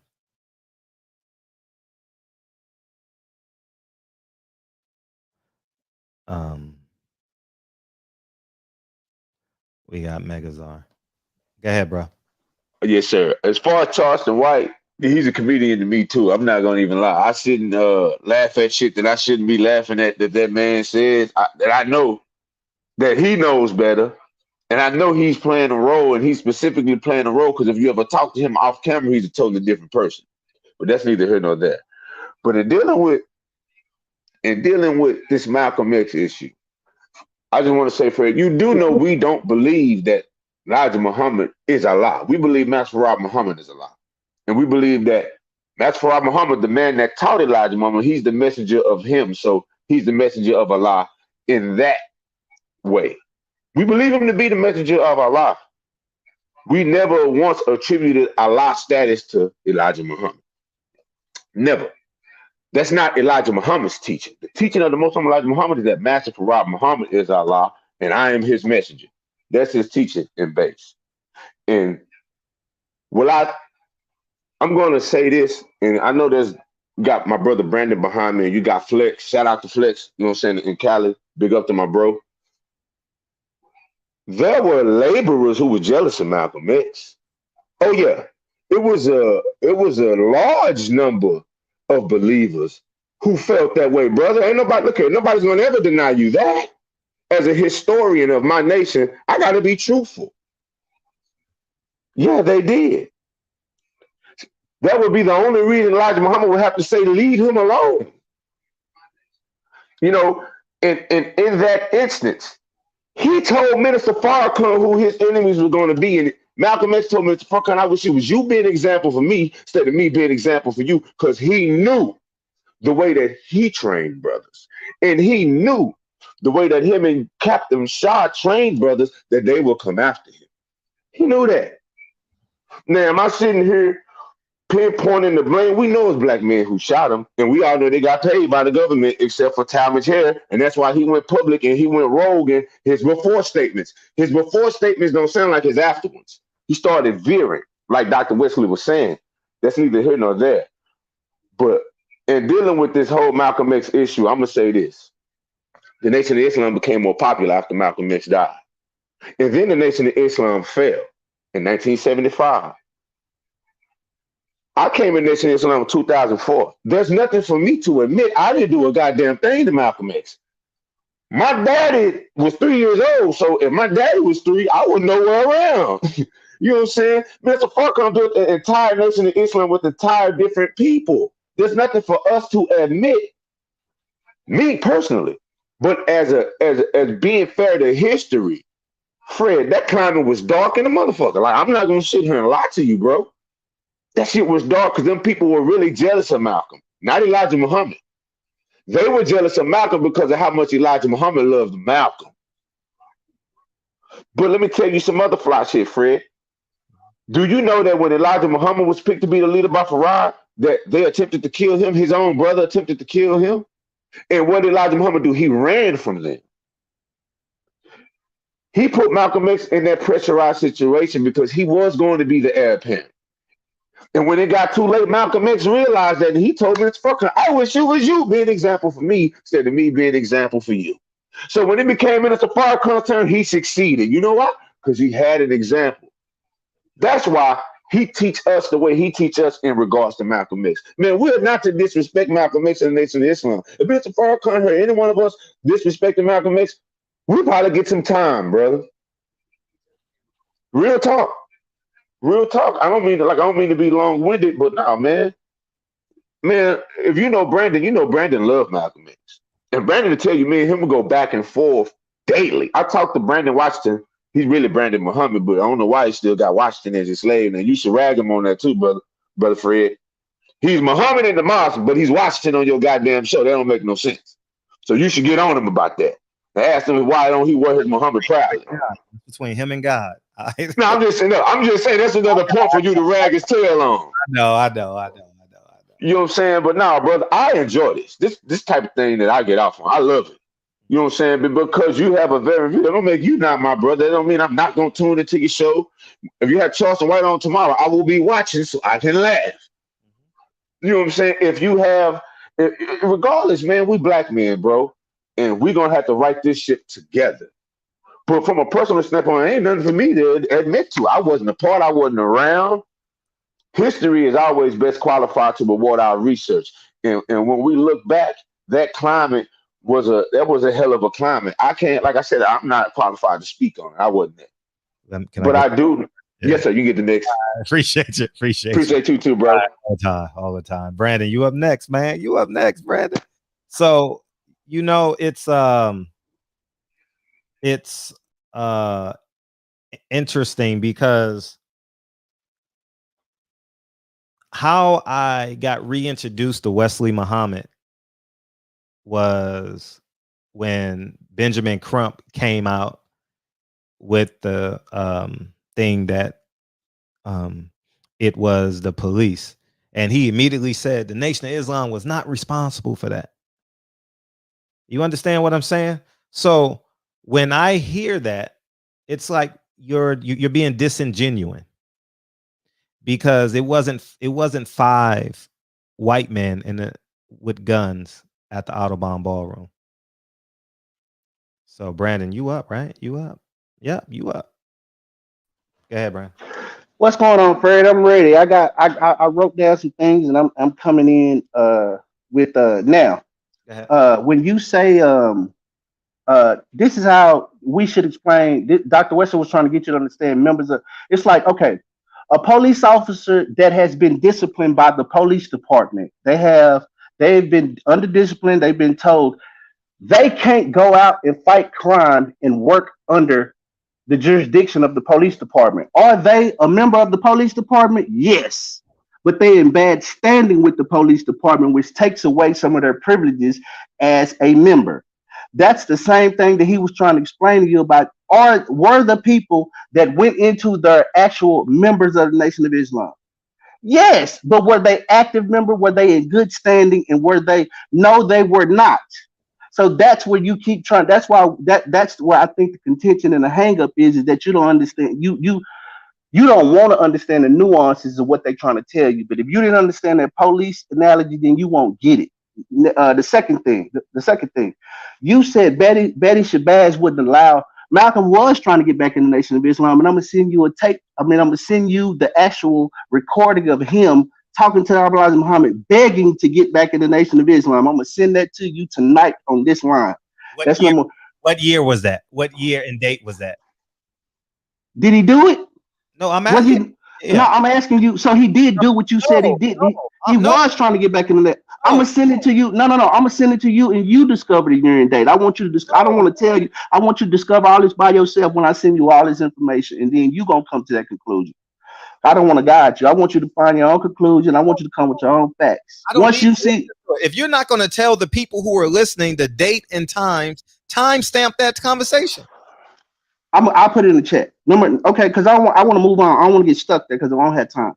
You said that Betty Shabazz wouldn't allow that in her house. See, that shows that you don't know the way the Nation of Islam is set up. Betty Shabazz did not run anything, and she was subordinate to Malcolm. Whatever Malcolm said we were doing, that's what she was doing. So for you to say Betty, he wasn't trying to get back in the Nation of Islam, and if he was, Betty wouldn't allow it. Betty had no say so. Betty didn't have any say so. The Muslim man runs the house. That's why I say you don't understand enough about Islam and the hierarchy of how it is ran. You don't understand the nuances of it. So that's why you can make certain statements. Betty wouldn't allow it. Betty had no say so in that home. The home is ran by a Muslim man. He is the head of the household. Whatever the man dictates is what the wife does. I'm pretty sure if you go back and revisit Malcolm X's book, he'll tell you that. Number two, you talked about number three, you talked about the FBI files. The reason, and it wasn't a New York, you keep saying the New York Daily News that he quoted, it wasn't New York Daily News. When you go back, you'll see what New York newspaper he said. That's when it comes to the FBI files and Cohen, you have to remember, which you were correct, Fred, when you said that you have to be careful reading those files because those files were written by people who had a government program to destroy it called COINTELPRO. So for what Dr. Wesley, and when you go back and watch the interview and chop it up, you're going to see that he was trying to help. He was just using that as a reference point, not the reference point.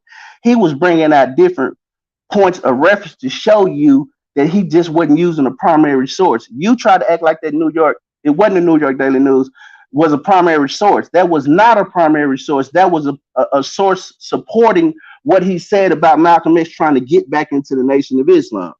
That's what he meant. So when you're trying to tear down his sources, that was a source, not a primary source. The primary source is what I'm going to send you tonight is Malcolm's own words trying to get back in the Nation of Islam. But once again, Fred, this is a hot subject, man. I wish we would take on all these subjects. I hope what we would do Martin Luther King next. I hope we would just start going and trying to understand what the United States government has done to us.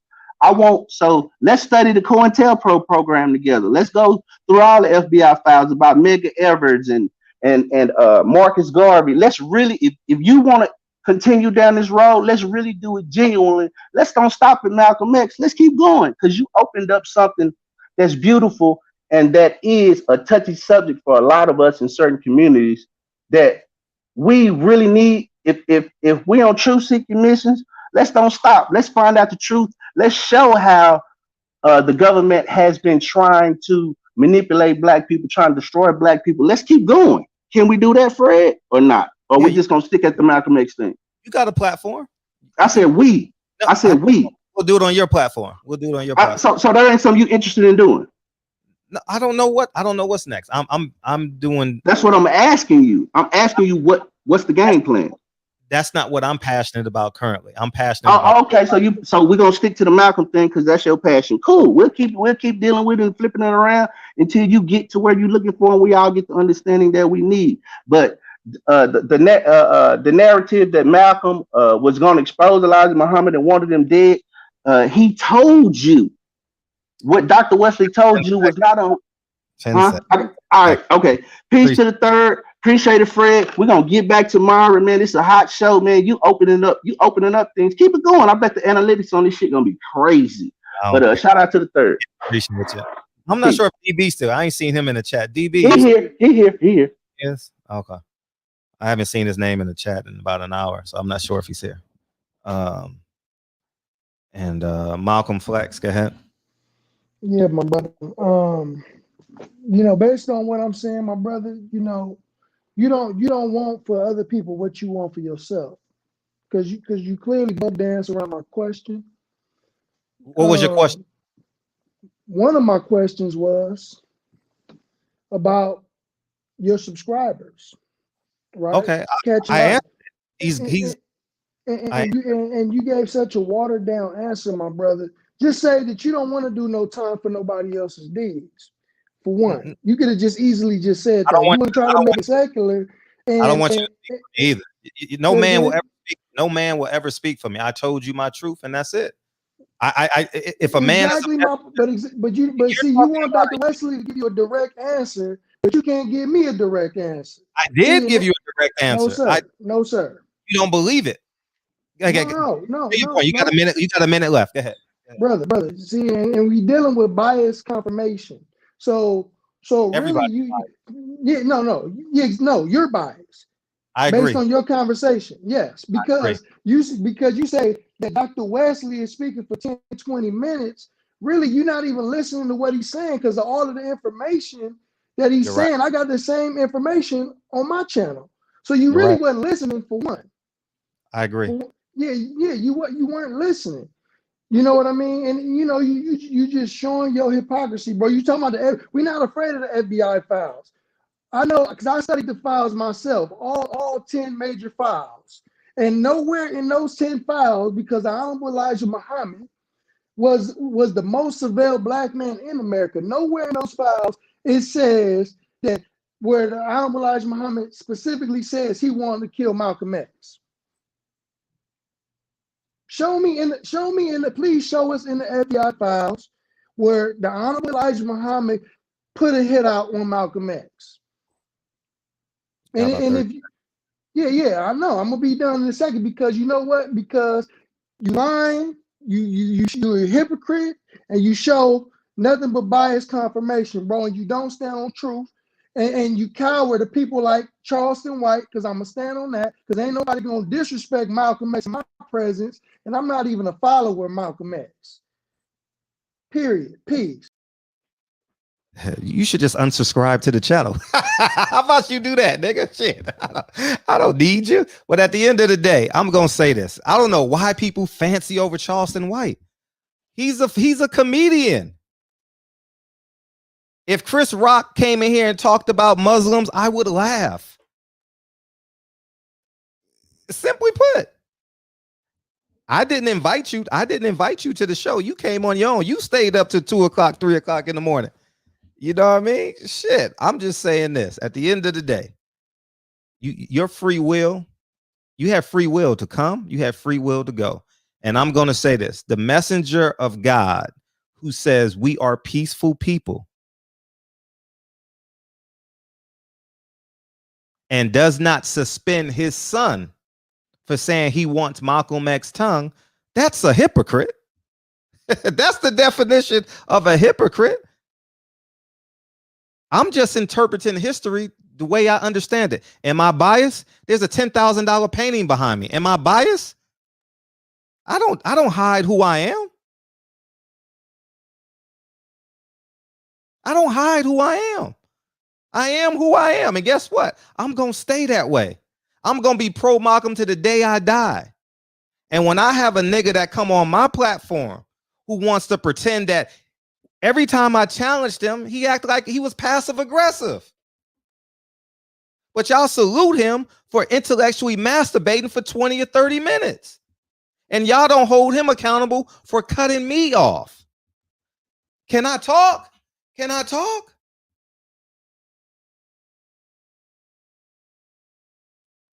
Either gonna be a bitch or you gonna be a man. You don't call me a weasel and then say, oh, brother. Fuck that shit. Be a man. And if you're not holding Elijah Muhammad accountable, he died worth a few $1 million. And his family is full of laborers. Explain that. He died with a private jet and his family ain't worth millions. Explain that shit. He died without a will with 21 kids. Explain that shit. If you're going to be a man, be a man. I'll be damned if I left this earth and my kids got to go work for Mr. Scheinberg. I'll be damned if I let that shit happen. I'll be damned if I didn't take it, if I wasn't at my child's birth. How the fuck 8 women give birth by themselves without the father present? Name's not even on the damn birth certificate. Get the fuck out of here, man. Come on, man. Y'all got to make this shit make sense. Make this shit make sense. You know what y'all gonna say? Allah gonna get you. It's only one God. It's only one God. He's God, but he died of high bronchitis, asthma. That makes him human. No woman in the chat wants to give birth by themselves. Raise your hand if you're a woman in the chat and you want to give birth to your child by yourself. I rest my case. They water break and they got to depend on their sister, their grandma, to take them to the hospital.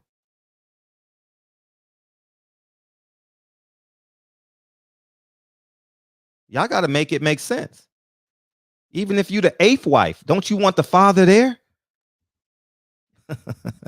Nah, you don't, because he's God. Because he's God. He's God, right? He's a messenger of God. Yeah, I'm a proud clown. Proud of it. And I'm not changing my stance.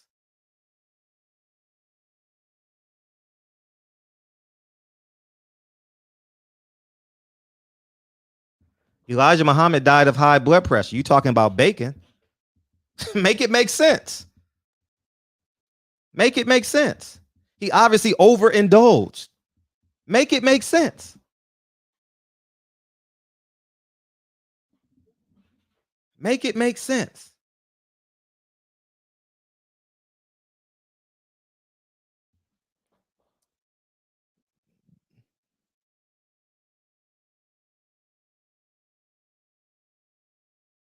And I'm going to stand on what I believe in to the day I die. I don't waver. Y'all niggas looking for a pie in the sky. You looking for a wheel in the sky to come save you. Heaven is on earth. Paradise is, how do we know there's a paradise? No one has ever came back from paradise. No one has ever came back from heaven and told you it's amazing up there. How the hell we can invent everything but a new life? We can invent everything, computers, cars, but we can't create another human. We can't bring him back to life.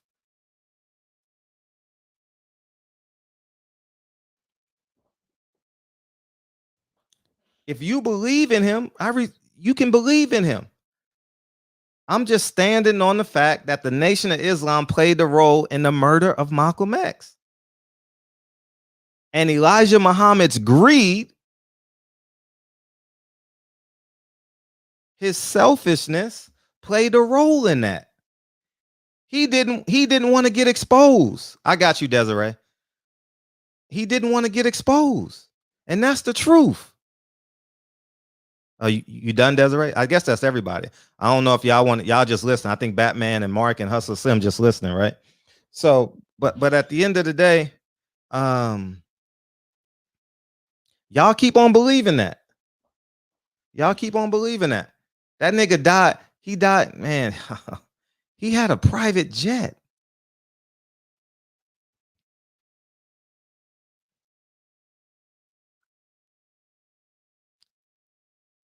Private jet.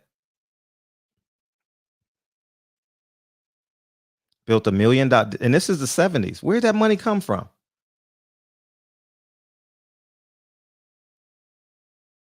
Where'd the money come from?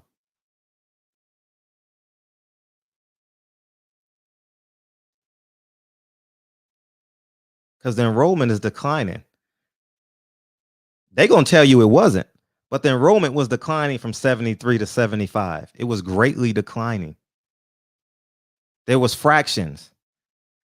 There was like multiple Muslim groups in America. Multiple.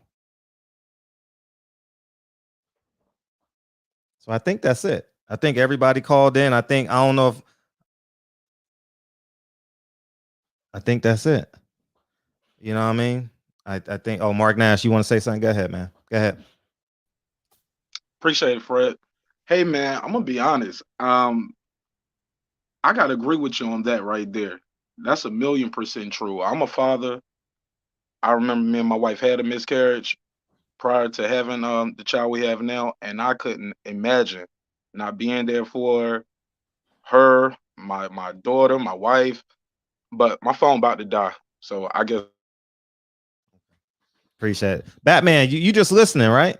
I mean, I think you just listening, right, Batman? Or you want to say something else? No, I wanted to say something. Whoa, nigga, I thought you were just listening, man. My bad. No, it ain't even about the Malcolm X situation, but it ain't even about the Malcolm X. This the what's his name? You know, Mike Weary. He in the chat. Mike Weary. He was saying something in the chat while I was speaking, talking about some ducking shit. Look, man, I ain't with that shit, man. With the Devin Haney situation, we try to go back to it. We was on, Bill was on BFT TV. He told me to go to my brother and get what he wanted. My brother wanted 2.2 million. Bail. But they about to give what's his name? Hey, Linares like 2 million or something. Wow. All right. So, you know what I'm saying? Look, man. I guess we ain't worth that. I guess the Mexican and the white motherfucker or whoever, you know, Lomachenko and all them niggas worth that. We ain't worth that. So, you know what I'm saying? We not ducking nothing, man. I mean, the shit gone, man. You know, y'all let the pimp nigga, you know, cloud y'all minds. Man, the shit, man, you know, it wasn't our fault. It wasn't our fault. We tried to come back to it. He told me to go to my brother and ask my brother what he wanted. I can show you the snipes that I sent them what my brother wanted. I can show you. I can go on right in my email and show y'all I sent Bill what he wanted, and they never came back at us. So you know what I'm saying. But Linares is worth what we wanted. Fuck out of here, man. But man, great show, man. Yeah, it's a conversation that needs to be had. Like the Nation of Islam goes around all across America saying these narratives. No way Malcolm X wanted to come back. He couldn't come back. He was counting the day. They just tried to kill him in Los Angeles. 3 weeks before this, I'm telling you, 3 weeks before he was assassinated. 3 weeks before he was assassinated, they tried to kill him in Los Angeles. Listen, this is what I know though. I know people, man. I know people. Somebody wanted the man dead. That's why he died. Look, man, and I wanted to say this. I know white people hate me. I know when I go to places, white people look at me funny. But my whole life, white people ain't the ones that try to kill me. In my whole life, I got shot. All that. The white man ain't do that to me. It's a nigga that look like me that tried to kill me my whole life. My whole life. I mean, I ain't gonna say my whole life, my teenage years. When I was out here in the streets running hard, the white man ain't trying to kill me. Come on, man. Y'all niggas, man. All you motherfuckers that sit there and read shit that never been through nothing. Dog. won't they put the WhatsApp? Won't they put the actual conversations out? Put the actual conversations out. Fuck writing what the fuck was in the conversations. Put the actual Won't y'all get the FBI to make the shit public? Them what you call it? What you call it when the wild top man they was doing the wild top illegally? Yeah, I know what you're talking about. Alright, won't they put the shit out public? The shit fucking what? 40 to what? 50 years old? Put the tops out. Put the real truth out. It's gonna come out when this generation's gone. Trust me. It's gonna come out. Come on, man. Motherfuckers was conspiring. And this how I know they was talking on fucking they was talking real reckless on them tapes. Cause niggas that's old as shit now, that's like was raised in the 70s, still talk reckless on the fucking phone. So I know it's shit on them wiretaps, on them conversations that's real vicious. I know it.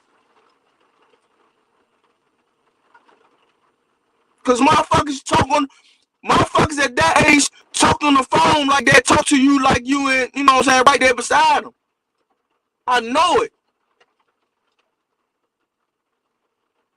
I know it. Cause I know people. And for real, Malcolm X got killed over a block, dog. That shit ain't nothing but the hustle game, but in a bigger fashion. That shit ain't nothing but the hustle game, but in a bigger fashion, man. Motherfucking Elijah Muhammad, the plug. That's why he living the way he was living. He had a lot of workers. Come on, man. He had a lot of workers, man. His predecessor is rich now, man. Come on, man. Stop that shit. That religious shit ain't nothing but a hustle, man. It is a hustle. Shit ain't nothing but a hustle. Cause at the end of the day, their followers, half of their followers are poor shit. And the man who's supposed to be the man is get the richest. This shit ain't nothing but a hustle. Look at a drug dealer. A drug dealer, he got a lot of followers. The people that come get the shit. At the top is the nigga who's fucking supplying the shit is the richest. So the man who supplies the most knowledge is the richest. Stop this shit, man. That man got killed over. He got killed over popularity, dog. Of him being more popular than the nation.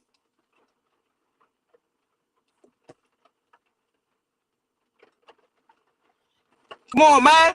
All you motherfuckers be trying to use all them big ass words and all that shit. That shit ain't about nothing. Won't you break it down for real for the motherfuckers who can't, that gotta go look in the dictionary to see what the fuck y'all really talking about? Won't you really break it down? The man got killed over popularity, dog. Cause he was bigger than something that somebody created. Oh yeah. Let me get out of here, man. Appreciate you, man. All right, man. Fred, man. 2 people waited. I was like, fuck it. But yeah, appreciate you. We getting out of here. 2 people, man. Appreciate you. Thank you, man. Thank you. Go ahead, hustle, son. Yeah, so I only saw 2 people, and I was like, fuck it, just go ahead, man. You know what I mean? It's you and Mark Nash, and that's it. But go ahead. okay, there was I got 2 points, man. For the person that had called earlier when they was talking about you was unprepared, this, that, and third. Y'all don't study the art of war. If y'all paid attention to what Fred was doing throughout the whole duration of the interview, he sat back and waited, pretty much like, you know what I'm saying, a snake in the bushes, waiting to pounce on his prey. Don't ever think this man not prepared. He a genius with that. Please don't think he's not prepared. He's always prepared. I promise you that. But Fred, I don't think I want to say is, man, keep doing what you're doing, man. I appreciate everything what you're doing. I understand, you know what I'm saying, what spectrum that you on. You got a passion for what you have and what you want and what you're trying to find. And it's almost like religion. Everybody has a particular like belief system that they want that gives them like their own I want to say Power, encouragement, that, strength. yeah, that's it. You know, everybody has their own. And just like you have your own, you know what I'm saying, like reasoning for what you want. Nobody has the right to tell you what you're doing is wrong. You know what sustains you. You know what you need, you know what I'm saying, to like keep you going. And you have to, you know what I'm saying, you got to have it for yourself. That's your own personal thing for you. And I encourage you to keep doing that. People Thank may you. not agree with it. People may not agree with it. Yeah, But I'm not. that's what it is. And it's a And it, 20-year project, man. Hustle son, it's a 20-year project. I think I'm mature enough to finally get it done. You know what I right, mean? right, I spent $1,500 to go fly to Chicago out of my own money, $2,000, however much it cost. It was a lot. Shit, you know, understand what I'm saying? So, I mean, at the end of the day, this is my journey that I am on, right, just like other people on their journey. And if you don't agree with the truth, with what I believe, I'm comfortable with it. I'm right. gonna sleep good at night. And that's what I'm saying. It's like I say, you know, people may be Muslim, Baptist, Catholic, whatever. What you want is like your own understanding, like what happened, what occurred. You have your own understanding, your own feeling, or whatever, your own connection to Malcolm. Okay. This is what you want. This is what you want. So can't nobody, you know what I'm saying, determine or dictate how and far you need to go, to what extent you need, where it needs to be at, or whatever. That I mean, being honest, you know what I'm saying, it's like really disrespectful, you know what I'm saying, for a person, for their own person, you know what I'm saying, like satisfaction. You know what I mean? So, brother, keep doing what you're doing. Get the answer that you want to get. You know what I'm saying? Get what you want to get. If anybody in the chat feels like what he has or what he discovers, whatever applies to your life, get it. If you don't feel like, you know what I'm saying, what he discovers, whatever don't apply to you, dismiss it. It's his. And that's all I got to say, brother. Love you. Appreciate it. Thank you, dog. Thank you. Mark Nash, and then we ended on Kyle. How about that? We ended on Kyle. Go ahead, man. Go ahead. Appreciate it, bro. Hey, what I was trying to say before my phone ended, yeah, man, I can't fathom not being there for my children. You right. You shouldn't die with millions and your children have nothing. Right? So I agree with you on that. My question for you though, where do you think the interview went left? Was it at when he's was it the Weasel moment? Because I feel like it was already a lot of tension before we got there. The other question I had from my first call, I didn't get answered. Like, are you with this Inquisition? Are you working on a film? Is it a book? Or are you just seeking truth? I was just curious about that. You know, what your personal all the above. Awesome. You also said something. You said, "Hey, man, I'm not going to waver. I'm going to stand on what I'm saying. If presented different evidence to the contrary, are you able to say, hey, I'm wrong? Or are you one of those people saying, no, I got to stand on that. I don't care what you show me. What I believe is what I believe." But because I don't get that from you when I hear you talk. You seem pretty open-minded, but who knows, when situations like this is very sensitive and you're dealing with people's core beliefs, and you know, people can be like that where they just stand on whatever their square is. So that's, but I ain't gonna lie, you did hold on to that clip, because I saw that clip of the young lady who was talking about the hoes. You held on to those clips like the big joker and the little joker in spades, man. I was like, I did because I wanted y'all to hear his lies. I wanted y'all to hear him even intellectually masturbate on y'all, because I know that's what he was going to do. If I would have played the John Ali clip, who was basically Elijah Muhammad's best friend, don't you know John Ali distributed and collected the thousands of dollars from the mosque? Don't you know that was one of his job responsibilities? A primary source, which I'm going to re-interview personally, Bob Arum again. And Bob Arum said in the interview, you didn't believe all these stories I told you? Every time Bob and I have a private conversation, about 60% of the time, I always ask him about the 60s. Oh, he'll tell you when the camera's off. I say, man, what happened between you? Because I'm just so fascinated with that, right? And he said that he would go in the back and give John Ali 50%, and he would extract the cost of the fight or whatever it costs, the operational cost, and give it to him. That was just like a side deal they had set up or something? Oh, no, they had a promotional company called Main Bouts. Main Bouts. And John Ali was in control of the money. So John Ali, man, that's why I said I wish I could have had. That's why I got to get this done before he dies. I'm not wishing death upon him. I just know he's 94. And that's why it's so important for me. It's so because the things that he told me. See, I can't use them as quotes with Wesley Muhammad because he gonna say, "Oh, you making that shit up." But the Nation of Islam played a great role in the murder of Malcolm X.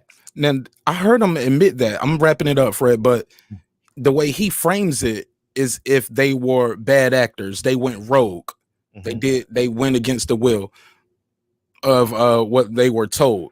So I did hear him say that, and I don't think nobody can deny that, right?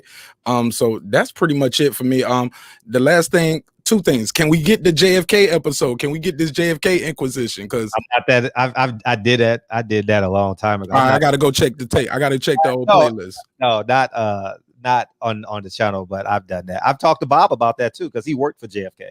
He'll tell you. Yes, I looked up Bob Arum. Yes, he did. A lot of people don't know that before he got into boxing. Yeah, Bob, brilliant lawyer, right? So the last thing I wrote these down. Do you feel like you as an interviewer may have got a little emotional? Emotional has a negative connotation, right? Especially in the boxing space.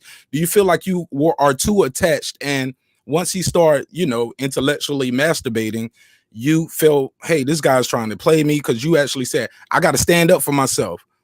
What's the point of having a guest if you don't want the guest to talk, or if you feeling like they're challenging you? And with that, I ain't gonna hold you. Thank you so much for having me on. It means a lot to me and my audience whenever they see me over here. And for all of y'all keep calling him Silent Heroes in the chat, y'all are new because we call him Fred. But, all right, man. Thank you so much, bro. Salute. Appreciate you. I'll say this. Let me being Colin. Yeah.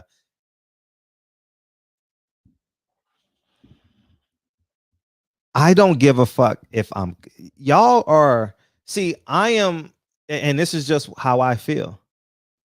I don't care how we get to the finish line. You can curse. You can fight. You can tell the truth. But the goal is to get to the finish line. I don't give a fuck if I was passionate. Y'all, I don't give a fuck. I don't care if we curse. I don't care either way. Let's just get to the truth. Can we get to the truth? And I was willing, honestly. I came in, and when he said, "Oh, we can just get straight to it," y'all didn't account for that. Y'all didn't account for that. Y'all didn't account for that. Y'all didn't account for how the interview started. Let's just get right to it. How about if I would have said that as the person interviewing? Let's just get right to it. Oh, Fred, you being mean. You being this. You being And then I said, oh, okay, well, let's go. So did he have a motive? Nah, probably not. And I don't care. I don't fucking care. I can give two shits. I might go eat a pork chop sandwich right now. I don't give a fuck with bacon on it. I don't give a fuck. Y'all. But you know what I am going to do? I'm going to go run 5 miles in the morning.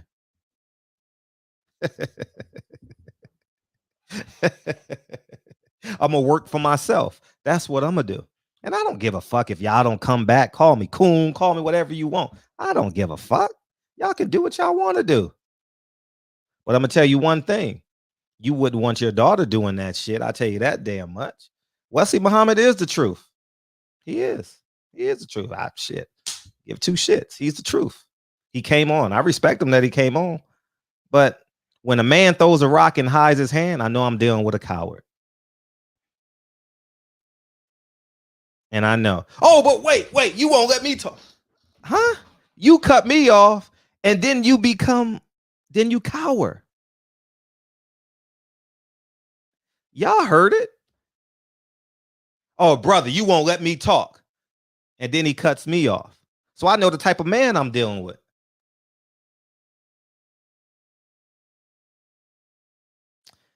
So y'all go ahead and keep on believing that doctrine. Y'all can do whatever the hell you want. I'm standing on my square. It's about integrity. It's about truth. It's about having the courage to say what you believe in. Don't you know how many people are actually thinking what I'm saying and go their whole life without saying it? Don't you know Louis X is not the same man as Louis Farrakhan? Oh, y'all gonna do? No, he's not the same man. He's not the same man.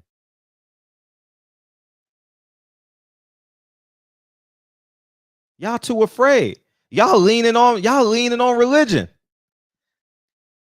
In a Christian church, if Creflo Dollar go buys a private plane, what do y'all do?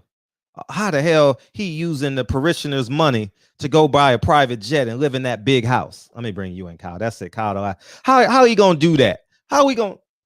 But if your person you believe in goes and lives in $1 million house and a mansion and has a private jet and has the newest Cadillac, it's acceptable. Y'all don't want to deal with that truth. Because if that was a Christian church, you would say, oh, that's a misappropriation of funds. How big do you want your house to be? How much, man? Come on, man. Y'all got to make this make sense, dog. Y'all got to make it make sense. Y'all got to make it make sense, man. Because y'all change the truth when it condemns you. Duffy, you still down here? When it condemns you, you change your truth. Go ahead, Kyle. Nah, I just didn't like how he didn't let you finish. You know what I'm saying? And then he got the fuck up out of here. Like when he knew I was coming. He knew I was coming. Listen, because I was gonna drop them FBI. Okay, man. He knew I was coming. He knew the SmackDown was coming. Listen, let me go, and then I'm gonna let you. You know how we do. You know how we do, Fred. Because I'm gonna give it to you, and I know you're gonna pour it on. Listen, the thing is, he didn't let you talk, right? Or he didn't let you finish. As soon as you was about to get into it, his 11 minutes was up. But his 11 minutes was up 11 minutes ago. You know what I'm saying? When he was getting his stuff off, he went past the 11 minutes. But as soon as you start cooking and it started getting hot, he said, "You know what? No, I'm getting the fuck up out of here. You disrespecting the honorable Elijah Muhammad. I gotta go." You know what I'm saying? So my thing is this: he gotta come back on. He gotta face the music. He don't want that because guess what? He gonna have to explain all these primary evidences I have. He don't want that shit because he ducked because he know Khalil Muhammad lived with Elijah Muhammad for 14 years. He don't want to deal with that shit. Nobody wants to deal with that. They gonna say, "Oh, she's lying. She changed her tune. She's older." Older people say, "I got more behind me than I got in front of me." I'm just gonna tell it like it is. So, yeah. And I just don't like how every time you was coming up with a great point, he'll cut you off. You know what I'm saying? I'm like, bruh, damn, bruh. Like, you know, and it's like every time you came with something, he'll cut you off real quick, right before you finna, like right when you finna go. Listen, if you didn't play that clip of Muhammad Ali's ex-wife, we would have never got as far as we did. You playing that clip, that's what really got him like, oh shit.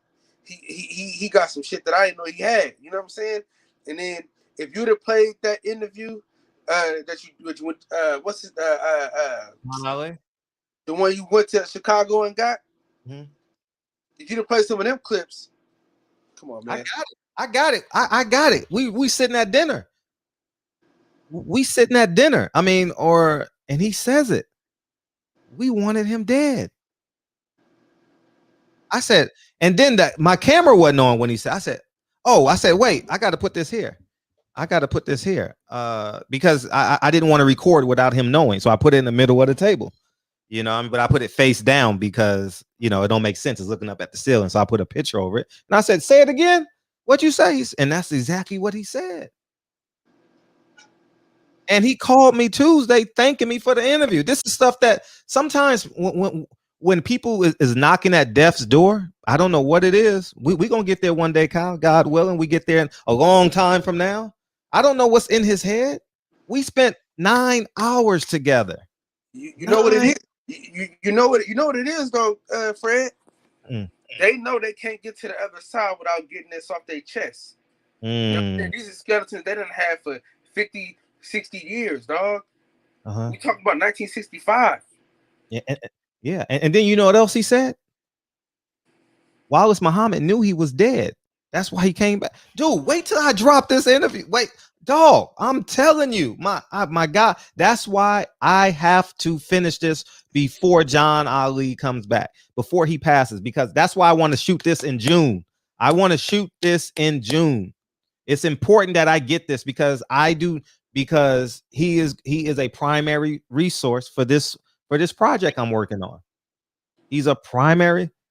He's primary, and I intentionally went out to. Yeah, I was there for a day. I wish I would have stayed 2 days. So Fred, the only thing that I'm scared of is now that this interview today came out, that buddy might try to get in the way of this. You know what I'm saying? How? Well, I mean, listen, it's still at the end of the day, they all, Nation Islam is Nation Islam. So, they got, it's a hierarchy. So he talked to the Farrakhan, and Farrakhan said, man, don't talk to that cat. You know what I'm saying? Same way yeah. Don't care. Yeah. Don't care. I'm just hoping that that's not how it goes. I mean, because you're doing a hell of a job, because you getting script by script, piece by piece. You know what I mean? Man, it's an amazing thing, man. You missed the whole damn show, Fred. We had a good one, man. Was DB over there? I ain't seen him in the chat in God knows how long. And then Tank was like, man, Fred's still on. I said, he what? Because you had froze up. Oh yeah, I did. He froze up, so I was like, well, shit, I guess I'm starting because he froze. Yeah. So I started at 12. So shit, yeah, man, it was we had a good little run though, man. But I had to come back here and holler, man. But shit, I'm gonna go to sleep, man. You know what time I gotta be up for work. Yeah. So. In 2 hours. Appreciate you. All right. Appreciate you, man. Thank you. So at the end of the day, man, I'll say we getting out of here now. I appreciate y'all hanging in there. And I'm just gonna play this clip for y'all because y'all say, I heard somebody say, I'm a coon, I'm white. Well, Louis Farrakhan is not opposed to white people. Your leader is not opposed to white people. Your leader is not opposed to white people. How about we play the clip and begin to reprocess their people? Sir. Yeah, Minister Farrakhan. Yes. Dr. King dreamed of the day that children will be recognized by the content of their character, not the color of their skin. Do you see a day when whites will be allowed to join the black Muslims? Yes. Yes. I must say this. Some of my own brothers. Let's just leave it there, man. He said yes. Okay. So at the end of the day, y'all do what you want, believe what you want to believe. I don't care if you don't come back. I didn't ask you to stay up. I didn't ask you to stay here for 5 hours and listen to this show, but you couldn't help yourself. No matter what you put in the comment section, I'm not changing who I am. I'm not changing what I believe to be true. You go find your truth and get out of the way of other people's finding their truth. I'm not objecting you go, but at the end of the day, Elijah Muhammad would not have let a white person in the nation. But actuality, this is not his. nation. He built it on his own. And John Ali calls Louis Farrakhan a fraud. John Ali, who was Elijah Muhammad's right-hand man from 60 to 69, then he left. And then from 71 to 75, he just was a member of the Nation of Islam. All right. Millions of dollars went through John Ali's hand. And feel free to call me an agent. Don't care. Call me a coon. Don't care. Because that's the same thing y'all called Malcolm. I'm not comparing myself to him. But when someone don't agree with the nation, they call him a coon, an agent. Okay. Y'all think everyone in the nation is God? So, anyways, man, DB's not here. So I know this was a heavy topic for him. And that's it. So I appreciate y'all coming in here, man. And don't subscribe. Don't come back. I don't give a fuck. I don't need your subscribership. I don't need you. Don't come back. Go to the mosque on Sunday. Have a great time. I'm not changing. And I'm going to continue to seek my truth. And if my truth opposes your truth, don't watch it. Simply put. If you don't want Charleston White on the show, don't watch it. Because everyone is welcome here. Like Wesley Muhammad. Barbershop Conversations, man. I appreciate y'all coming in here. And in the words of the great DB, play the song, Fred. Oh, man. Don't come back. I don't need your ass, nigga. I don't need you. Don't come back. Wesley Muhammad had to get out of here when he heard that primary source, though. He was reading articles and quoting the FBI, and I was letting him, and y'all thought I was falling behind. Really, I was up by 50. He didn't want me to bring the other primary quotes out. He didn't want that. Oh, man. He had to go after he heard that. I didn't call them hoes. Khalila Muhammad, who says Elijah Muhammad taught her how to make a bean pie. And she ain't hiding it. So y'all go figure that out.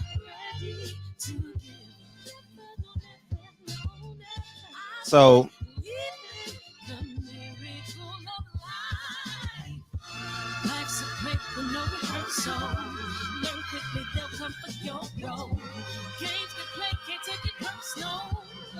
because the devil is on. It's all in what you do. Hey, some things you gotta do. Hey, hey, hey, hey, hey. Fist fight for millions.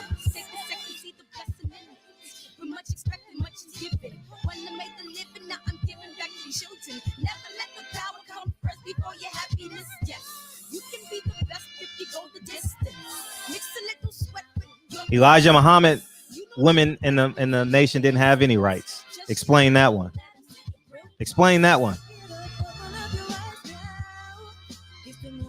They weren't leaders. Right? Right?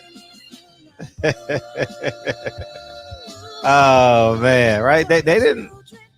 I don't see them being decision makers. It's my personal statement. Running a game like I'm A6.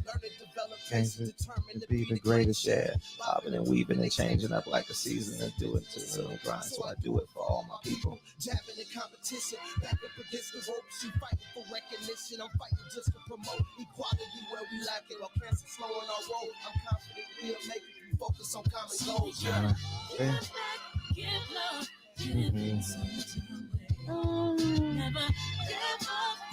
So I appreciate y'all, man. Y'all have a great night, man. And it's just us tomorrow night. So I appreciate y'all.